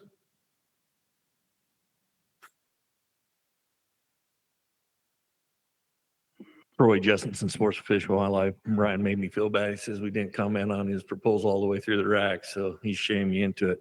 No, just a question. Can you tell me how much money is generated through people buying their hours through this program? Yeah, when I wanted you to comment, I just wanted to just say, good job, Brian. I didn't get that memo. Yeah.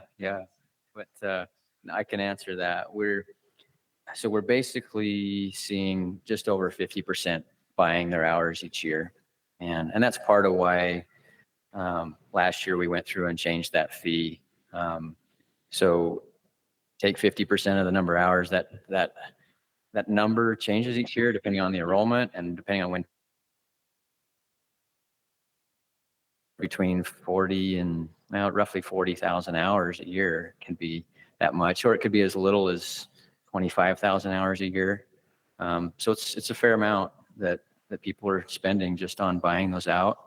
Let me throw one more thing at you though. I looked at the numbers this year and we saw a 10,000 hour increase in actual service during 2023 from 2022. So we think it's now going to start to curve the right direction again. You got to help me out. I'm an offensive lineman. I only have to count to 3 and no hike. So yeah, what's the ballpark? What's the number there? And just give me a ballpark of the total monies generated. For number of hours? People buying it. If you have a number of people buying it or number of hours, which number do you want? Or money? People that are buying their hours, what is that dollar amount? Times, before this year. About 500,000? Thanks. Yeah. Okay. Yeah. No, I like what I heard through their acts is this is a mule deer program. I like being able to see those funds earmarked or channeled that. Brett, you're going to like this one. As we know that there's some change in what's going on in managing predators within the state versus federal and state. Maybe this is a revenue source if we needed that we could shift that into managing predators in our mule deer areas. This is a suggestion, but SFW supports this. Thank you. Thank you, Troy. Um,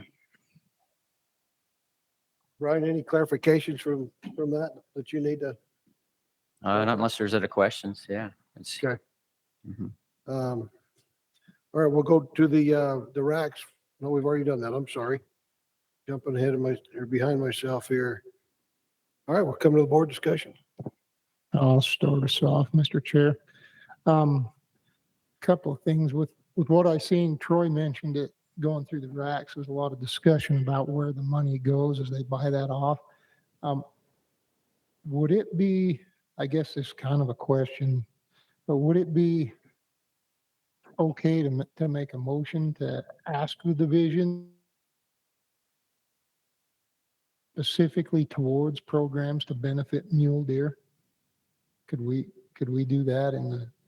I'll ask Jade if he'll, Director Shirley, if he'll speak to that. I think I might be able to answer that question a little bit. So the fee for dedicated hunter hours it's a division fee. So it's set by the legislature. So all that money goes into a restricted account and then is appropriated back to the division to spend. So really, I think a better ask of the division might be some sort of a annual report for the board or the racks that breaks out the hours that came in, the money that came in, the projects that were done, what percentage of those benefited mule deer, because it's really out of the purview of the board to say how that money is then spent. But I think we could clarify that by putting out some type of report that really analyzes that and makes it perfectly clear on how that money is spent and what came in and what didn't. So I don't know if that answers your question. That does answer my question. And I think we might want to look at doing that as a board, maybe asking the division to do that. And then another question I would ask, I think we should be asking the division is, one of the common themes I've heard from people in the dedicated hunter program is, well, I don't know where the projects are at. I can't find nothing. And maybe we could have the division put that on the website, a list of projects under the dedicated hunter program where it's easy to find. Here's the projects that are going on. Here's ways, or contact people. Here's the guy you call to find out what the projects are. Something along those lines. It's a little bit easier for people to find. I'd love to address that one if I have that opportunity. That's a question that we get as volunteer coordinators, dedicated hunter coordinators a lot. And part of me wonders why. Because we do have a webpage specifically for dedicated hunters, and every project we get that we can recruit for, we put on there. And I see lots of projects come and go without any signups at all. So I wonder a little bit if the concerns about how many projects there are available are also tied to location, geographic location. If a lot of projects are up north and a lot of dedicated hunters are down south, there's reasonably some willingness to travel a certain distance before it just doesn't become feasible anymore. So I think some of the perception of how many projects are available has to do with where they are and where people live, because we do see a lot of fairly good sized projects that just don't have anybody show up at all. We are committed, though, in response to that continued question, to improve, to do a little bit better job at hosting larger scale projects, at diversifying those projects throughout the state as much as we possibly can. But we're excited to this year, this coming year, we're going to have a different system for dedicated hunters to sign up, to look for those projects. It'll be online. They'll see a map system that has pins, and they can look at those pins and see where all the projects are at any given time, and then click on that project and actually sign up immediately. It'll be an automatic, you're signed up for this project, rather than having to wait for a project leader to call them back or email back and forth and arrange times and dates. It'll just be an instantaneous, you're signed up, just like you bought a movie ticket or something. So we think that's going to make a big difference in how dedicated hunters feel like there are projects near them and when they are. We're also really committed to more outreach, if I can use that word, to tell people geographically, hey, there's projects near you. In the past, we've tried to let that be self-driven, and we see a lot of projects come and go. And I think we're more open to the idea of defining a geographic area, proximity towards projects, identifying who those dedicated hunters are that are nearest those areas, and then sending out some notification there. So we're contemplating those different ideas to kind of hopefully make people more aware of when things are happening, and hopefully that makes a big difference. Thanks. You're way, way ahead of me. I should have just waited. Okay. Thanks, man. Other board questions? Questions from the rack chairs? Not seeing any. We'll ask Director Shirley to give us an update on online comments. I already did. I don't think they want to hear it again. Right? I am so behind. Somebody else needs to find this gavel. Oh, board discussion. Okay. Any other discussion? If it's okay, Mr. Chair, I'd make a motion to ask the division to prepare a report on the money that comes from the buyout hours, how that's spent, and report back to the board annually. We have a motion. Do I have a second? Does your motion include passing as presented? Or Yes, just- yes, okay. all of it passes presented with that. I'll second that. So the motion is to accept the presentation as presented with the caveat, with the addition that the division provide the board an update annually as how the buyout hours were, funds were spent. Is that correct? That's correct. Thank you. You get that, Stacy? Mr. Chair, and I think if you can include the exclusion of the portion in 38.3 about the dedicated hunters that drew in 2022, 2023, that provision that was going to address antler point restrictions and stuff like that. I think that has to be formally excluded too. No, Okay. Stacy's saying no. Okay. Does it have to be? Okay. Perfect. Cool. Okay, we have a motion and a second. Mr. Chair, Everybody under, yeah. can I ask a question? This is for Jay. Do you have the ability to regulate how you spend all of those funds the legislature gives back that you have to give to them initially, or do they tell you how that'll get used? Do you have flexibility there to spend it on deer where the money was generated? Yeah, when that is appropriated to us, it's appropriated for specific uses, is generally speaking. I think if the board is okay with it, my vision is an overall general report of what money came in from service hours, projects that we had on the ground, number of dedicated hunters, all of those things. I'm being able to specifically say that this money was spent on this program or these projects. That might be hard, but I think we can do the best that we can, knowing that we're not really dictating how that is spent, but we can give an overall report that I think would clarify that. Excellent.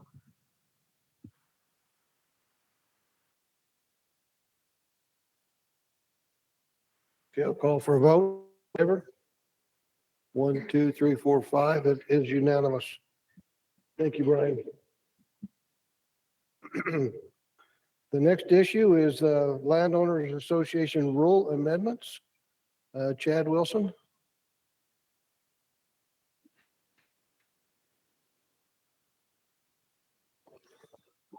Yeah, do you want me to just give you a brief overview? Is that, Sure, is that that'd be all right? that'd be great. Okay, perfect. So landowner permit rule, this is something that we had a committee for. We worked on it for a really long time. We brought it before the Wildlife Board, actually probably a couple times. And it was passed by the Wildlife Board last year. Since then, we've had a chance to review it and find a few places that we are going to recommend some changes. So really 3 major changes that we're recommending. One is on option 2 that was passed, that they would have to allow some public access if they stayed on their private land. We're recommending to remove that and make it so that if they stay on their private land, that they don't have to allow public access. And I will say on this one that there was a lot of discussion, if you remember right, there was a lot of discussion in the racks and the boards, and we were able to meet with the LOAs and feel like that this is a good compromise that we reached. Another change is on limited entry units that add up to 5% additional tags in a draw for landowners that are not in an LOA.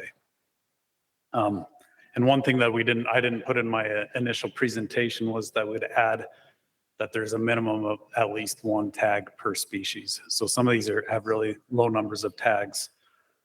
The last change would be with the general season units. In southern Utah, we had a bunch of landowners that because of the way that we did it, we used to do it where it was permits for the whole region. The rule last year made it so it's by each hunt unit. And with that and the reduction of tags, it made it so quite a few landowners weren't able to get a deer permit. So we're recommending that we do 10% additional tags for general season landowners and that they stay on their private lands. And those would be vouchers that would be able to be sold.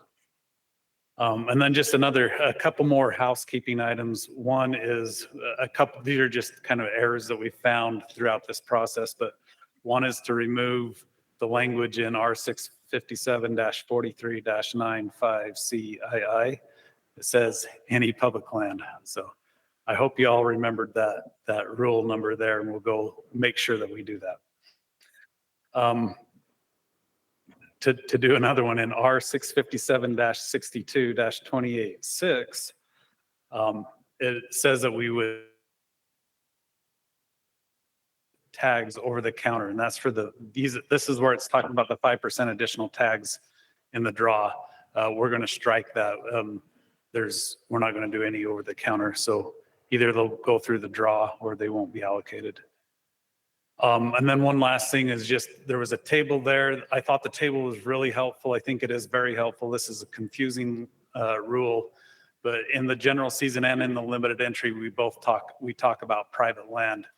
In general season, the private land, it's any private land. On limited entry, it's only the private land of the landowner. And I think it states that clearly in the rule, but we'd just update that table to make it so on limited entry, it says only their land. And that's my update. So I guess. Thank you, Chad. So, so as we go forward, we'll consider those part of the proposal and not have to make a special motion on that. So if this proposal is passed, those updates will be part of it. Is that fair, Chad? Yeah. Okay. All right. Any, when we get down to this, I would like to, when we actually come back to board discussion, I'd like to discuss one of these at a time. But I think as far as this goes right now, any questions for any part of it, let's ask all of them now. But when we get down to the nuts and bolts of it, we'll discuss one issue at a time. So any questions from the board for Chad? Chad, so with those 10% tags or up to 10%, is that the voucher part of that deal goes away for them? Or that's in addition to?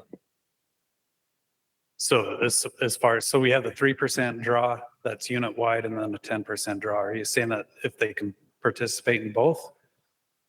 I wondered if one would negate the other one. No? No, so they could do both. They could put in, so the 3% draw is capped at 5 tags. So if they had enough acreage, which some of them did, some of them were getting over 10 tags.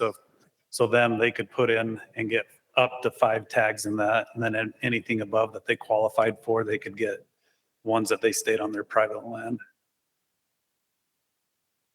So they could get tags for both reasons. They could get them because they drew them, and then they could also then go buy more. True? Out of both pots, yeah. Okay. Bryce? Chad, do you feel like if we just did like the 10%, that everybody would be able to get their tags? If we just did the 10, we don't have to do, I mean, could we not do both and they'd still get their, what percentage of people didn't get their tags? Yeah, and this really was just in a handful of units, mostly in southern Utah. Matter of fact, Lindy helped me out a bunch on this. You saw 378 people in southern region didn't draw, 11 in the Northeast region and 1 in the central region. Everybody in the Southeast and the northern region got a tag. But to answer your question, if we did 10%, then yes, I think everybody that put in this year would get one. If you did 6%, would they get one? And that's doubling. Yeah, not everybody at that rate would. How many? So there was 378 that got them. Did not get them. How many got them? I ran that, I think it was about 700. I think 689 was the number. That was pretty Chad good. provided me, 689. Okay.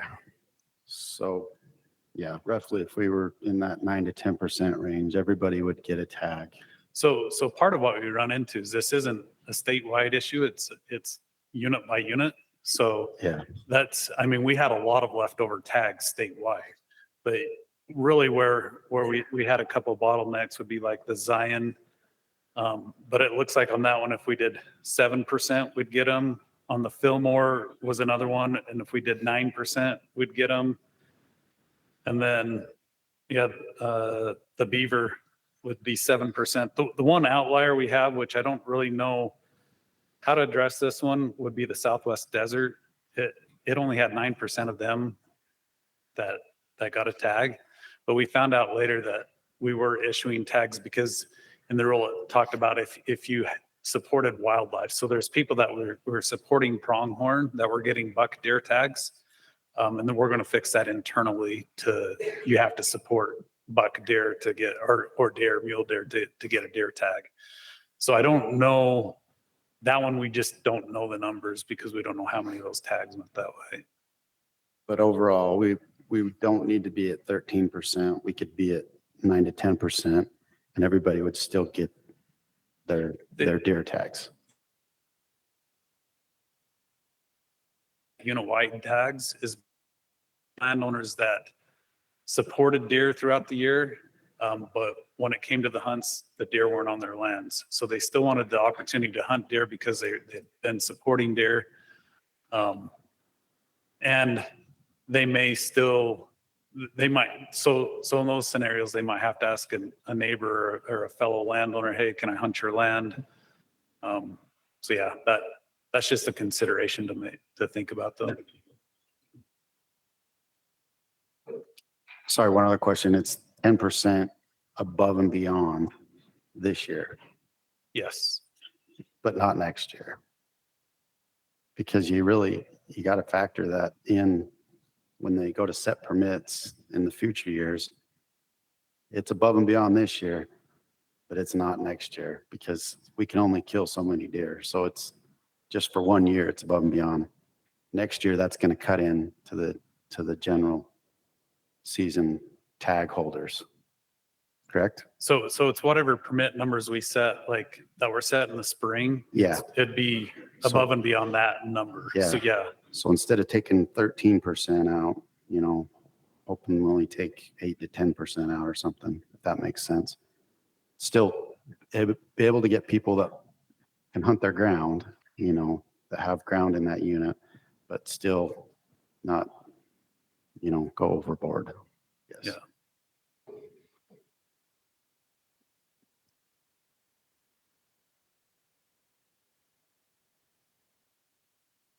Other questions? Yeah, with the current proposal going to the 10%, would it be possible under that for someone to get tags under the 3% part in the draw and then go to the division office and buy more tags in addition to that and have a essentially double dipping? Yeah, and I guess it depend on how you look at double dipping, because you'd only get one tag for each 640 acres. But if there's some landowners out there that probably qualify for 15 tags, so they could get 5, because that the 3% is capped at 5. They could get 5 from that, and then they could still qualify for 10 more tags. So they potentially could get their 15 still, but just only 5 unit wide. But they're not using the same land to get multiple tags for each 640 acres, if that makes sense. Okay. And I guess I would just say too, as we're talking about this, one other consideration when we're talking about this is that you have people, there's an ability now, like part of when we did this rule was the landowners, there was 600 per each region, right? And that never got cut. We'd cut tags and we cut tags, and that's part of why we were there. And this year is now they did get a cut. So when we talk about numbers, so a landowner gets a tag every year, there is a part of that would be guaranteeing a landowner a tag every year. One of our concerns in the committee when we were talking about that was then there's not an incentive as much as an incentive for them to support increase in tags, right? Because if you're guaranteed a tag every year, and you'd support cuts potentially because it could mean bigger deer.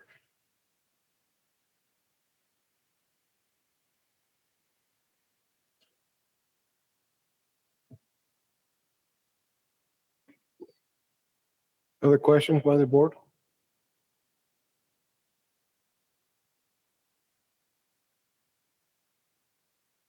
Question by the rack chairs? Eric? I have a question, maybe just a little follow-up to Bryce's question. I believe I understand this right, but the 3%, those are unit-wide, so that landowner could hunt the entire unit, correct? But the added 10%, they can only hunt their land. Is that accurate? So that's where it gets confusing. It's any private land. So if they hunted outside of their own private land, they would have to get the permission, the written permission. But if they got written permission, they could hunt any private land in the unit. But not the public land. But not the public land, yes.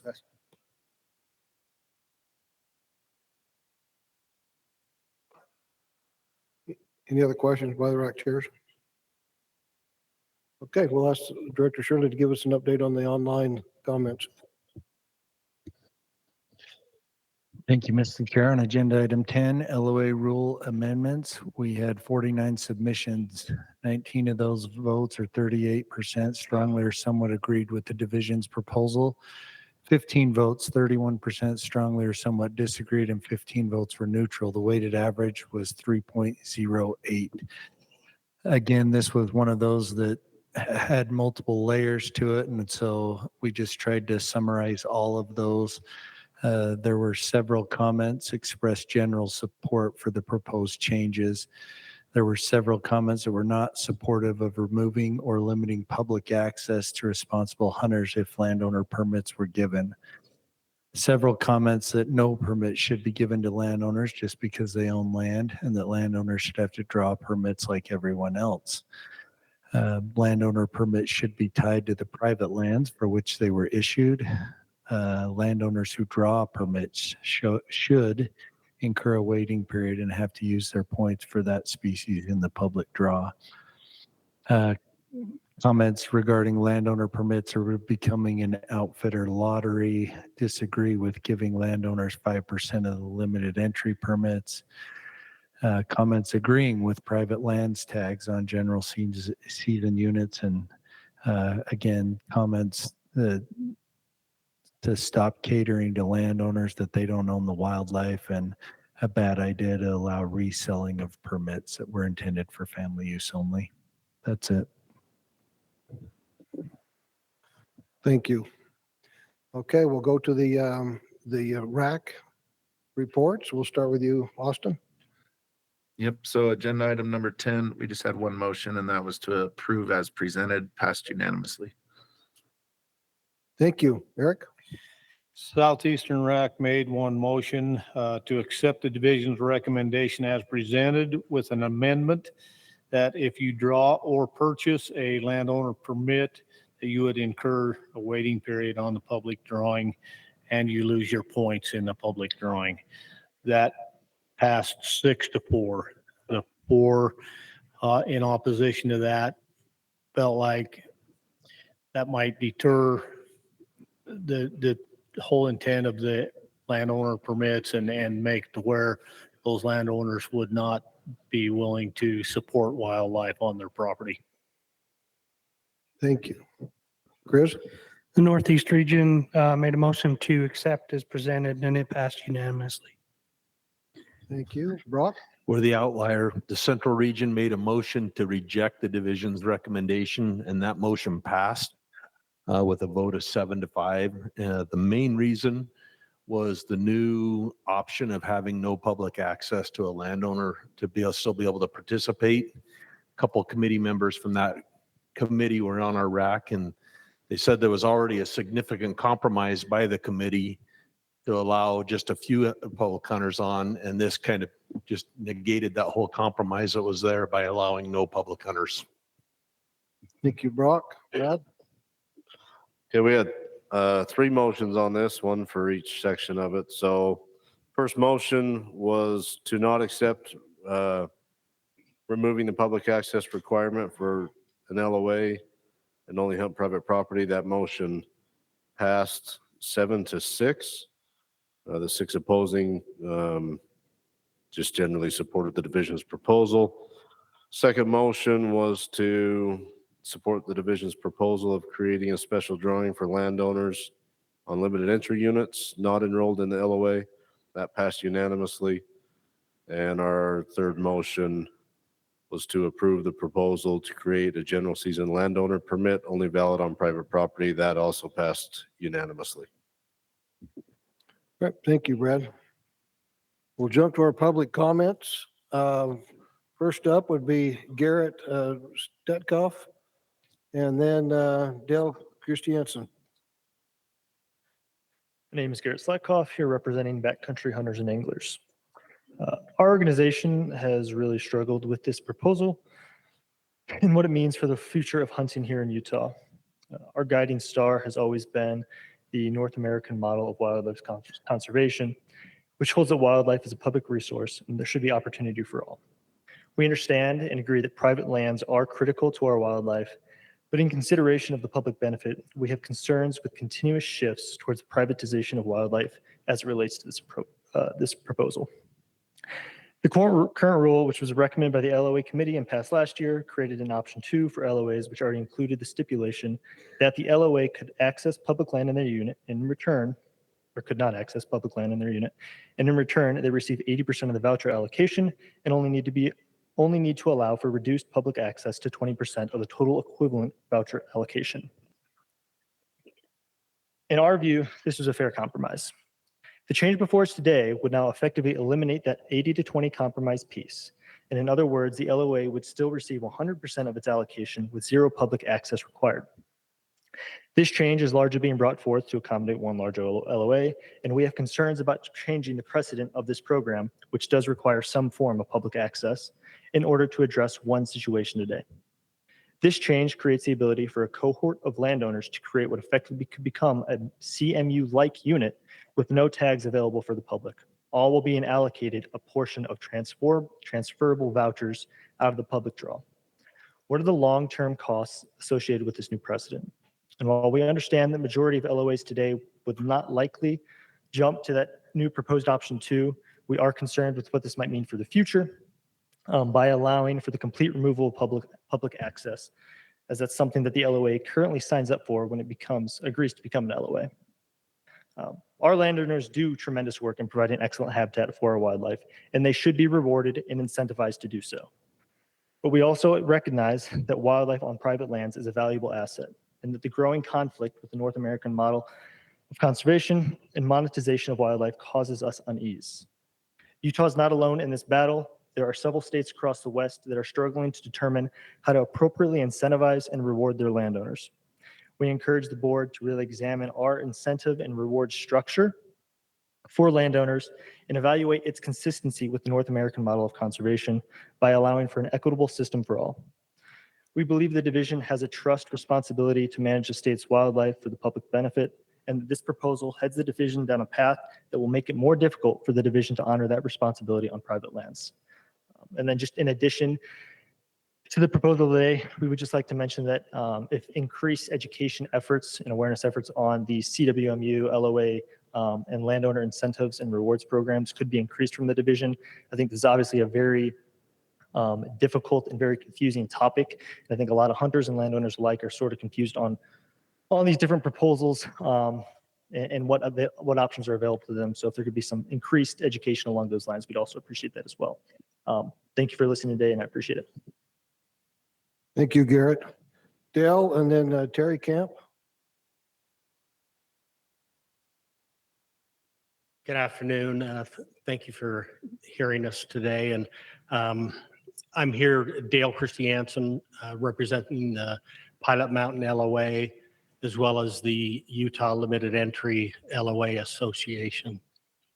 As those of you that were on the board last year, we obviously we were in the same position as these other topics, that we had a lot of debate and a lot of issues. And at that time, when the LOA rule was, new rules were adopted, there was a split vote by the board, and those were adopted over the objections of most, if not all, of the LOAs.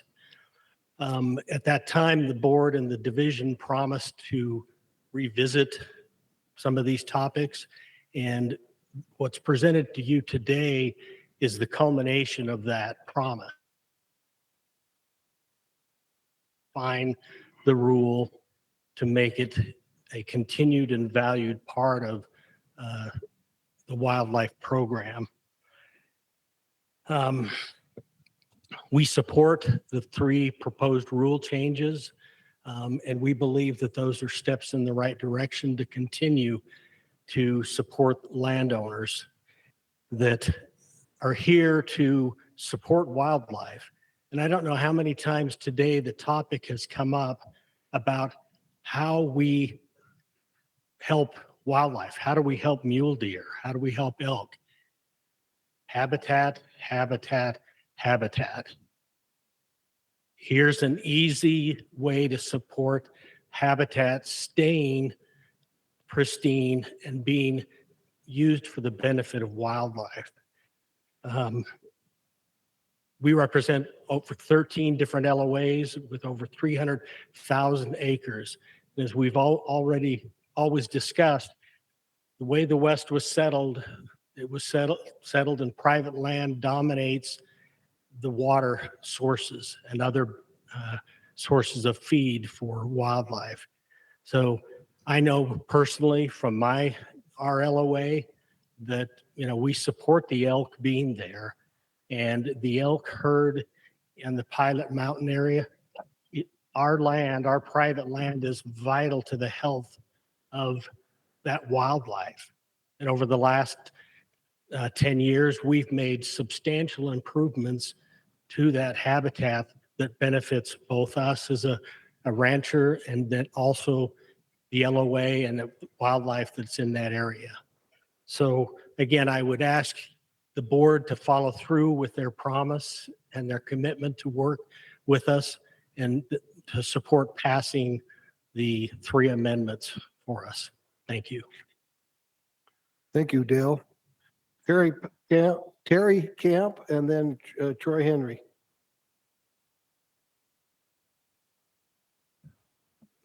I'm Troy Henry speaking on behalf of Utah Farm Bureau. Terry and I are in the same camp. So, like I said, representing Utah Farm Bureau today, and we first of all want to thank the division for the time and effort they spent looking back into the landowner permit program. It became obvious as permits started coming out, and there were a significant number of landowners that didn't get them this year, that they were very unhappy and concerned. They put forth so much time, effort, and expense into maintaining their ground, and many of those properties are, you know, bite for bite. Cattle get it or the wildlife get it, and so they're making a significant sacrifice.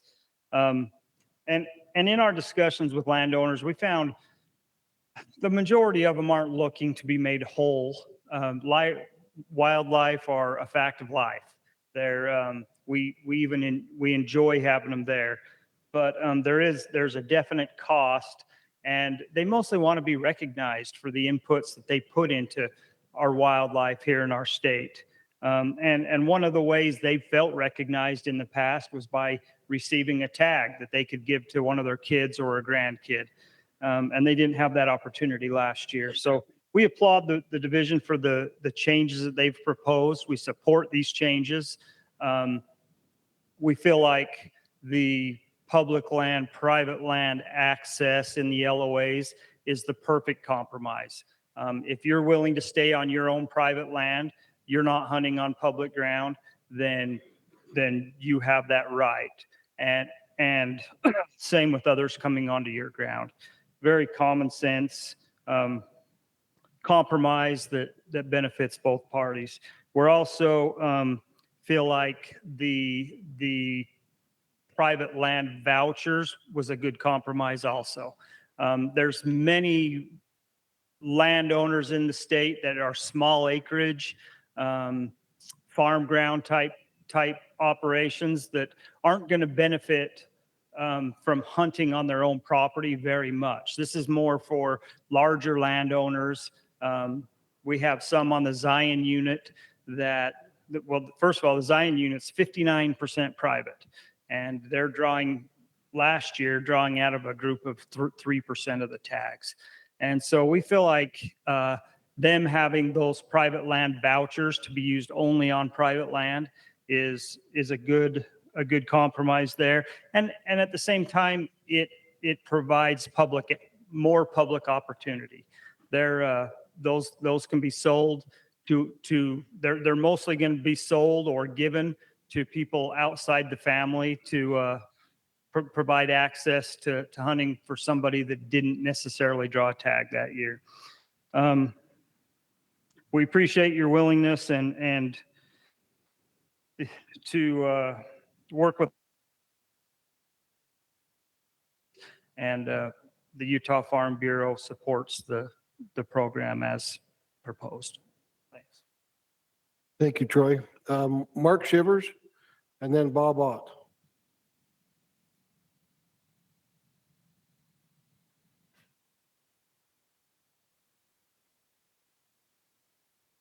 I'm Mark Shivers, representing Diamond Mountain Landowners Association.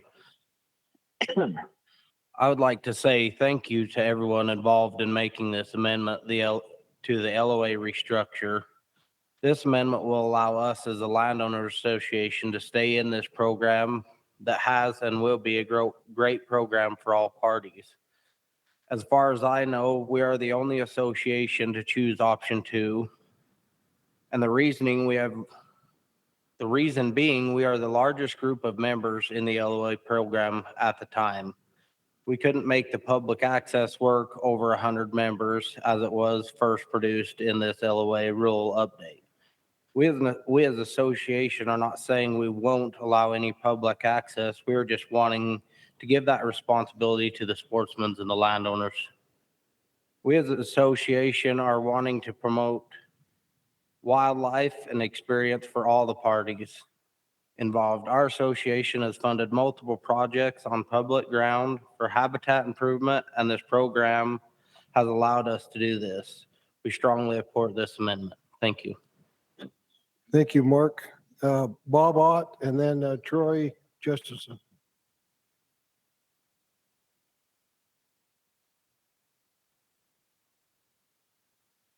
Once again, thank you for the opportunity to comment on this important rule change for the LOAs. I'm Bob Ott, and I'm with the Utah Limited Entry Landowner Association, and I'm also the president of the Paunsaugunt Landowners Association. The Paunsaugunt Landowners Association, we decided to go with a rule that would give us access to the entire hunt unit.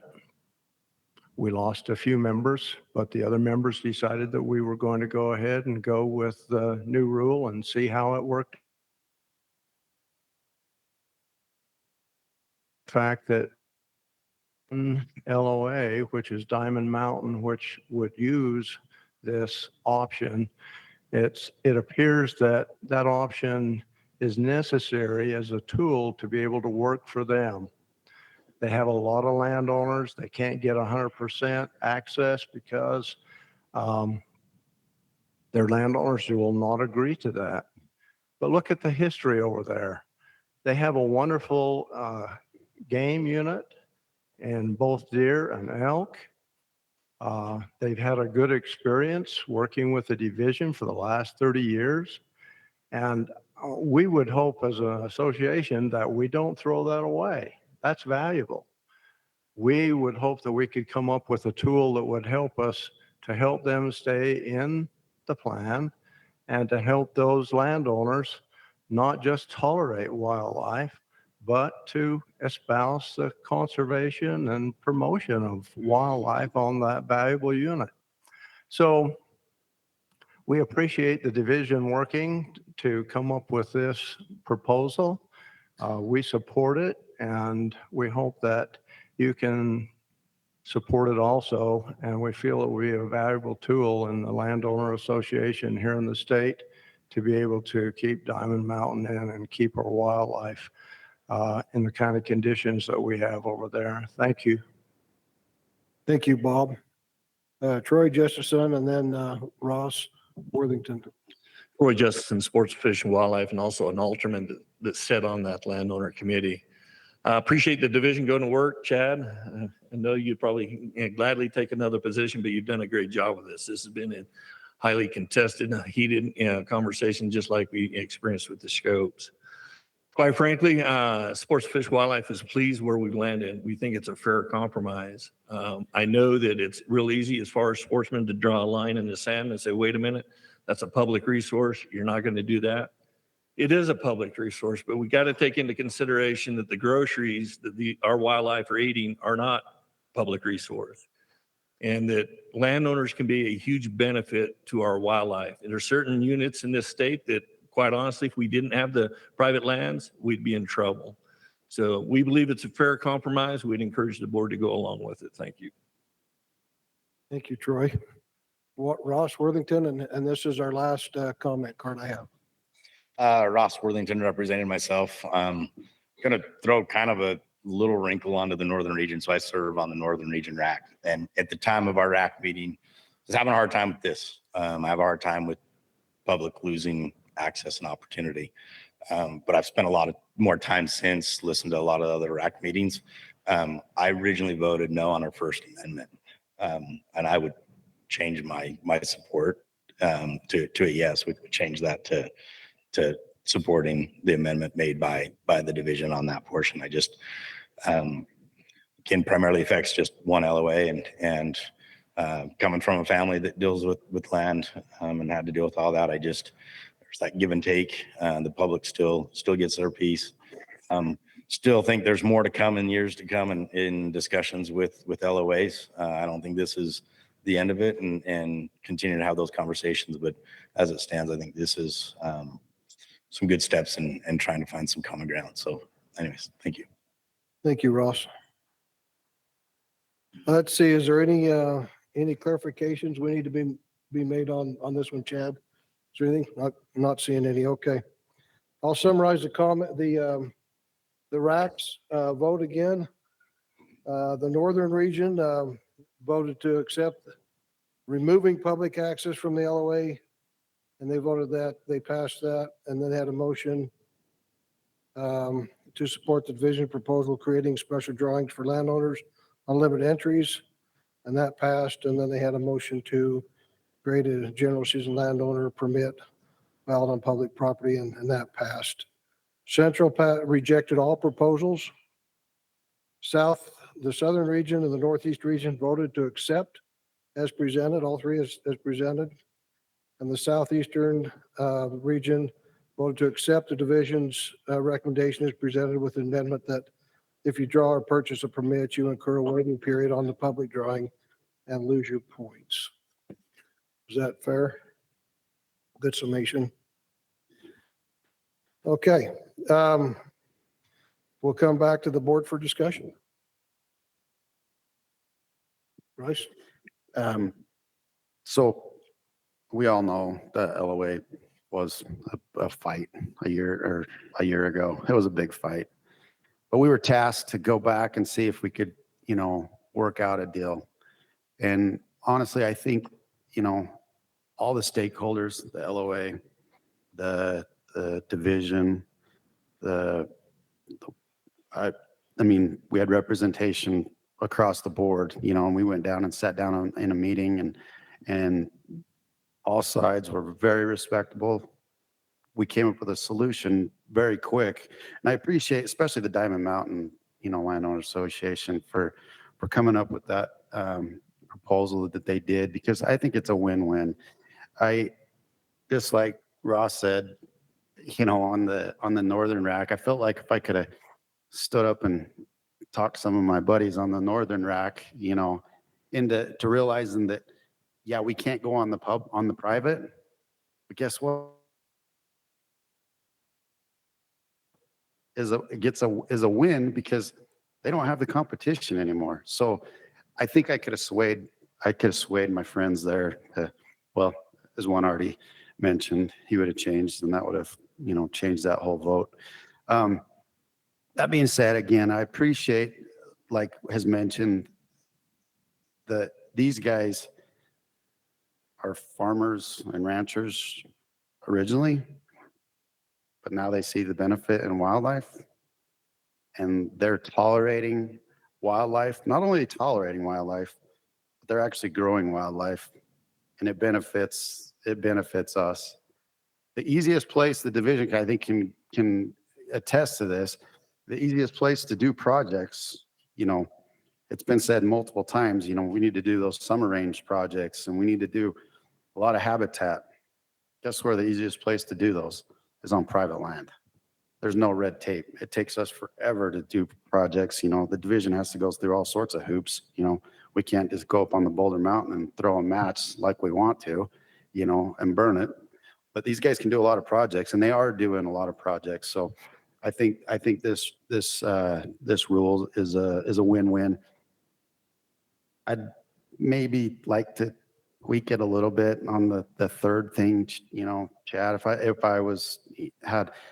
I think we can get to where everybody can get their tags without being at 13%. I still want to get them, but maybe we do a 3 and a 6 or something and try that, make sure everybody gets their tags. But at the same time, we don't, pull from the public. So, we're trying to balance it just a little bit more than, the 13% would be my comments on it. Thank you, Bryce. If I could just let's ask the board members just to talk about the option 2 right now, because I would like to talk about all 3. And no, you're fine. But let's just talk about option 2 right now to see how we feel about that, and maybe make a motion on that. Option 2 is great. Sorry. I agree. I'm in favor of all efforts of those that worked on that, Diamond Mountain coming up with that. It works for everybody, I think. If we give it a chance and let it go forward, I think it works for everybody. I like it. Brett? A year ago, I was afraid that LOAs were going to go away, and I'm tickled we have salvaged them because wildlife wins. And we've talked, about saving a few deer here and there or elk.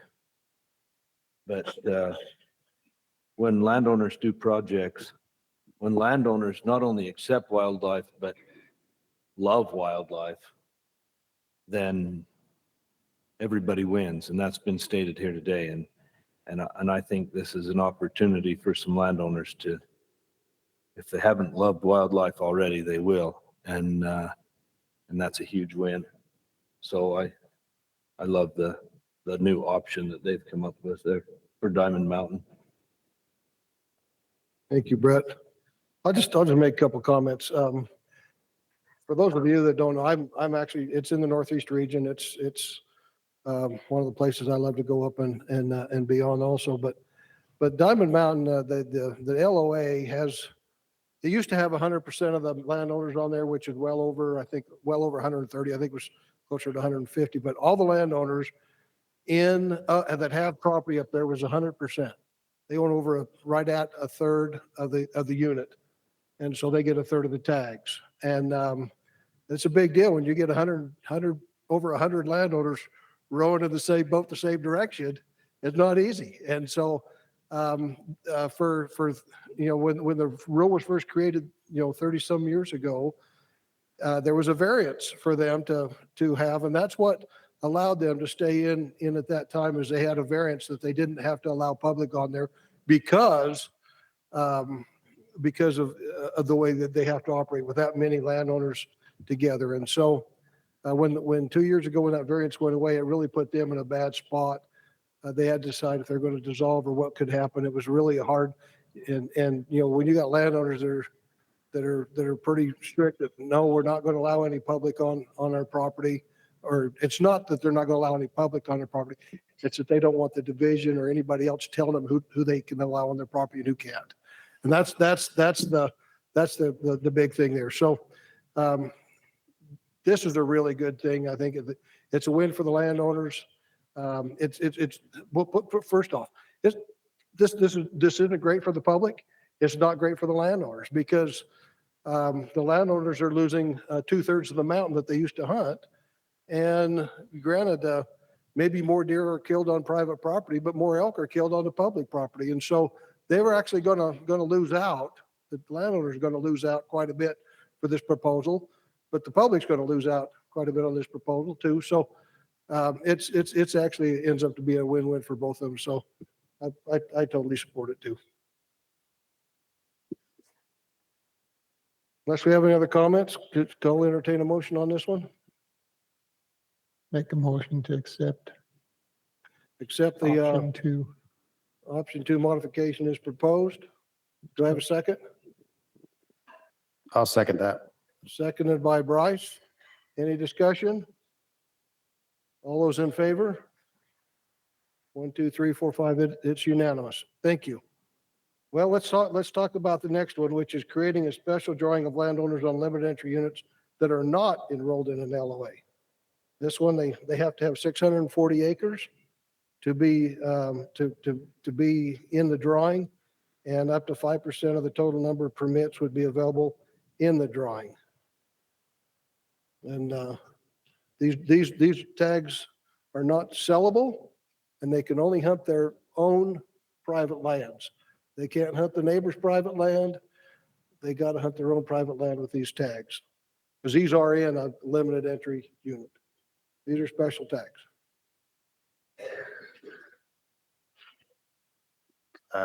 Discussion.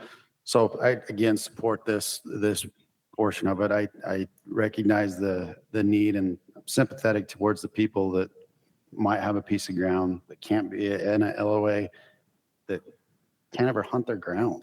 I mean, it's just, frustrating that they'll never ever have a chance, to hunt their ground. They're not being sold. They're not going on public. Again, I think it allows for some people to be able to hunt their ground that typically might not be able to. And again, providing, that and habitat and the important necessary things to help benefit wildlife. So I support this too. Thank you, Bryce. Thank you, Kit. I move we accept this as proposed. Thank you, Brett. We got a motion to accept as proposed. Do we have a second? I'll second that. Second by Paula. Any discussion? All in favor? 1, 2, 3, 4, 5. Show that as unanimous. Thank you. Okay, the third one is to create a general season landowner permit that is only valid on private property. This must have 640 acres of habitat, and then up to 10% of the total units can be issued over the counter, and these could be sold or given away, however the landowner that obtains these vouchers wants to distribute them. Chad, can I ask one question? Owner in a general season unit, and I participate in a 3% drawing, and I only qualify for 3 tags, and I draw in the drawing. I'm lucky enough to get all 3 of those tags. Then I can't participate in this one. Is that right, or I can? No, you can't. I So can't. you But if can't I'm- double dip on the same property. So if you Okay. get all your tags through there, if that's all you qualify for and you drill them all, then you're done. Okay, but if I'm a landowner and I'm lucky enough to be able to have enough land to have 10 tags, and in the public drawing, I only draw 4, and I can take my other property that's not in that drawing down and try to get vouchers for this one. Yeah, so you could get 6 that way. And, if you and, do and 4. and these are first come, first served, so, right? Yeah. Yeah. Yep. So all of those, that 10%, they don't go into a drawing. It's just come and get them. Okay, I misunderstood that yesterday. I thought that was, I think you'd actually get both, so.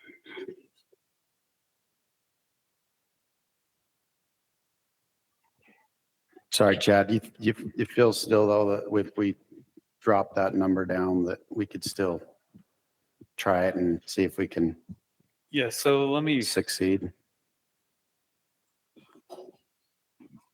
pull up some of this. Yeah. The Zion was one of them that was hit pretty hard. So it had 160 applications and we gave 70 vouchers. So you're looking at, another 90 that didn't get one. But I think we said that when we set the 10%, it was to ensure that everybody could get one. But potentially it could go lower. And you always, I thought we could make it through the whole day without listening to this. Seriously. Sorry, Chad, excuse Kobe, me. will you step up the mic and talk to us? No, there are just 2 things that I want to make sure that we understand on this. One, this program is really self-limiting. So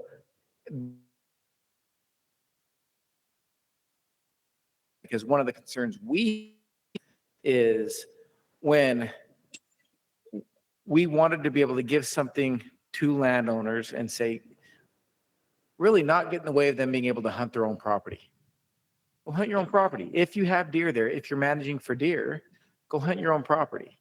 So the 2 clarifications I want to make is, one, that this is in addition to what is currently being offered on the unit. We're not pulling these back out from the unit. And that's the way we've always done general season. So that's one clarification. The other clarification is that to even qualify for this, you have to have a section of ground. You have to have 640 acres. And so it's hard to meet that minimum standard. And so it's self-limiting. So when we set that 10%, the rationale was what we didn't want to have happen is have people that were able to go and hunt their own property and then come to a public meeting and argue for public tags to be cut. So we said, no, we're going to set it as a percentage so that then they vary with the public tags again. But as far as worrying about what the exact percentage was, the portion of land that falls above that 640 acres for an individual landowner, it's not super high. There isn't a lot of this. And so that's why we're not worried about the 10%, if that makes sense. While you're there, so that's for this year though. help me explain, Kobe, because if next year, I mean, the unit, you guys manage the unit, public and private ground, total number of tags. It's not going to affect it this year, but next year it will affect the public tags that we're getting in. That's what I'm saying. So if we can find a balance, let's try, instead of go from 3 to 13%, let's do a 3% and do a 6 or 7% and see, make sure, hopefully that'll work, make everybody happy and still not take away an additional permits from the public, because it will take away next year. So what you're saying is ultimately this is going to show up in the harvest will show up in the data at some level and we'll adjust permits based on buck-doe ratio. Is that correct? That's a fair point. That's a very fair point. And you're right in that aspect. We do try to distinguish when we're getting buck-doe ratios. You can't do it on every unit, but we do try to distinguish what deer are coming from public land and what deer are coming from private land. And we do try to exclude areas where it's going to artificially inflate or the population. So we do try to account for that, Bryce, and we're not perfect at it. So I understand your thought and sentiment and want for a compromise. And mandatory harvesting next year will make me feel a little more comfortable on the data of where you're getting it. So, Sure. But for this year, I just think we, be a little bit conservative. Kobe, do you suspect that there'll be a portion of those that are getting 3% of the 3% tag now will move away from that program and come into this program just because they might be able to sell them as opposed to give them to Maybe. And one of the things that we heard a lot of, correct me if I'm wrong, Chad, is that the areas where we had issues with this was with large acreages on the Zion unit and some of those other units down south, where the sentiment was, I just want to hunt my own property. I just want to hunt my own property. So there may be some that the 3% could be attractive for some landowners because you do get a hunt unit wide. But yeah, this permit offers the option to be able to sell basically the permit or trespass to hunt your private property. And there may be some that's more valuable to them than getting a unit wide permit. So maybe. Thank you. Before we make any motion on this, I guess there's one thing we probably ought to talk about. The Southeast region made a motion to incur a waiting period. If you get one of these permits, if you buy a permit if you purchase a permit, waiting on the public drawing. Mr. Chairman? Yes. I was there in the Southeast region, obviously. I think I understand where the RAC member was coming from on that motion. But I think it needs to be understood that just because someone is willing to buy a permit from a landowner association on a limited entry unit or buy a CWMU permit in the private market, that doesn't exempt them from applying in the public draw for tags in the subsequent year, and it doesn't cost them any points. So I think if we tried to do that and go with this on this recommendation, I mean, you can correct me if I'm wrong, Chad, but I think we'd probably be getting into problems with regulation there. So you're meaning as far as taking points? It feels like anytime we've come and for any private lands things and we said, let's take points, that we've got a lot of pushback and it hasn't gone through. So that's one of the reasons why we weren't proposing that this go around. Okay. And, because of that, I don't know that it would be a fair thing. I understand where he's coming from, but these would be private land only permits, maybe somebody's got, it doesn't say in the proposal that it's contiguous land. It just says 640 acres. So maybe somebody's got 200 acres and then they can hunt just the private ground in the unit. Maybe there's not a lot of private ground, maybe there is. Some units have more than others. And all they can hunt is the private ground, and they might, they might not get along well with their neighbor. And when they ask their neighbor, can I hunt deer on your property too? The neighbor tells them to go pound sand. And that's a situation they could be in, and forcing them to lose any points they have in the public draw on that unit, or, in the general deer, their preference points. I don't know if I could get behind that. Thank you. I just want to make sure we brought up that to discuss that, since it was voted on and passed at one of our racks. And I feel the same way. I think we've got two programs, the LOA program and the CWMU program, where you could buy a tag or a voucher, I guess, get a voucher through a purchase program with the landowner. And this is just one more of those that I don't think we need to open another can of worms there. So I support that. Any other discussion on this one, Gary? However, if you draw a tag at a CWMU, you do lose your points, right?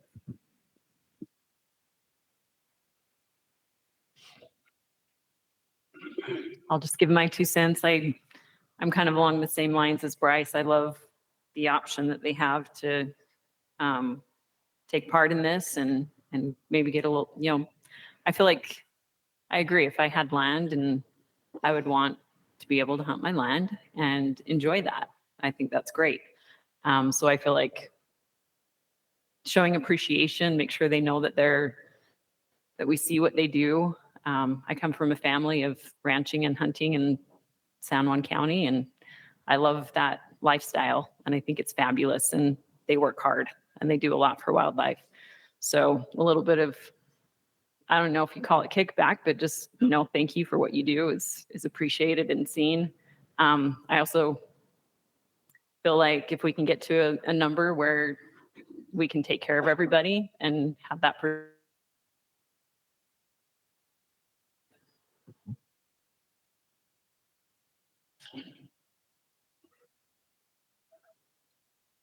Well, entertain, good.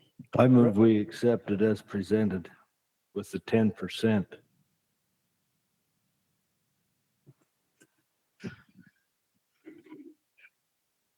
Okay. Bryce, this You is sure you when don't you want to say- raise that to 12? Bryce, is this the part where you say second that? Okay, we got Sorry, a my motion to friend. approve as presented, seconded by Bryce. Oh, no. Oh, I'm sorry. I was talking on top of you. I couldn't hear. So Brett's making a motion, it's as accepted, 3 and 10, so 13%. Okay, do we have a second? I'm not hearing a second. All right, let's talk about this then. That fails due to no second. Mr. Chair, I make a motion, we approve it, keep the 3% and do an additional 5% and try that for a year. Hopefully that makes everybody happy.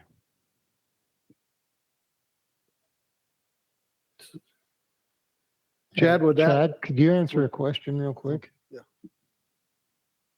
If you heard Bryce's motion, correct? Yeah, 5%, not Okay, the 10%. would the numbers work at 8% as opposed to 13? Yeah, so then it'd be a total of 11. I think it should work. No, it was There would be a a total of 8. Total of total 8. of 8.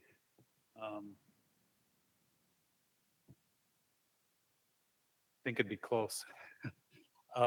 One of, like Fillmore, it said 9% is, if you did 9%, you'd cover everybody. And so there's variables here too, right? This is running off of last year's numbers. So if tags got cut, they would get cut as well. If they grew, then it would cover it. So Another question, and this question is for Bryce as well, just because it's your motion.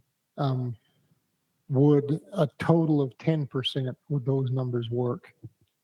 yeah, 10% would cover everybody. Like I mentioned, that Southwest desert, I don't know that we have the right numbers of landowners on that, but Really, besides that one, the highest is 9% is what we needed additional from last year.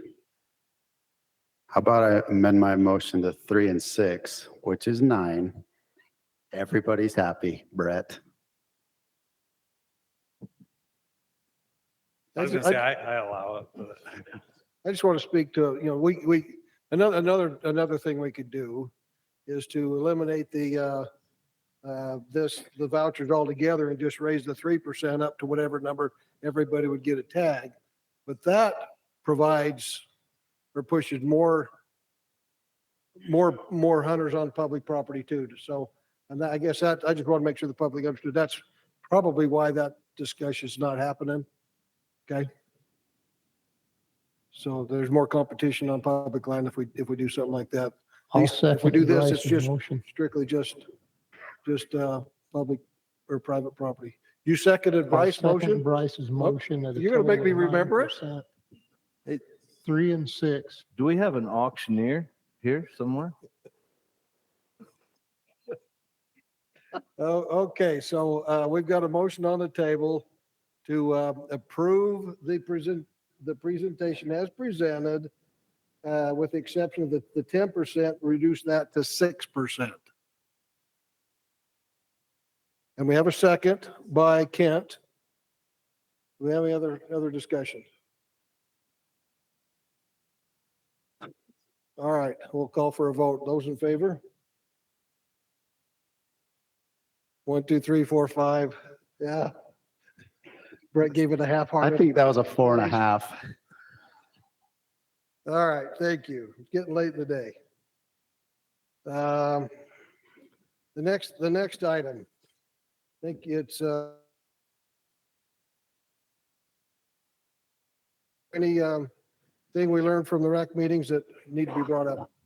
yeah, well, I think what I'd say on this one is all of this hard work we did on the LOA rule should make this one really easy. So really on this, it's not, when we passed the rule, when the board passed the rule last year, it was that the permits would be done by calculation. So we're not even really going to talk about permit numbers, but it was up, almost all the LOAs renewed, all but one renewed this year. And so that's what we did, is we looked at their applications, and we're recommending that all of them be accepted. All of them chose option 1 except for Diamond Mountain, which chose option 2. So on this one, we're just looking to renew all those applications. Any question from the board?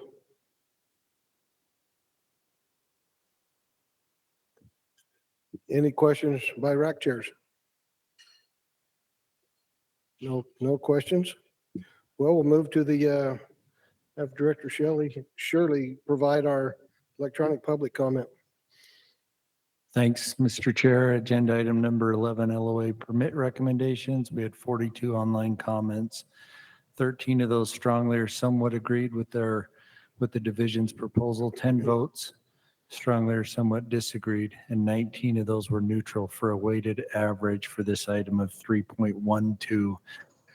The main comment themes that you'll see on your paper is landowners should not get permits when they block access to responsible hunters. Landowner tags are meant to reduce challenges on respective owners' lands, not compete with everyone else who waited and paid for a public permit. We shouldn't have landowner tags. The system is ripe for abuse, and that public animals were never meant to be a cash cow for private individuals or special interest groups. That's it. Thank you. Okay, we'll move on to RAC chair reports. Austin, can we go to you first? Yeah, we had a proposal in the southern region to pass as presented, and that passed unanimously. Thank you. Eric? Southeast region also made a motion to accept it as presented, and that passed unanimously. Thank you. Northeastern region also accepted it and passed unanimously. Thank you. Brock needed to step away and ask me to fill in for him for the rest of the meeting, but Central Region also accepted the proposal and that passed unanimously. Thank you, Jason. Northern Region had a motion to accept as presented, and that passed unanimously. Thank you, Brad. Okay, so we have one comment card. Bob Ott, if you'll come up.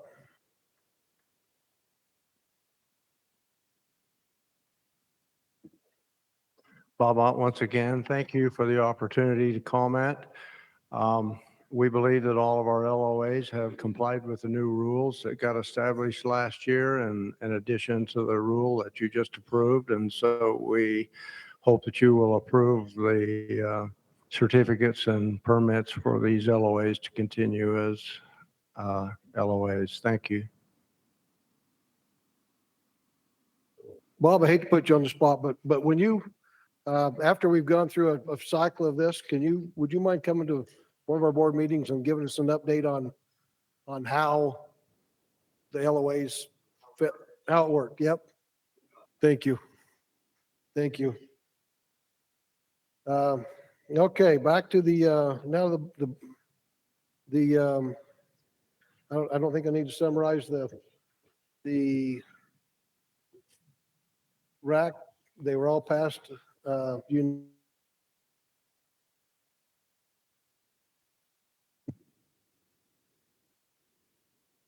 any discussion? Can we just have a motion? Yes. I move that we accept this recommendation as presented. Second. We got a motion by Brett, second by Kent to pass this as presented. Any discussion? Call for vote. All those in favor? 1, 2, 3, 4, 5. Passed unanimous. Thank you. Thank you, Chad, for all your work on that. That was Mr. Chair, a lot of work. Kent? could we have a 2 or 3 minute recess? I don't know why not. Can we reconvene in 5 minutes? Is that plenty? All right, let's do that. Let's get together back at 3:30.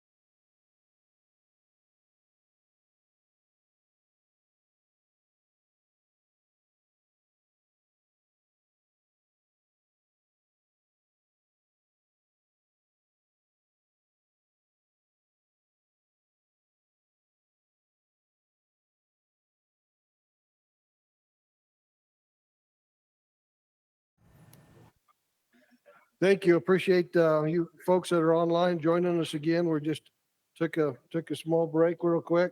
We're gonna start with the CWMU permit recommendations. We'll turn the time over to Chad. All right, thank you. Yeah, I just have a few things, just a couple clarifications. One that we missed in the rack packet was Blackhawk CWMU. They added 6,000 acres, and so they actually have a change application, and that would be to add an additional 4 deer tags, which would make it so there's 8 private and 1 public tag. 2 bull elk tags, which would make it so there's 9 private and 1 public, and 5 cow elk tags that would all go to the public. So we'd include that in our recommendation. Just a clarification on double cone. Double cone is a CWMU that has public land in it. So they went through the CWMU advisory committee for it to be looked at. At that point in time, the CWMU advisory committee looked at it, but the trade lands that they had then are not the same as what they do now. So at that point in time, they had more public land in their CWMU than they had trade lands. And when I say trade lands, that's private lands opened up to public for hunting. Since then, with this new application, they have 6,000, almost 6,800 private land that they're opening up for the public in trade lands. And so that's more than the public land that's included in their CWMU. The CWMU advisory committee's recommendation was for them to give up an extra bull tag and an extra buck tag every 3 years. This is a split recommendation. The double cones here saying that they shouldn't have to give up an extra tag during the 3 years because of the trade lands is equal. And I guess I don't want to speak for the CWMU advisory committee, but I did want to just highlight that when they looked at it and made their recommendation, they weren't looking at the trade lands that are proposed now. It was a lesser, I think 2,500 acres less of trade lands when they were looking at it. That might have changed their recommendation. I'm not sure. And then lastly, we do have another split recommendation, which is Kimberly. It's about 5,600 acres. It qualifies to be a deer CWMU, so we're on board with that. There is a split recommendation on that as well, that they went to the CWMU advisory committee asking for a variance to be an elk CWMU. The CWMU advisory committee recommended that they not be granted a variance to be an elk CWMU, and so that's the division's recommendation as well. That's it. Thank you, Chad. Any questions from the board? Hey, Chad, when you've looked at those trade lands that there's at the double,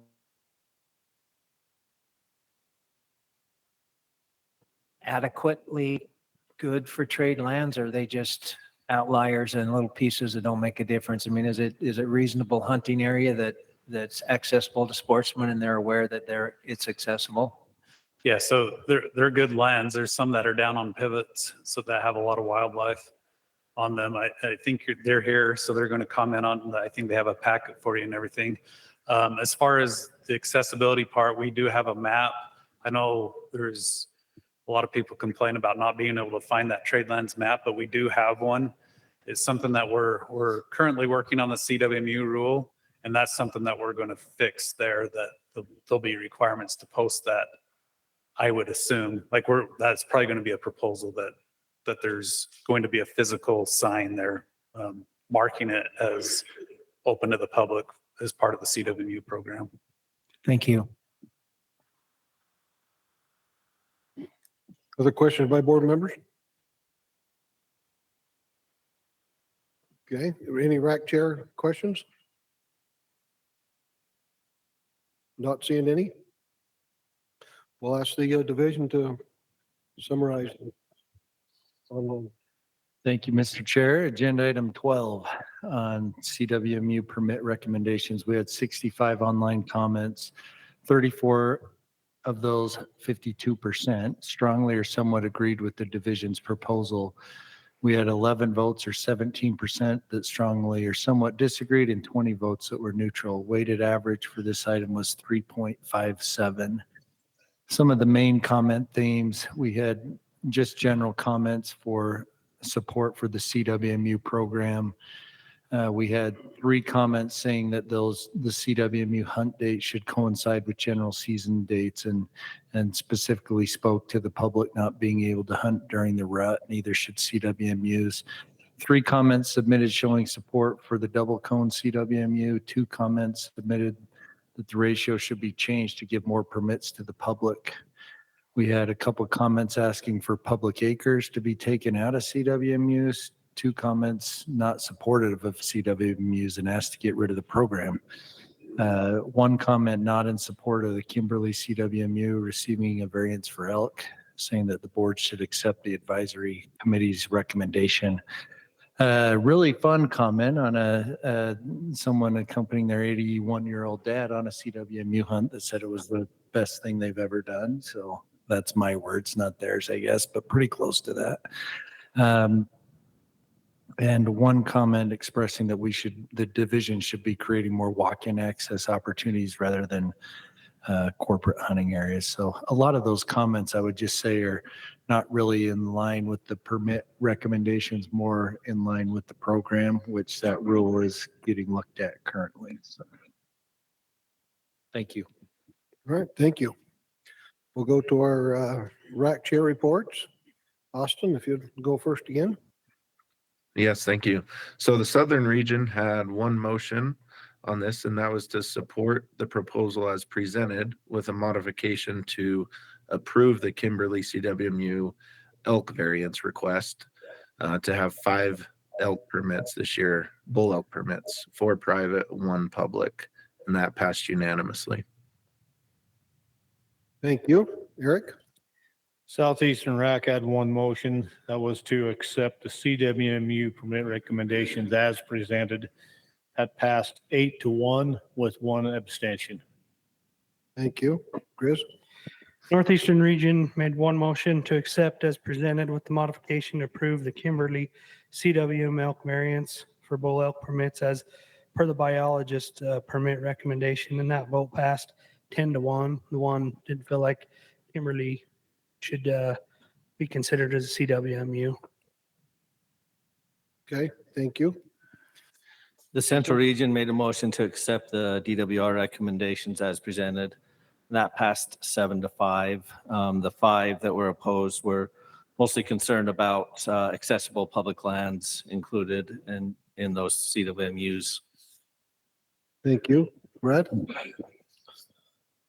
Northern Region had a motion to accept the permit recommendations as presented. That passed 11-1. The 1 opposing just felt that ranch living was hard and wanted the landowners supported as much as they can. The public comment. First up will be Mike Labrum, and after him will be Kelly and Heather War. I appreciate the opportunity. Just real quick, because we just got off the LOA stuff. There's not enough private land on the Beaver Mountain where Kimberly is for us to get an LOA to put everyone together. And so that leaves the only opportunity we have to partner with Fish and Game to promote wildlife and habitat and increase hunter opportunity is through the CWMU program. Without that, we have no other options. Now, granted, we can try and get a tag and hunt it ourselves, but to promote wildlife that live on the property and live there through the entire hunting season, the only opportunity we have is through the CWMU program. And just to give a little bit of a background, I've been to every meeting. I went to the advisory council or the advisory meeting. There wasn't a single meeting where it was brought up or any findings that we don't meet all the criteria and the purpose of the CWMU program. The only thing the advisory committee said is we just feel kind of uncomfortable with the acreage. That's it. They didn't find that we didn't meet the purpose of the program. And if you look at the rule, the advisory rule, if you're under acreage, you can apply for a variance. And then they look, okay, do you meet all the criteria? Well, we meet all the criteria. So if we meet all the criteria and we, other than the acreage, and we meet the purpose of the program, yet we still can't get a variance, then the variance basically is useless. Because the only part of the purpose of the program that people even question with acreage is hunter success. Can you have hunter success on 5,600 acres? And obviously we own the property. We have partners. We're up there more than anybody in this room. There are elk that live in these big, deep, vast canyons through the summer, through the hunting season, and they live there. They're there the entire time. Now, in the winter, they move off because we're high elevation, but they're there. Now, you know, people look at us and they say, well, obviously you might have a bias. You're trying to get the program. But let me read to you. There's been a lot of second that, because we have an amazing biologist and his name's Mike Wardle. And let me read you in his email that was sent out to me and Chad. From August to the end of October, I have consistently seen a good number of elk on this property, 100 plus elk. Mature bulls are present and the habitat is great. I don't think you'd have a problem harvesting 3 or 4 mature bulls on this property with the current distribution of the elk. So the biologist supports our program. He supports the numbers of elk there. He supports our ability to have a successful hunt. So let me just, that 3 minutes went quick. Let me just say a couple things. Director Shirley, earlier you said DWR wants to partner with anyone that wants to do good for wildlife. That's us. We're standing right here in front of you. And Bryce, you made a comment earlier that, you know, you'd give up any of your tech on your guns to increase hunter opportunity. We're trying to do that. Like, we don't have any other options. We're trying to increase hunter opportunity because our tags will be above and beyond the public tags, because they're purposely to manage the elk that are on our CWMU. They're not pulling from the pool on the beaver. They're adding tags to manage the elk that live on our ranch. And so there's been so much sentiment about supporting landowners and promoting wildlife. And all we ask is you give us the opportunity to do that. We know we can be successful. The biologist supports our ability to be successful. And so we just ask for the opportunity to show that we can be, and we're willing to take any suggestions if we have to guarantee a success rate over so much percent for our hunters. I mean, whatever we have to do, we can show you we can be successful. So anyway, with that, I ask that you approve the Wildlife Board's recommendation, but with one addition, that you allow the Kimberly to have an elk CWMU. Thank you. Thank you, Mike. Kelly and Heather, and on deck would be Travis Murphy.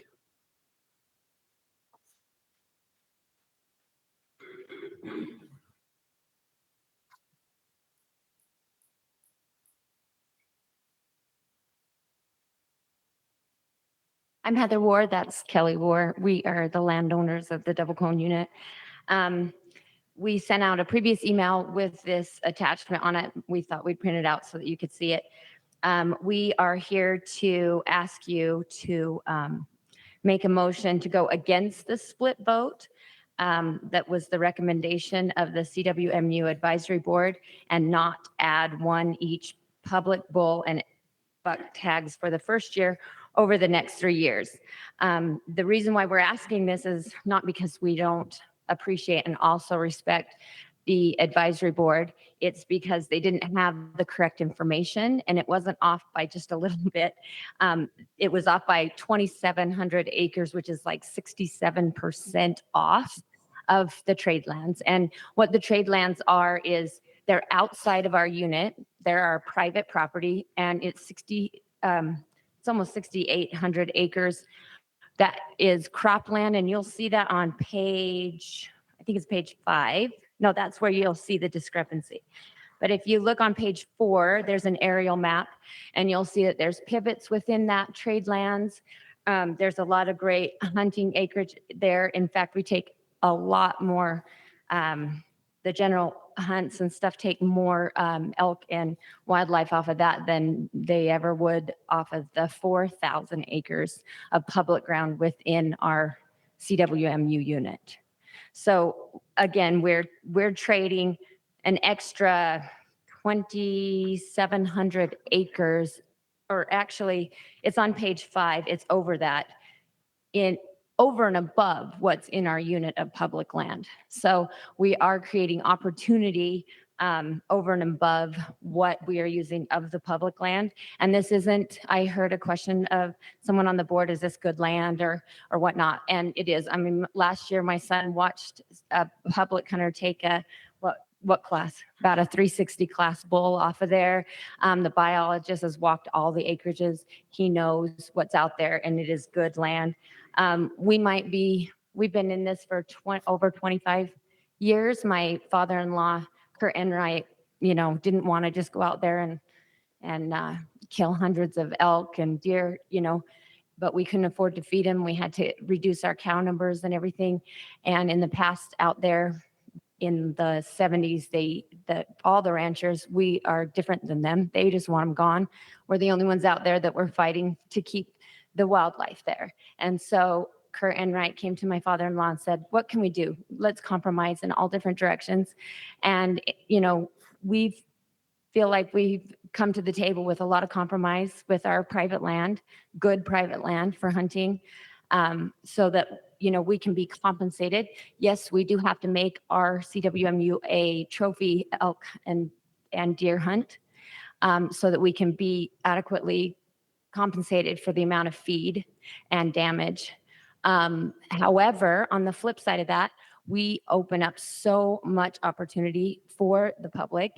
They have the spike elk hunt that's opened up to them on the public lands with the trade lands, and also just the general tags. They're able to get a trophy bull off of just a general tag. So anyway, we ask you to please, yes, vote for the CWMUs, but with an amendment and to, not approve the extra tag. It's just not the year to do it. We've had a lot of weather, as everyone knows, and fires out there. And we live there on the ranch, and the numbers wouldn't support an extra tag. And we feel like, our job, we manage it so that it's good for everybody. And we feel like this would be going against what we've worked for 25 years to make it successful. If you give this tag, is it going to take the whole thing down? No, it's not going to take the whole thing down, but it's definitely a step in the wrong direction because it's not the year to do it simply. And we're maintaining our numbers, but with everything going on out there, it's just not the year to do it. And we feel like we've been more than fair with the trade lands so that we can continue to manage, plus the scheduling. I put that in there too. The rut hunt, we make sure that only one is in the unit every 5 days at a time for our success rate. It's a once in a lifetime. We work with wheelchairs in the wilderness, and we just can't choose, what public or private hunter on the CWMU unit gets to be in there during the time that they're going to be the most successful. And so we are very strategic in our scheduling. We have to be able to make this good for everybody. Thank you. Thank you. Travis Murphy, and on deck is Dave Rice.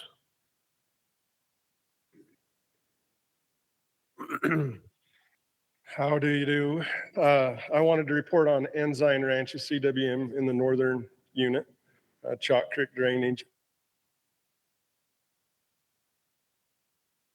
Behalf of the Sea Board, and I was asked from you, how are you guys in this unit going to hunt responsibly? How are you going to feed the deer? How are you going to act as landowners? And so I wanted to report back. So often, I think we hear lip service and don't really understand what happened. And so I want to give you a quick report.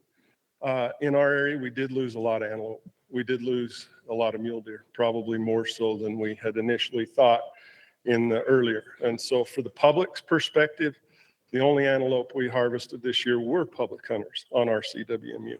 We harvested more public trophy mule deer on our CWMU than we did private. I think that's a great thing to say out loud to the public hunters in a CWMU program, and happy to do so on Ensign's behalf. I also wanted to talk about some of our neighbors. We've had great coordination with the DWR, talking about those things that we could do to bolster the deer and manage the elk herds. And we spent a lot of time with these gentlemen in the back as a community trying to find those things that we could do. We're doing things such as habitat improvements, and those things aren't new. Bryce touched on this with the private lands. We're doing between 500 and 1,000 acres of touched habitat a year, and have been for 20 years, to bolster our wildlife in that unit. We're not just takers. It's important to us as a ranch that that's known. Secondly, we're doing things like 4 miles of riparian area improvement, beaver ponds, not just seed improvements that are in conjunction with the DWR to help. And many of the ranchers in our community are doing similar things. And so we took, when you guys asked if we would harvest responsibly, in my particular case, we did not use a lot of our tags in a large percentage, 30 or 40% of our tags. We didn't feel as though we should. Every landowner may have different habitat. We didn't. In my core renewal, I asked for 30% less deer tags that you guys are here to approve today. And so summation is from us, I just wanted to come back. I want to say this is what we did. We think we did it to the best we could with the extreme winter, and that I think we were responsible. And I think we're going to continue to be responsible. And as you approve our numbers, I just wanted to draw attention to that.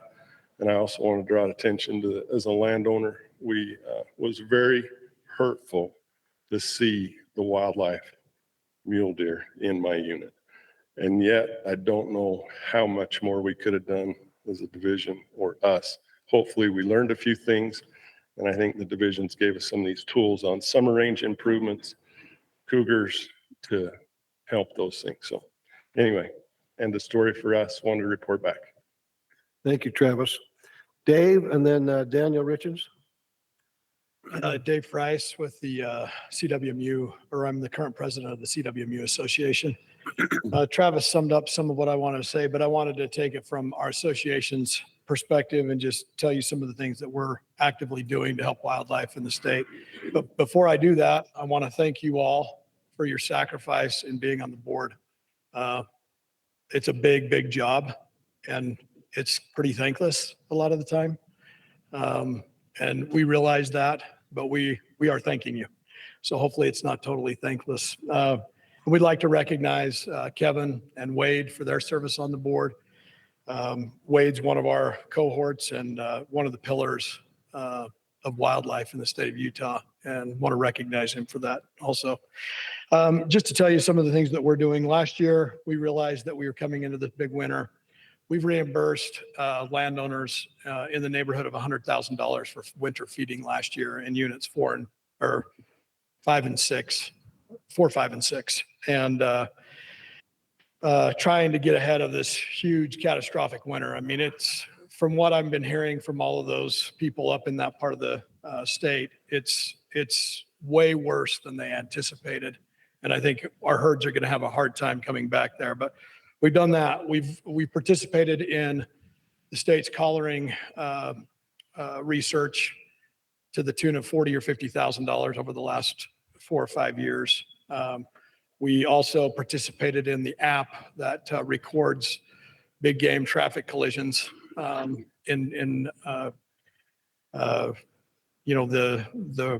production of that, or that's not the development of that app. And then this year, for the first time, that fund, which will provide habitat, not on our private lands, but on the public, just to do a give back and let people know that we're invested in wildlife wherever they live. But we thank you for your service, and just kind of wanted to give you an update on things we've been working on. Thank you, Dave. Daniel Richens, and then Ross Worthington.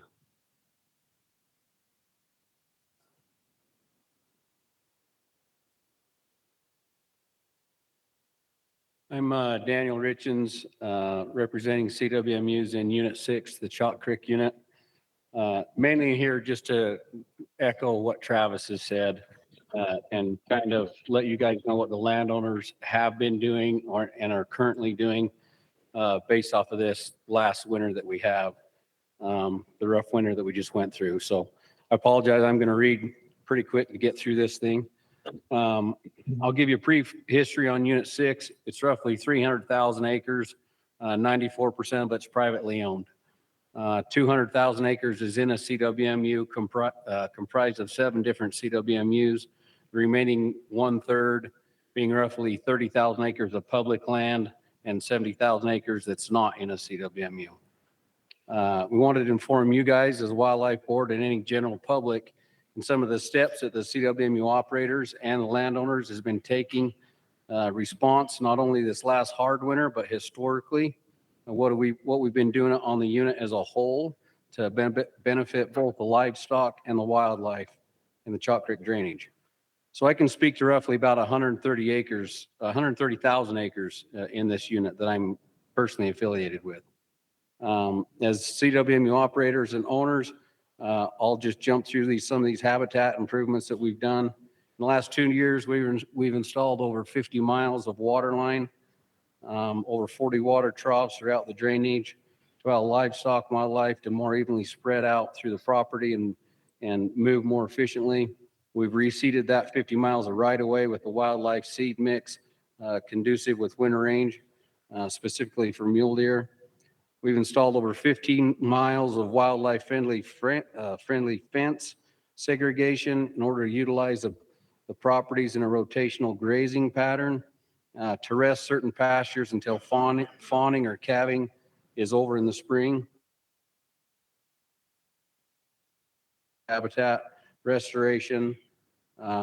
We did a 640-acre chaining project east of Rockport Reservoir in conjunction with the DWR. Again, targeting wintering habitat. We've done over 400 acres of upper elevation riparian, aspen regeneration projects on some of these old growth of aspens, and we're set up to do a bunch more this spring. We've treated over 2,000 acres of sagebrush, conifer thinning, along with understory improvements. As far as the water concerned, we worked hand in hand with Paul Burnett, who's with Trout Unlimited. We installed over 100 BDAs on the South Fork to improve the overall water table. This will help benefit the riparian areas and cut down drastically on soil erosion and sediment that ultimately leads down into Chalk Creek and into Echo Reservoir. We've also created multiple fish ladders for the mid-native cutthroat all the way to the headwaters of the South Fork drainage. That's roughly over 15 miles of stream. On top of this list, and Brett will like to hear this, we've been heavily involved in the predator control in the Chalk Creek unit over the last 5 years. Lions have been a huge problem up there on that unit. I've personally invested hundreds of days and thousands of dollars in the last 5 years pursuing and harvesting well over 100 lions in the Chalk Creek drainage alone on less than 70,000 acres. In addition to the lions, myself and the landowners in the whole drainage donate to the helicopter fund where we fly for coyotes. In the last 5 years, we've harvested with the help of the department, mainly through the Department of Ag, over 1,300 coyotes. Last year alone was a record year. We killed 377 coyotes. If you guys know how that works, that's not an easy task. There's multiple people that show up before the sun comes up, head out in every different direction, ground crewing, trying to locate coyotes so they know which direction to send a helicopter. And that's kind of how you start. And after every snowstorm, you do it and you do it and you do it. And after these predator studies and just being an outfitter for 25 years, we can't lay off the predators, especially after a hard winter like we've just had. And we've had them in the past and we've rebounded from them. And I think we'll rebound from this, but we can't lay off the predators. We also, the pictures that you guys are looking at, we have an extensive winter supplement feeding program. So last year on my CWMU, we fed over 2,500 deer. And it was well over 100,000 in cost. As the snow melts, it's interesting to look at the collaring data. As they migrate back up, they go to other private property owners, they go to public land, some even go out of the state into Wyoming. But the collar data, or I cannot stress enough the overwhelming success that supplementing the deer herd on a hard winter, how it helps them out. The DWR has spoken to that and can speak to that. And those are some pictures that you guys can see. We fed in 27 different locations this year, and it saved a lot of deer in the drainage.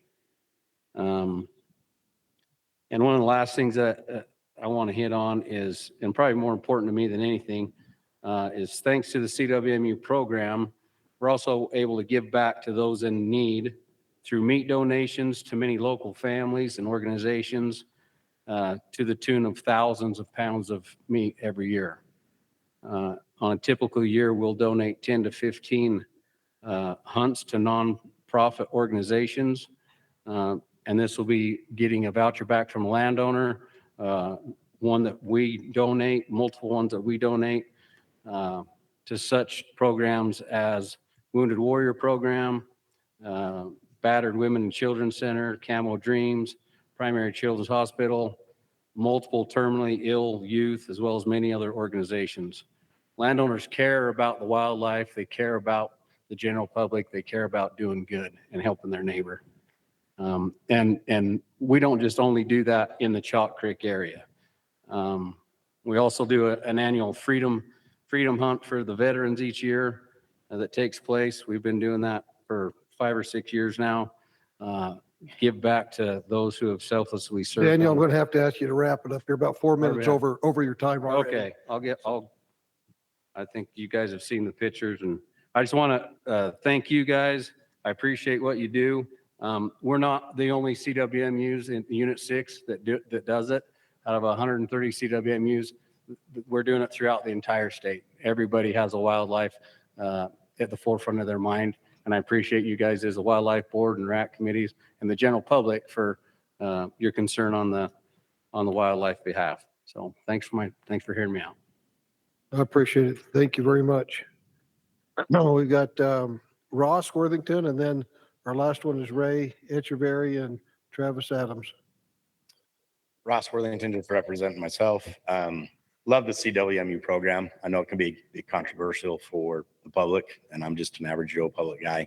I've had not myself personally, but my wife decided after 15 years to finally get into hunting a few years ago. And it's been the CWMU where she's had the opportunity to harvest her only 2 big game animals. In fact, our second one just on Sunday. So I'm appreciative of that program. More specific, my comments are one to the double cone. I've never hunted big game or anything out there, but I've spent many days out there in that area and on some of their trade lands chasing coyotes. So what I can say is my time out there, it's good land. I see deer, I see elk, I see antelope. I don't know what that would have changed as far as the committee, but they're not trading garbage land for, and I'm very particular with that CWMU. I'm not a fan of CWMUs having good huntable land and the public not getting anything back. So the fact that they're doing this, I'm appreciative as far as a public hunter. The other one is just with the Kimberly. It's a tough one. I know there's the committee going on, and hopefully changes to come from it. But I see it as an opportunity for the public. If we can get additional tags to go to the public, and more where I would come from on that is when we get into an exception, there's got to be, I think, maybe more give and take, and you can come back to them with that and their option to take it. I don't think it should be under a 90-10 split tag, especially this unit specific, because there's no cow hunts, there's nothing, there's not those tags going back to the public. So I think there's got to be some additional give and take. So if it's 5 tags, the public gets 3 or 2, and they get 3, because there's no way otherwise for the public. The cow hunts most of the time that happen in November, the cows aren't going to be in there, and it's not fair to those that get that tag to have a bunch of cow hunters if there are any tags available in that unit. So I would be more in favor of supporting it, but just giving more back to the public so they have that opportunity. Doesn't get hunted. And it came up in our rack. They can still let the public hunt it and they get trespass. Trespass is a whole lot different than somebody drawing a tag on a CWMU. It's not even close to the same thing. It doesn't give access to the public. So let the public have the access. I think it's a great opportunity. Thank you, Ross. Ray Echeverry and Travis Adams. Good afternoon. I'm Ray Echeverry. I'm the president of the Gildersleeve CMU, and Travis Adams over here is our operator. When we filed our application this year, we basically did status quo. We took 10 deer, 10 elk, and 10 cows, which we'd done in the past.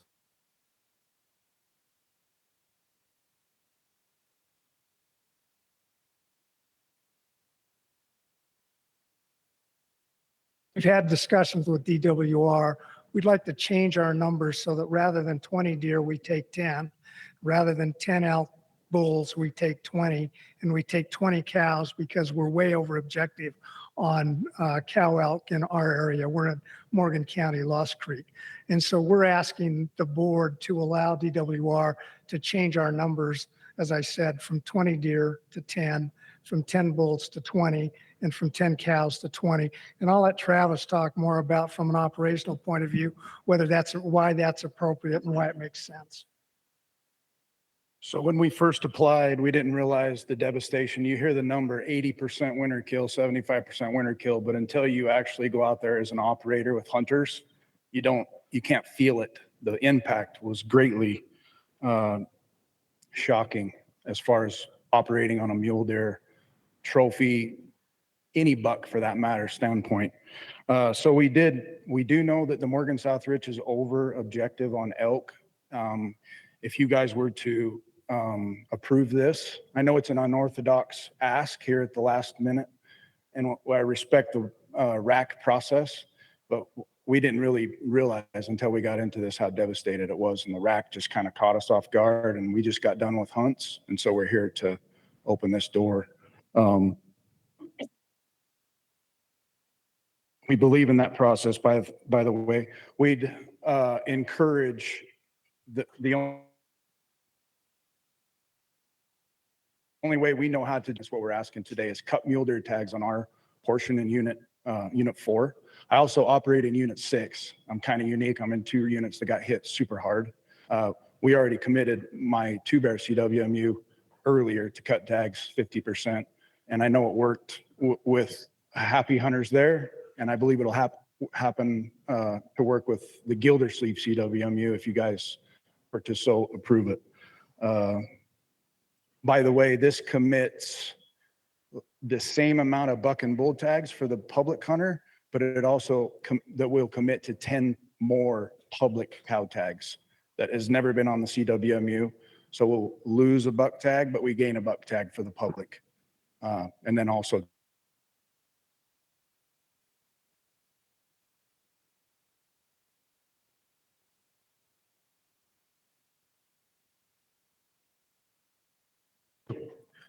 That was our last comment card.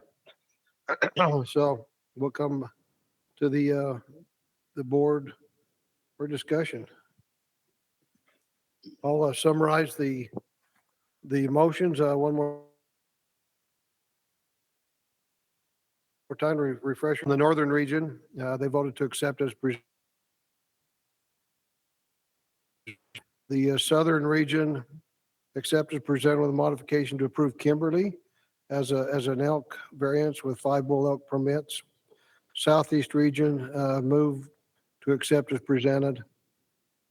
And the northeastern region to accept as presented with a modification to approve Kimberly CWMU variance for bull elk permits as per the biologist recommendations.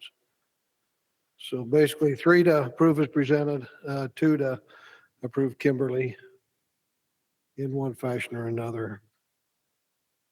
So let's go to board discussion. Let's talk let's talk one at a time, I guess, on this one. Maybe start with the, sounds like we got two variances and then a request from Gildersleeve today. So let's talk maybe one at a time. Does that sound fair? So maybe let's talk Kimberly, since that was approved at least by two racks. Start with Kimberly. How do we feel about that variance? Okay, Chad? I've got a question on Kimberly, maybe a couple of them. One, part of the CWMU program is to help its management, right? So how would that work if you needed them to take cows? I understand this is mainly summer range for the elk and they're there into the season, but then they transition out. Like by now, the elk are probably transitioned out. If you needed late season cow harvest, how would that work and how would they cooperate in that? Yeah, from my conversations with the biologist, I don't think it would be late season cow hunts. They'd have to piggyback with their bull hunts. It'd have to be during that same time frame is probably when we'd get that cow harvest.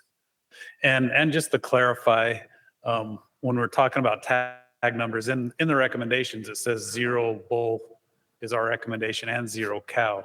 I think, correct me if I'm wrong, Mike, but you're looking at potentially taking 5 cow elk, right?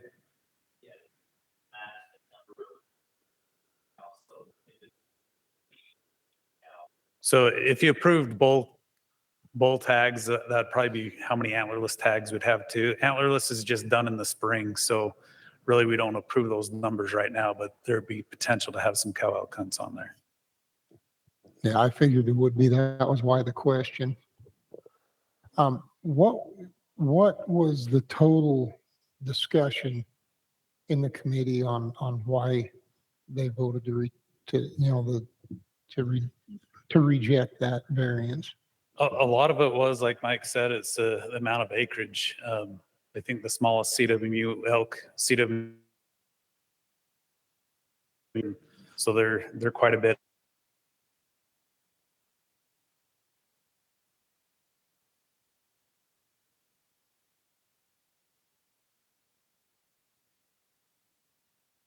But I think they looked at that. That was probably the biggest hesitation is just will elk stay hunted? If they're hunted and pressured on 5,600 acres, will they stay on there? Does this open it up for a bunch of other CWMUs that are under 6,000 acres to say, hey, I want to be part of this too? And then I think this was stated earlier, you get into the point of choosing winners and losers kind of at that point of time, and potentially could add a lot of workload to our biologists if they're out looking at every 6,000 acres and trying to ensure that they can have an elk hunt. Yeah, and just for the record here in the board meeting publicly, where did the 10,000 acre minimum come from? Yeah, so that we used to not have any minimums, right? And then the 10,000 came there. I was actually talking to Brock, and he said 4 miles is what the home range is for an elk. So it's not really an arbitrary number. So 10,000 acres is essentially 4 miles. So that's probably where that came from. That's what I was led to believe, is that this was a biological thing. The average home range for an elk is 10,240 acres. 4 square miles. Yeah, 16 square miles. Yeah, four by square or 4 square by 4 square. Yeah, so 16 square miles, 10,240 acres is the average. Now, obviously, there's some that live on less, and there's some that require more depending upon the terrain. And looking at that and learning those things, I have concerns about setting the precedent on this. I mean, what my understanding is, and correct me if I'm wrong, is that the CWMUs that are already under the maximum were there before the acreage limit was put in place. They were early on. And there was actually, what I understand, there was more of them that just didn't work and went away. Is that correct? Yeah, and I would say a majority, not all of them. Like we just had one 2 or 3 years.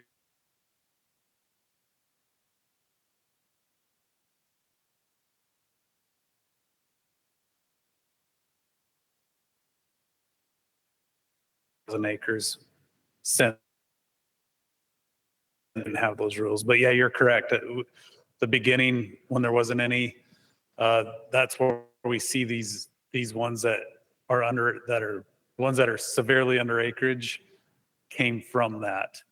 And there were a bunch that didn't work that are no longer out CWMUs.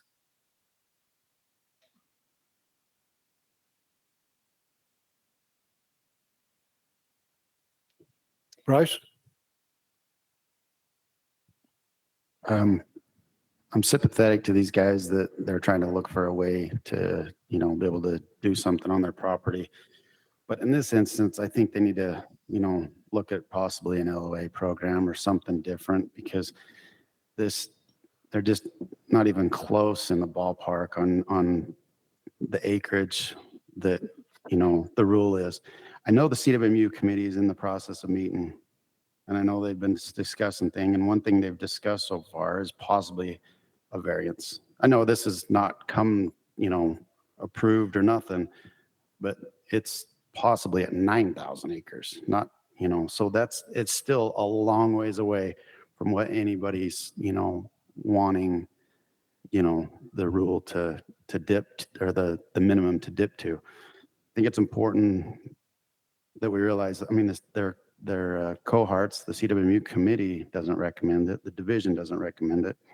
Most of the RACs don't recommend it. I just don't think we want to go down this road, because there's so many 2,000 to 3,000 acre deer ones. There's so many 5,000 to 9,000 elk ones, or 5,000 to 10,000 elk ones that are just going to be knocking on our door, and it's just going to be exhausting. And I just don't think we have a rule. I think it was a good rule. It has biological, you know, parameters. So I think we need to stick with it, unfortunately, and deny this one. Paula? Yeah, I'll just give my input on this as well. I'm live in Beaver, which is really close to this Kimberly.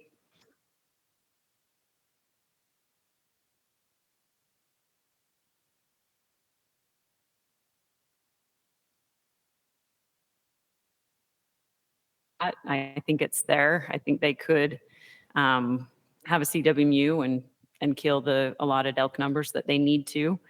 Again, it just goes back to there's the variance, and you probably picked the worst year in history to do a variance because it's very looked at and right now. But I feel it's there. There's talking to like other, I guess there's some access things that they probably need to get squared away, which are not huge issues right now, but maybe in the future, if those things are taken care of, would be an easier thing to look at. But as far as the elk being there and them being able to, they could probably do it. I wouldn't recommend going with the number of 5 as they had suggested, but you know, maybe to start out a 1-to-1 type thing. But I personally think it could happen. The variance part, not being the 10,000 acres, is probably the biggest hang up. Thank you, Paula. Any other discussion? Brett? A question that comes to my mind, there's a lot of CWMUs that have, you know, 2 different landowners hooked together to make a bigger acreage out of smaller acreages. And I don't know if that is even a possibility in this scenario, but when neighbors reach across the fence and help each other, then everybody wins there. So maybe that is or isn't something that could be looked at. And I can speak to that a little bit. The area, actually, there's not. They've reached out to one other, and there's a little bit added onto it. So there's 2 groups that are together, but around that area, there's really not an LOA right now, and that area is also together. So If they feel like it's going to benefit their neighbor, they're like, yeah, never mind. So anybody in that area that wants to work together and get an LOA going, I think I recommend and support that if they can get those landowners to cooperate. Thank you, Paul. Any other discussion on Kimberly? Well, if we don't have to make a motion on this unless somebody wants to make a motion to approve it, because the division presentation is that they stay with 0 and 0, so it'd remain at that unless someone wants to make a motion to approve it. Okay, seeing that, let's jump to the next topic. Let's talk about double cone.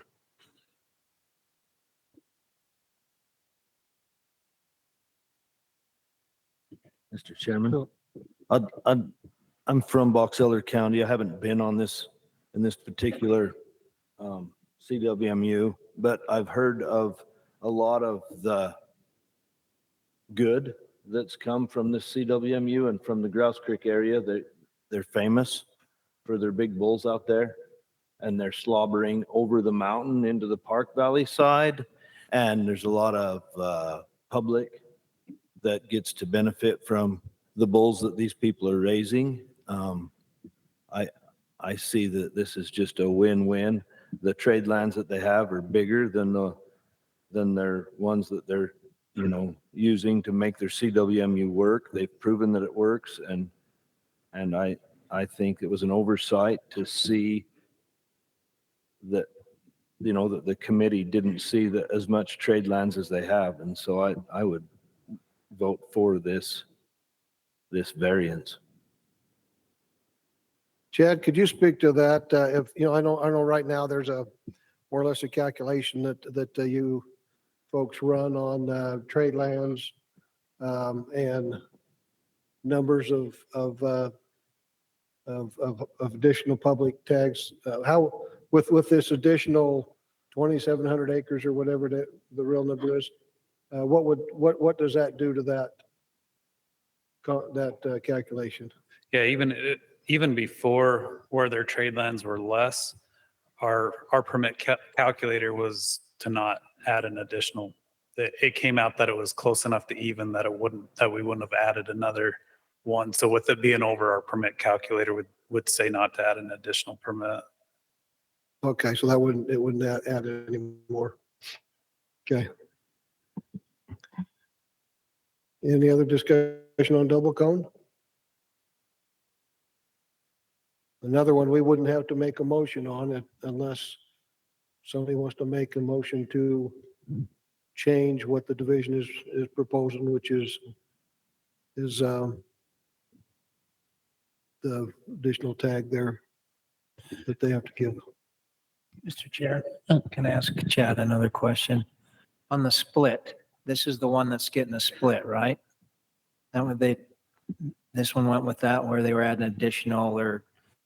Yeah, so it'd be one additional buck tag and one additional bull tag every 3 years. So it'd be the first year that they would give one additional one for the public land being in the CWMU. Okay, thank you. And those tags come out of the CWMU quota, right? I mean, that's what that the first of every COR. Yeah. First year. And to be clear, we've done this one. They would have the same private and public, and that first year would just be one additional public one. So total permits would be one additional the first year. That makes sense. So the reason why I see that they're here is because they don't want to have an additional tag. And so I would make a motion to give them what they don't want as that additional tag. I would make that motion.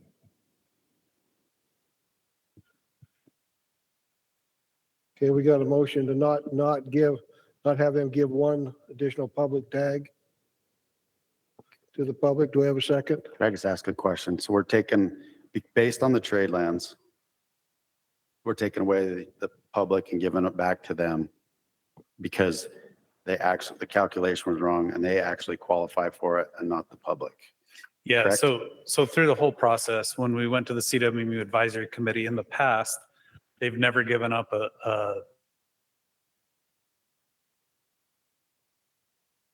and even when it was the lower acreage, the 2,700 acres lower, we considered it close enough to the public acres that we never gave up an extra public tag. So this year when the CWMU Advisory Committee looked at it, they thought it warranted that there be one additional public tag for the course of the 3-year COR. However, weren't able to factor in that they have actually more trade lands than what is there for public land. So it could have swayed what their decision was. I'll second Brett's motion.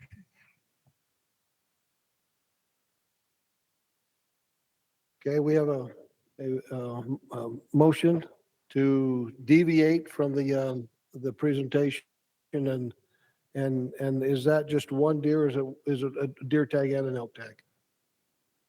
The recommendation was for one additional deer and one additional elk. Okay. So that would be given up the one additional public deer tag and one additional public elk tag. We got a motion and a second. Do I want to have any discussion on it? Okay. All in favor? 1, 2, unanimous. Thank you. Well, the last one we need to discuss before we hit the remainder of the permit recommendations is can we remote riding girder sleeve?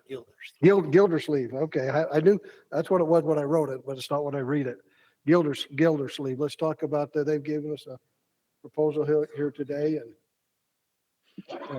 Can I? Real quick. Oh, sorry. I just speaking from up north, this doesn't, the tag numbers doesn't get the persecution right now because most people think all the tag numbers are set in the spring. So this kind of flies under the radar when the CWMU guys set their deer tag numbers.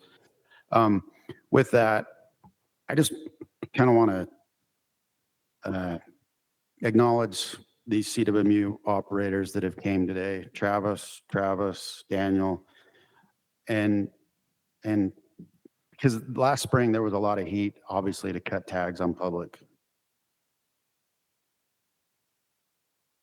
CWMUs. Also, people wanted it cut across the board. We decided, well, we'll cut public and hopefully let these guys manage themselves.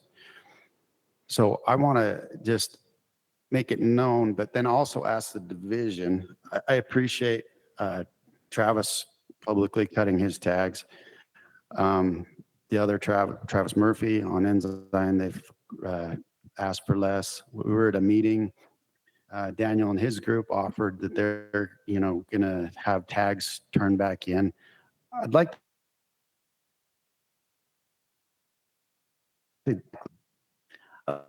to see if Chad, you could, give us an update by then, who's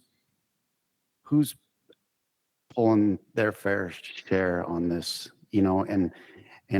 and participating, because it's not fair that just a few of these guys do and the others are sliding when the deer population across these units is, horrendous. It's more than anybody thought. And the research, Brock and Randy can attest to it. So these guys are going out of their way. I just want to see if everybody's participating, because then this spring, when the public again is saying, hey, we're going to have less tags up north. Is the CWMU guys have less tags up north? Yes, they have. They've cooperated. All of them are cooperating. We've been hounding on these guys to kill more elk. I commend again Travis for getting up and saying that. There's not too many. There's a few. There is a few that are doing that, but that needs to happen more because it's going to help the elk. So I commend these guys for what they're doing. So I guess I'll let everybody else, but I kind of want to make 2 motions that we look at that also, the remainder of the CWMUs, not just Gildersleeve. Chad, will you speak your disposition on changing these numbers for their CWMU? How you feel about that? Yeah, we're very supportive of that. It's one where it's a unit that's very over objective on elk, and there's a high bull cow ratio too. So for them to take 10 additional bull tags is helpful, and the 10 additional, I mean, we'll propose those in the spring, right? They're not coming right now, but yeah, I mean, I think that's a good thing for the unit. I know that they reached out to the biologist and the wildlife manager in the northern region, and as a division, we're supportive of that change. It was just too late. We would have stood up and made that recommendation. It's too late in the process for us to make a recommendation to change our recommendation. So, Okay, thank you. Brett? Just to move it along, I'd move that we change these recommendations to 10 deer instead of 20 elk, 20 bulls instead of 10 bulls, and 20 cows instead of 10 cows. Is that right? Did I get that right? I moved that.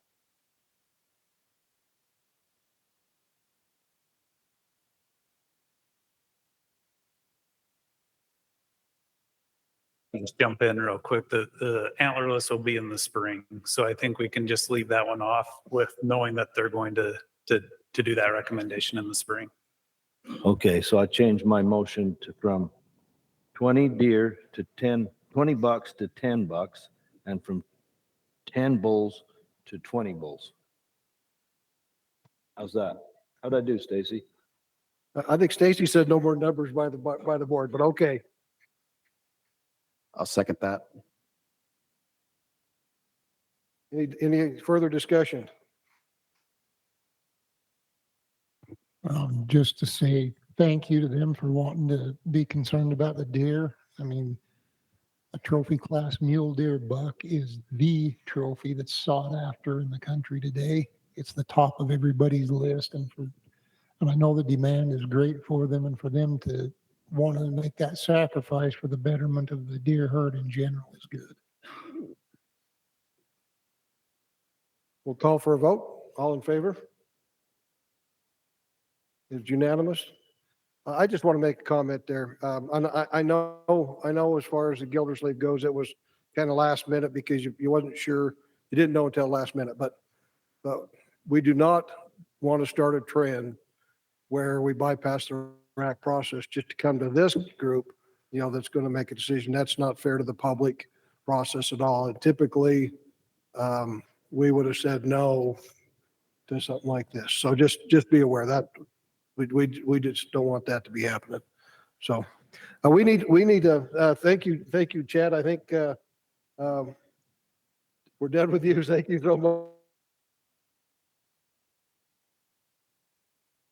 That completes the things that you had. Mr. Chair, we need to finish this. Oh, One more. thank you. We need to finish this. Yeah, we need to do And the I'll- balance of I'll it. go ahead and make the motion right now to accept the remainder of the division's proposal as presented. We got a motion and a second by Paula. You got it. She's shaking her head. Okay, any discussion? Could I add a caveat that we would have the division just look at units 4, 5, and 6 CWMUs, because there was a large tag cut on public that they tell us what's happening as far as 4, 5, and 6, on the CWMUs, because that's going to help us, make a decision in the spring. So Absolutely, we can Thank add you. that in the motion. Did you get I that, still Stacy? second. Stacy, did you get that? Okay, all in favor? Mr. Chairman, Yes. I'd like to recuse myself from this vote because we have a CWMU on this. We'll let you as long as everybody else is in favor, because I don't want to have to vote. You guys do 2 to 2 just to make him do that. That'd be funny. Okay, all in favor. Four in favor, 1 opposed. CWMU operators, thank you so much for coming here today. sharing Actually, what you it's did. 1 recused. one Oh, abstention. 1 abstention. Did I say opposed? Yeah. Yeah, I'm sorry. 1 abstention. I want to thank the CWMU operator for coming here today and all that you do for us and for sharing what you shared with us today. That those are the kind of things the public need to hear. So thank you for being here today and doing that. We need to take a short break, just like 5 minutes for technical reasons. And the rack chairs, I think that was the last one that was part of the rack. You're welcome to stay or you're welcome to go, whatever you'd like to do. And then the next item up is the Landowner Association Advisory Committee, and we'll start that in about 5 minutes. Thank you.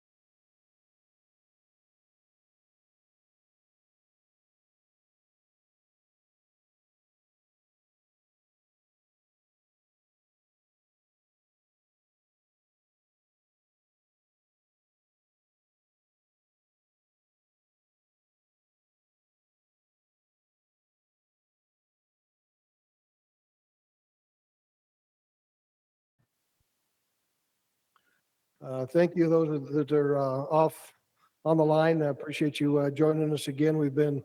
Took a small break, and now we're going to work on item number 13, Landowner Association Advisory Committee members. Turn the time to Covey Jones. All right, thank you, Mr. Chair. All right, Mike, can you go to the next slide, please? Okay, so the LOA Advisory Committee, one of the things that we heard when we took the LOA rule around for the first revision a couple years ago was that they wanted it to have an advisory committee similar to the CWMU Advisory Committee. And what this committee does is it has the time to get into the details of the program and evaluate what's going on, to hear complaints from the public, to evaluate how it's working for landowners, to see if the program's really meeting up to the metrics and standards set in rule. And a lot of times through this process, we don't have the time to get into all those details.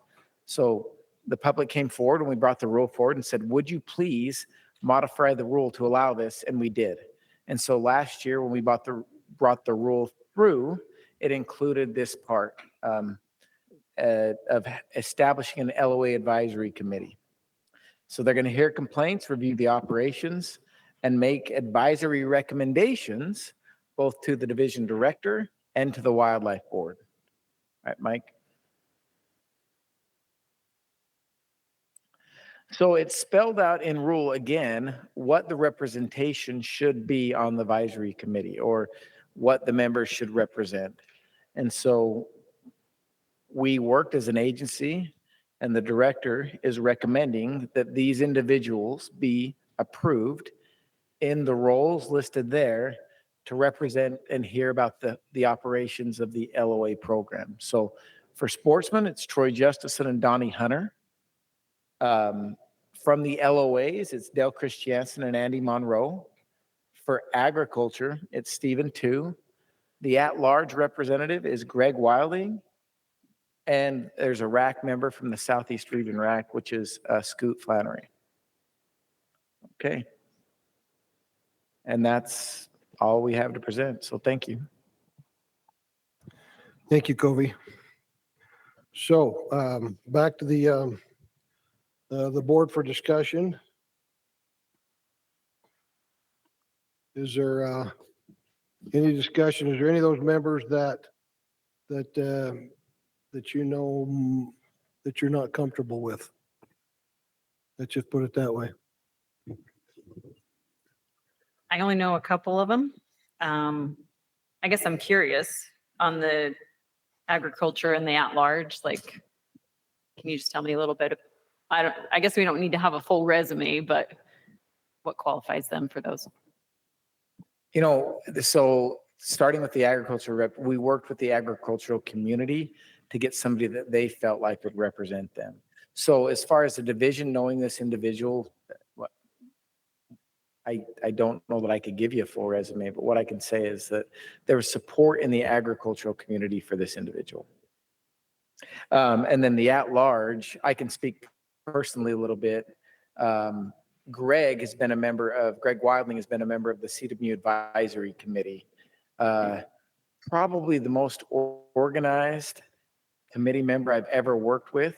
He keeps a personal spreadsheet of every action that we've ever taken on the committee since he's been a member of the committee, and puts a lot of effort and time and thought into this and really cares about wildlife. So when it came to at-large and his understanding of the function of the CWMU Advisory Committee, which has a very similar role for CWMUs, it just made sense to have him transfer over and help with some of that structure on the LOA Advisory Committee. So Covey, is he leaving the CWMU committee to come to this one? I don't think there are plans right now to remove him from the CWMU committee. But his time will end there too, and then he'll be removed from that and somebody will fill in behind him.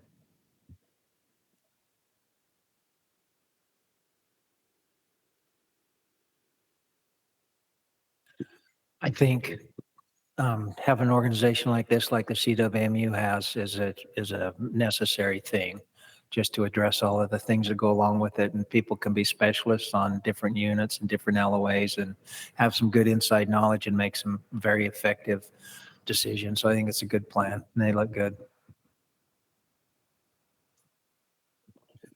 I agree. Can I go ahead and make a motion or do we have more discussion?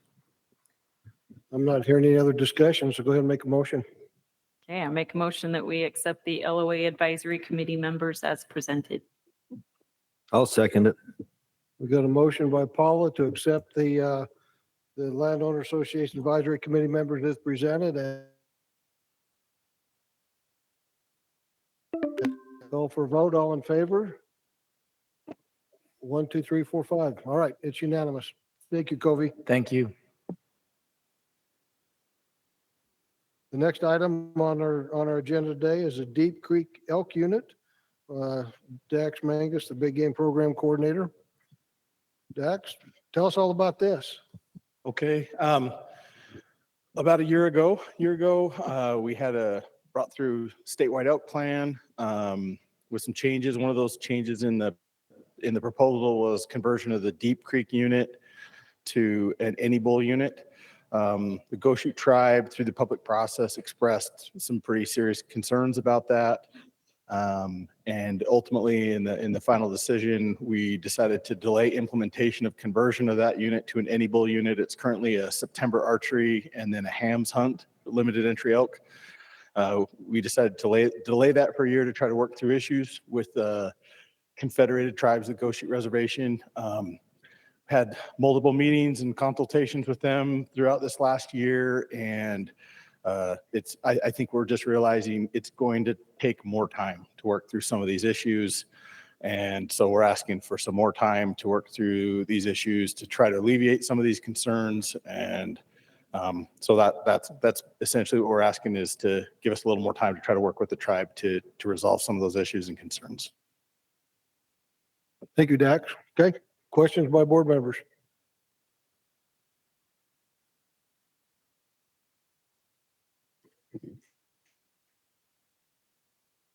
No questions? Okay, any discussion? Have they been playing along at all? Have they been meeting with us on this? I mean, speak just for a second about how these talks have gone. And, and Director Shirley has been involved in several of the meetings. We've been out to Ibapaw and then had some other communications as well. And I think we maybe just both have different visions for exactly what we want to see going on with elk out there. And some of the things that we feel comfortable about and feel like will be okay, they're not comfortable with, don't feel like they'll be okay, but with them through the year. We put together MOU, a memorandum of understanding and agreement to do some collaborative projects to work on law enforcement, habitat work, survey work, put some GPS collars out. And we got that to the tribe, and they took quite a bit of time to go through that and ultimately decided they weren't comfortable with it. And so kind of kicked it back to us. And so we've got a list of some things they want to work on. And I think we're probably, looking at trying to revise some of the things in that MOU and just continuing to try to work with them. Director Shirley, is there anything you'd want to add or correct me on there? No. Well, thanks, Dex. Our Central Region staff, Jason Vernon, Sydney Lamb, they've been really pushing this, and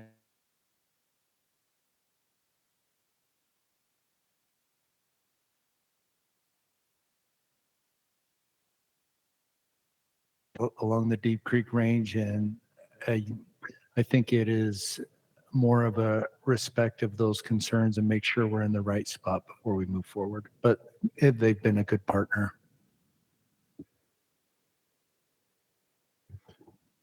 Just real quick, do you know about how long? Again, is this like a year process, 2 years, 6 months? So, I put in the memorandum that what we're asking for is to wait till we have our first mid-plan review for the elk plan, which would be 2 more seasons from now. So we've just had our first season with the new elk plan, so it would be 2 more seasons. So it would be, 2 years that is a long time. Hopefully it's enough time, but that's what we're asking for right now. Thank you, Dax. And this Dax? is, oh, go ahead. For the record, can you go through some of the offers that have been made so far that we're trying to work on? Yeah, maybe we'll have Jason Vernon from Central Region. I'll put Jason on the spot here because he's been involved in a lot of that. But yeah, you can maybe go through some of the details in that MOU and some of the things we've gone through. For sure. Yeah, thank you. I'm Jason Burton. I'm the regional supervisor in the Central Region. And if you'll just bear with me 1 second.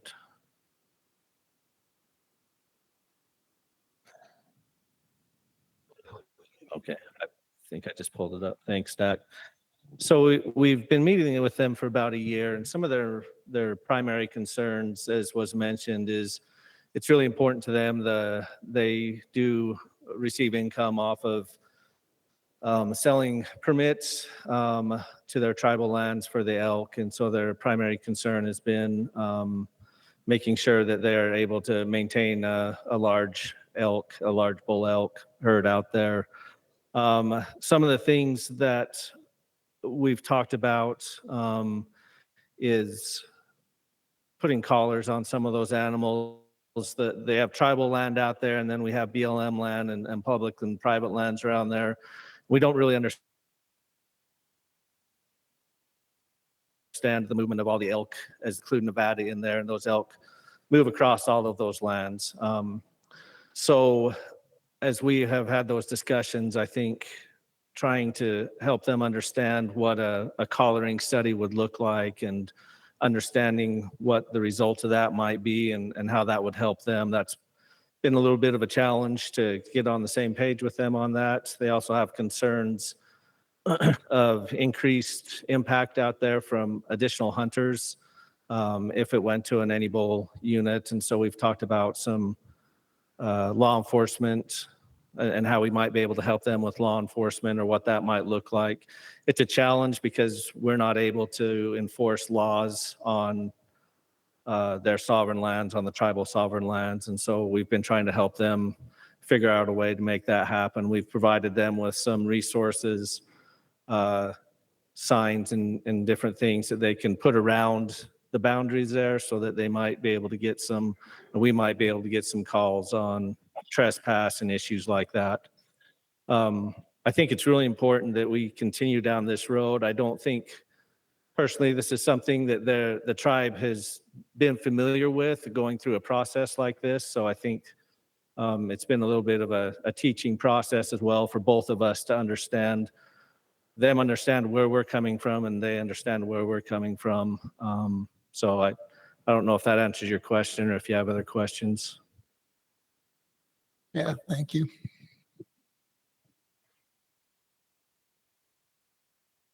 Other questions or discussion on this one?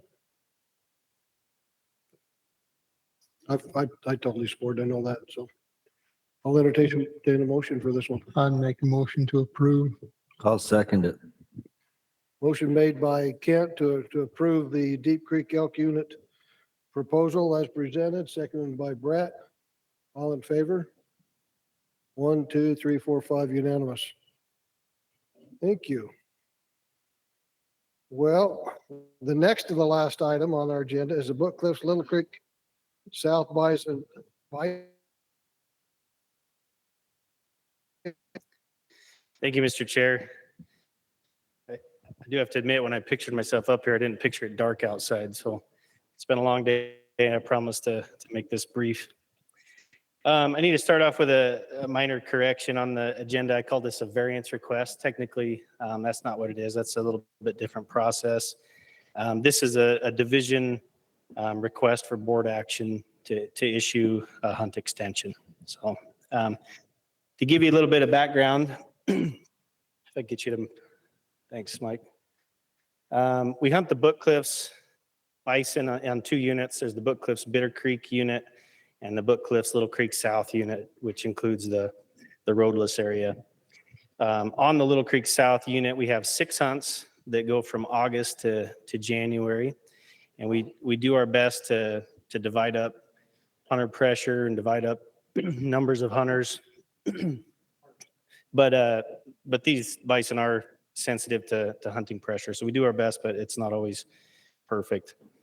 The hunt in particular I want to talk about today is on the next slide. It's a cow-only muzzleloader hunt that this year spanned from September 25th to October 6th. And there you see the success rates on all the hunts on the unit. And that one in particular stands out at a 0% success rate. Towards the end of this hunt, we started getting calls and emails with a little bit of frustration from permit holders that were having a hard time finding bison. We dug into the harvest reports, and there's some common themes that cropped up. One of which was most of the hunters hunted 10 or 12 days, hunted pretty hard. Another common theme is that they covered over 100 miles either on foot or in the saddle. And again, there's 0% success. And the thing that really stood out is not a single permit holder even observed a cow bison.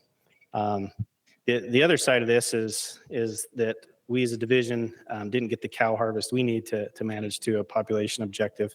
So that's another part of the story. We realize no hunt is a guarantee.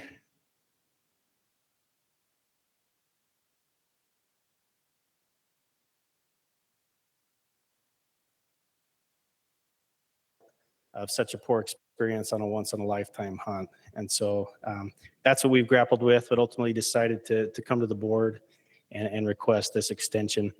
And we at least want to provide the opportunity for the permit holder to observe the target animal printed on their permit. Under statute, the board has the ability to shorten, extend, or close hunt seasons if he finds that the action is necessary to effectuate proper wildlife management and control. So in that spirit, we have two recommendations or requests that we're asking the board to consider. Number one, we recommend closing this hunt, the muzzleloader cow bison hunt, to the public draw for 2024, so that we're not adding new permits to the hunt. And at the same time, allow an extension for the 14 unsuccessful permits to hunt the same hunt next year during that time frame of September 23rd to October 4th, and with the additional dates of October 30th to January 31st. Currently there's a hunt already on the books for October 30th to January 31st. This year we issued 5 permits for that hunt, so there's a possibility they'd be hunting on top of a few other hunters, but we don't think it'd be too much crowding. We want to be clear that this is a one-time request, and that we plan on taking a hard look at these hunts, this hunt structure moving forward, and try to evaluate how this is set up, see if there's ways that we can divide up hunting pressure either spatially or temporally, and try to avoid similar situations in the future. So look for some changes probably coming next fall for that. We do have one more year of this hunt structure until that happens though. And with that, thank you for your consideration. I'm happy to answer any questions. I have a couple. Yeah, Ken. One, with next year,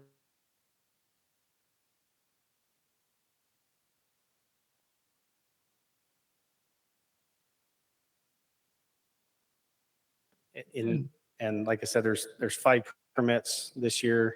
We don't anticipate increasing any permits on that hunt for any legal weapon. And typically that's the time of year with the hunter.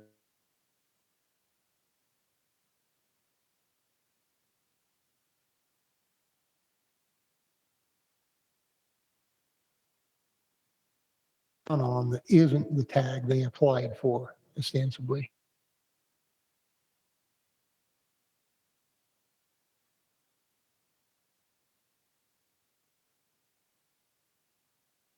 When they were there, were they exclusively in the Little Creek, the designated roadless area? Or Uh, did I've- they I've hunt talked to the a remainder of that unit? couple of hunters that said they peeked around other places. I think they were primarily in the roadless. It sounds like quite often they were bumping into each other and talking to each other about their experiences. But I'm making some assumptions. I don't know where else they Okay. looked. Well, being pretty familiar with that country, there's some places where the bison will take off and go to, bison and elk both, when they get pressured heavily, that it's not in the roadless area, but it's pretty roadless. Yeah. And I'm just wondering if And I anybody know a lot of checked them there were- into some of them drainages on the south side into Nash or Cottonwood or Diamond. I know a lot of them are reaching out to the local biologist, and I can only assume he was pointing them in other directions. Okay. Rusty, if, when we do the harvest service survey on these next year, will we be able to get the date of the harvest? I guess those that did harvest, what date? I guess I'd like to know, did they kill it during the muzzleloader season, or did they have to go into the extension to do it for future hunt? Lindy's nodding her head. Yes, we would have those dates. Okay. Yeah. Thank you. Just a quick question.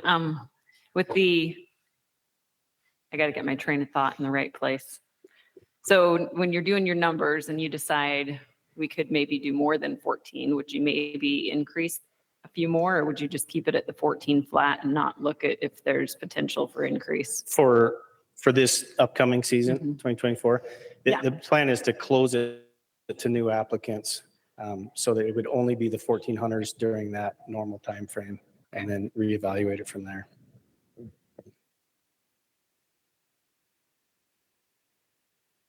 Any other questions? We do have two public comments. We'll invite them at this time. The first one is Rodney Stedman, and after him would be Gerald Wilson. Rodney, appreciate you sticking here with us. Appreciate the board. Is this on? Is it working? Okay. I appreciate the board staying. I know it's late. I'm one of those. Spent 10 days in there. Me and my son and my grandson packed in with horses and mules and spent 10 days and went over 75 miles up and down the whole entire time without seeing a single buffalo. I expected to see something because the prior year I was in there with my cousin and every day we've seen buffalo. For some reason this year, there at that particular time, there was not any buffalo. I might as well have been hunting unicorns because there wasn't anything out there to see. And of course, that was very frustrating. But I only semi-fresh tracks I seen were going up to the Indian reservations. There's been some talk going around that they were pushed up there, and I don't know if that's a fact or just an assumption, but at that particular time, there was no buffalo. I'm not asking for a guarantee to get a buffalo. I was just wanting an opportunity. And at that particular time, there was no opportunity for me to be able to not even seeing a bull or a cow in that entire time. So I was just, would appreciate maybe a second chance, I guess. Thank you. Thank you, Rodney. Gerald Wilson? That's our last comment card. Hi, my name's Gerald Wilson. I also participated in the buffalo hunt along with this gentleman. I remember running into you with your family down there, and he had the same story as what we had. We hunted our butts off for a good number of days and never seen a buffalo except for the day us coming out. We did see some tracks, so we followed them up a canyon and ended up being a bull. That was the only buffalo we seen. I hired a guide, and so of course that costs thousands of dollars to do that. And yeah, I'd like another opportunity of doing that, and wondering if there'd be a possibility of hunting the road area rather than roadless, because that's such primitive area, and the only way you can do it is if you have horses, mules, or hire another guide, and that's something I can't do. So, thanks. Thank you, Gerald. Let's see, if we could maybe get Rusty to speak to that. to the roaded instead of the roadless? Our recommendation would be to keep it the same tag, the same unit. I think that brings up a lot of further complications. So, do you have anything to add to that, Lindy? Okay. All right, back to board for discussion. Thank you, gentlemen, for coming in and sharing your comments. It's a sacrifice to come in on the biggest marathon day the board has, so appreciate you being here. I'm in favor of doing this. Generally, it is a once in a lifetime tag, and it would really suck to have to eat tag soup on that without even having seen any of the target animal. Having said that, you go in next year. If you don't find them in the roadless area, go outside of the roadless area to an even more roadless area. Drop off the south end into Nash or Cottonwood or Diamond, and that's probably where a lot of them went. They go down into there. It's way harder to get into than the roadless area is. It's a long ride. It's rough country. The trails are not good and they're not well maintained. And pressured animals tend to go there. I've seen them do it.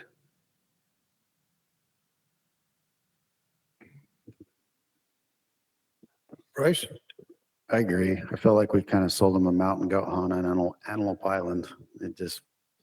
There wasn't no animals. So if this happens again next year, hopefully the division just completely axes this, and try something different. But I think I'd be in favor of this too.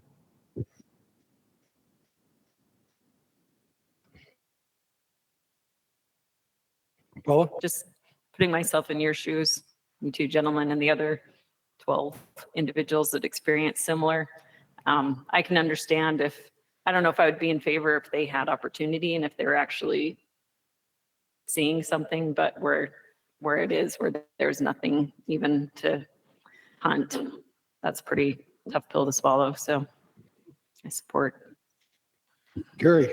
I agree with that as well. Since once in a lifetime's one and done. I mean, I'm on board with giving them another crack.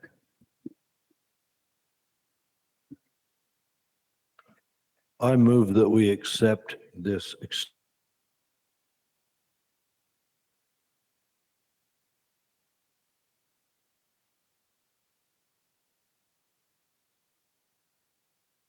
Gary? All in favor? 1, 2, 3, 4, 5. Thank you. And apologize for that. Hope you have a better hunt next year. That is we don't want to sell unicorn tags. So thank you. Appreciate you guys staying with us today. All right. Our last agenda item is item number 16, corrections to the approved prohibited and controlled list changes. And we've got Greg Walker, our Assistant Chief of Fisheries. So appreciate you being here, Craig. And please jump in and tell us a little bit about what you'd like to do. Thanks, Mr. Chair. I'm going to share a presentation with you all first and foremost.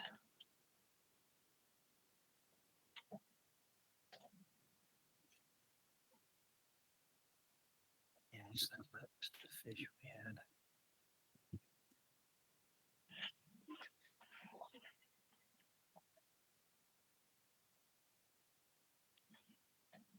Hopefully you can all see that. Here. Yes. All right.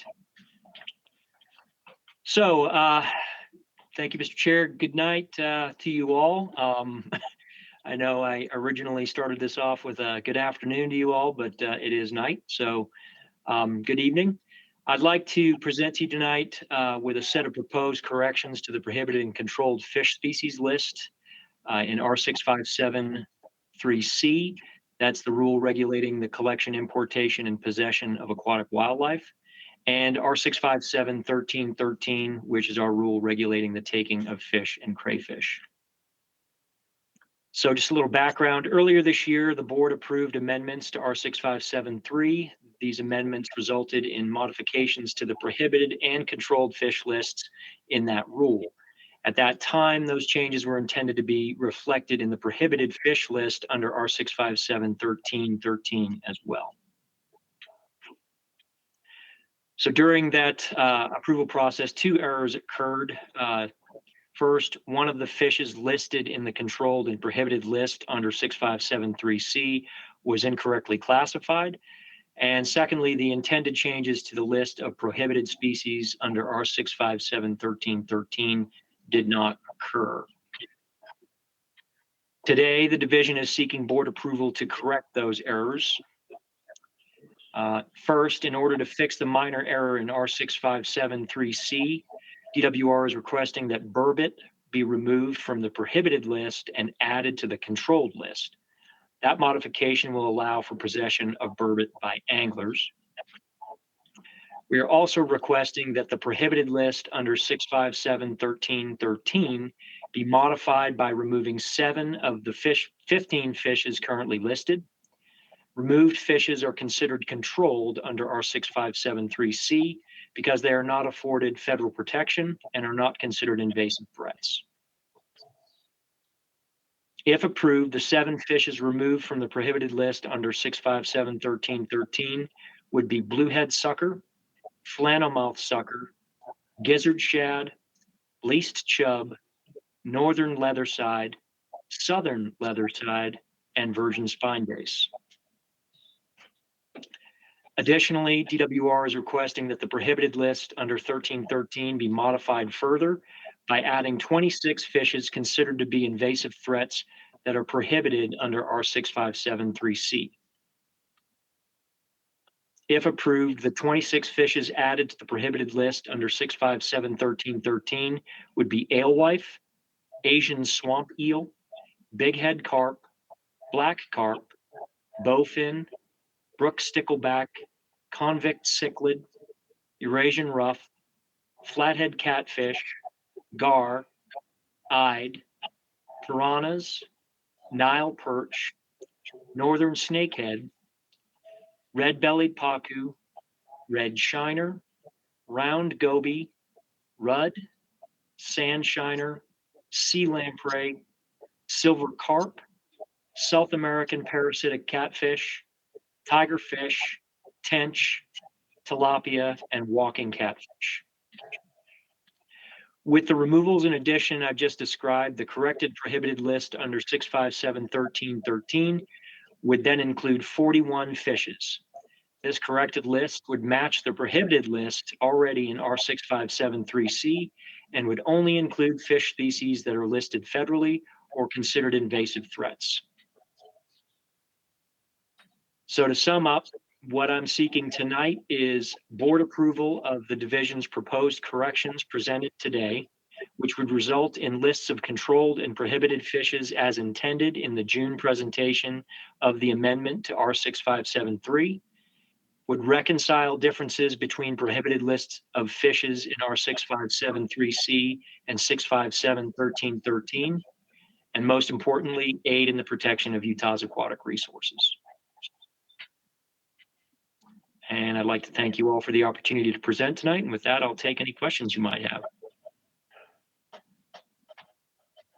Thank you, Craig. I don't know about the rest of the board, but this might take several hours. I didn't recognize half of those fish, so. Well, that's why we don't want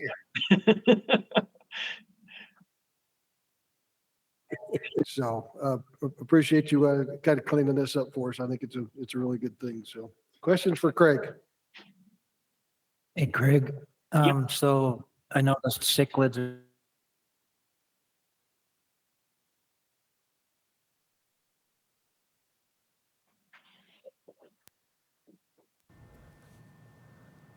they think they want to. Eccles, are you still, sorry to interrupt, we lost transmission for the last minute after Craig's presentation. Could you restate that? Hey, out to Blue Lake, there's a bunch of cichlids swimming around in that one. I noticed they're on that extreme prohibited list. Yeah. Or do we have any plans to go out there and do that so that they don't potentially get moved to other places? People think it's funny. Yeah, as with any of the invasives that we have, nuisance species that we have across the state, long-term, yes. Short-term, not right now. But eventually, yeah, if we could clean up every nuisance species that has the potential to be moved elsewhere, that would be great. Okay, thank you. Other questions by board members?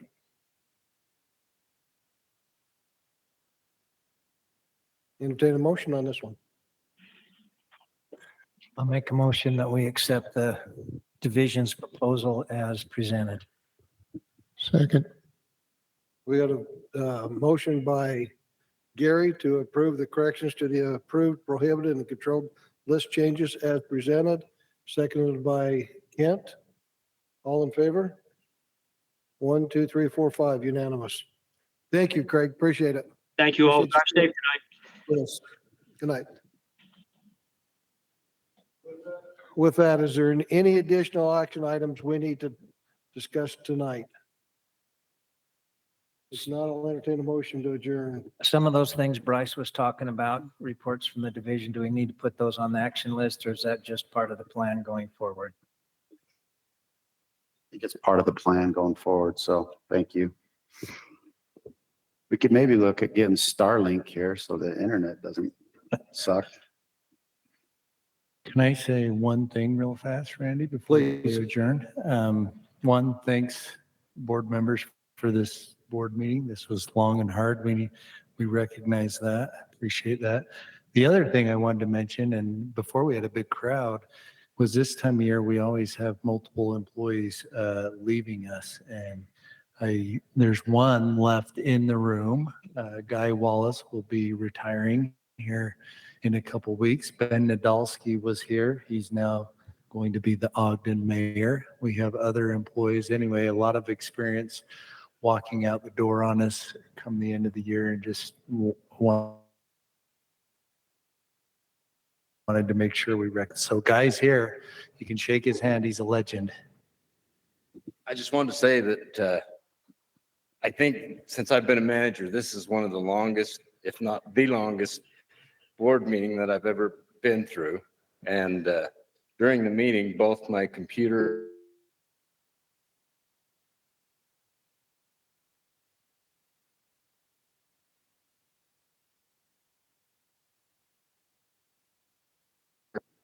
All right, I'll entertain a motion to adjourn. So moved.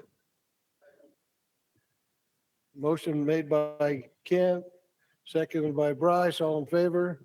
1, 2, 3, 4, 5. Thank you, everybody.